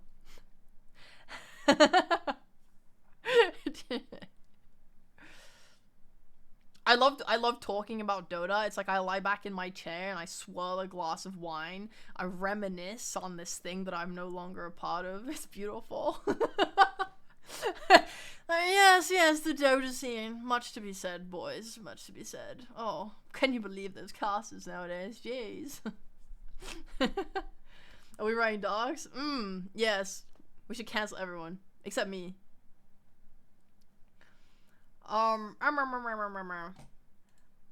Okay, tomorrow I want to do art stream. Sunday I want to do a Minecraft stream. And then Friday, Saturday, I have absolutely no fucking clue. I might try and, like, bang out as much art as possible. So I might try and do art stream on Thursday, Friday. I don't know if I'm not sure about Saturday. We'll see about Saturday. I might take Saturday off so that I can take the art that we made on Thursday, Friday and try and put it together in StreamerBot so I can do a test. Oh my god! I really want to draw a piece of art for my panel at Offkai. I want to draw like Araya and the Lilypal art, and then I want to get them printed and then give them to everyone that shows up to my panel at Offkai. And then I will take the extra ones and burn them if no one shows up. Carve a dream. Yeah. Next week, man. Wow. Okay, yeah. I will tentatively plan to stream Thursday, Friday, Sunday.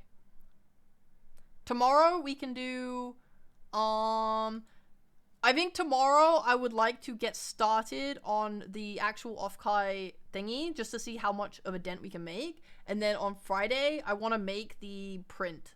Because I need to make that this week because I need to order them so that they come on time. Yes. So that's the plan. Yay! Okay, I'm looking forward to it, guys. I hope you have a wonderful day. I will... Oh my fucking god, 800,000 people are streaming right now. Dota City, we're going up to the side. Do you guys want to go to, you want to go to Maze AP Cafe? Playing Danganronpa. Or you can go to Sienna playing Elden Ring, Night Rain. Or you can go to Bodega Rat playing Deltarune. Or you can go to Marine Mammal Rescue playing Videos of Otters. Or Pudge Gamers playing Dota 2. Guys, I just feel like Pudge Gamers is awesome. I love Pudge Gamers. You know what, guys? I'm deciding. Because we just talked about Dota for like an hour.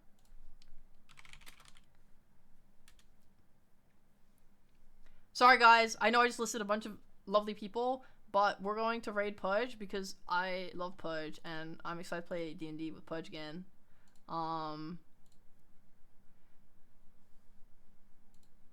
He's streaming! He'll do the doodle after his stream. He's busy!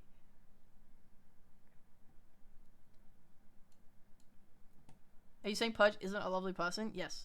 That's what I'm saying. I'm saying he's stinky and he sucks. And I'm going to kill him in D&D soon.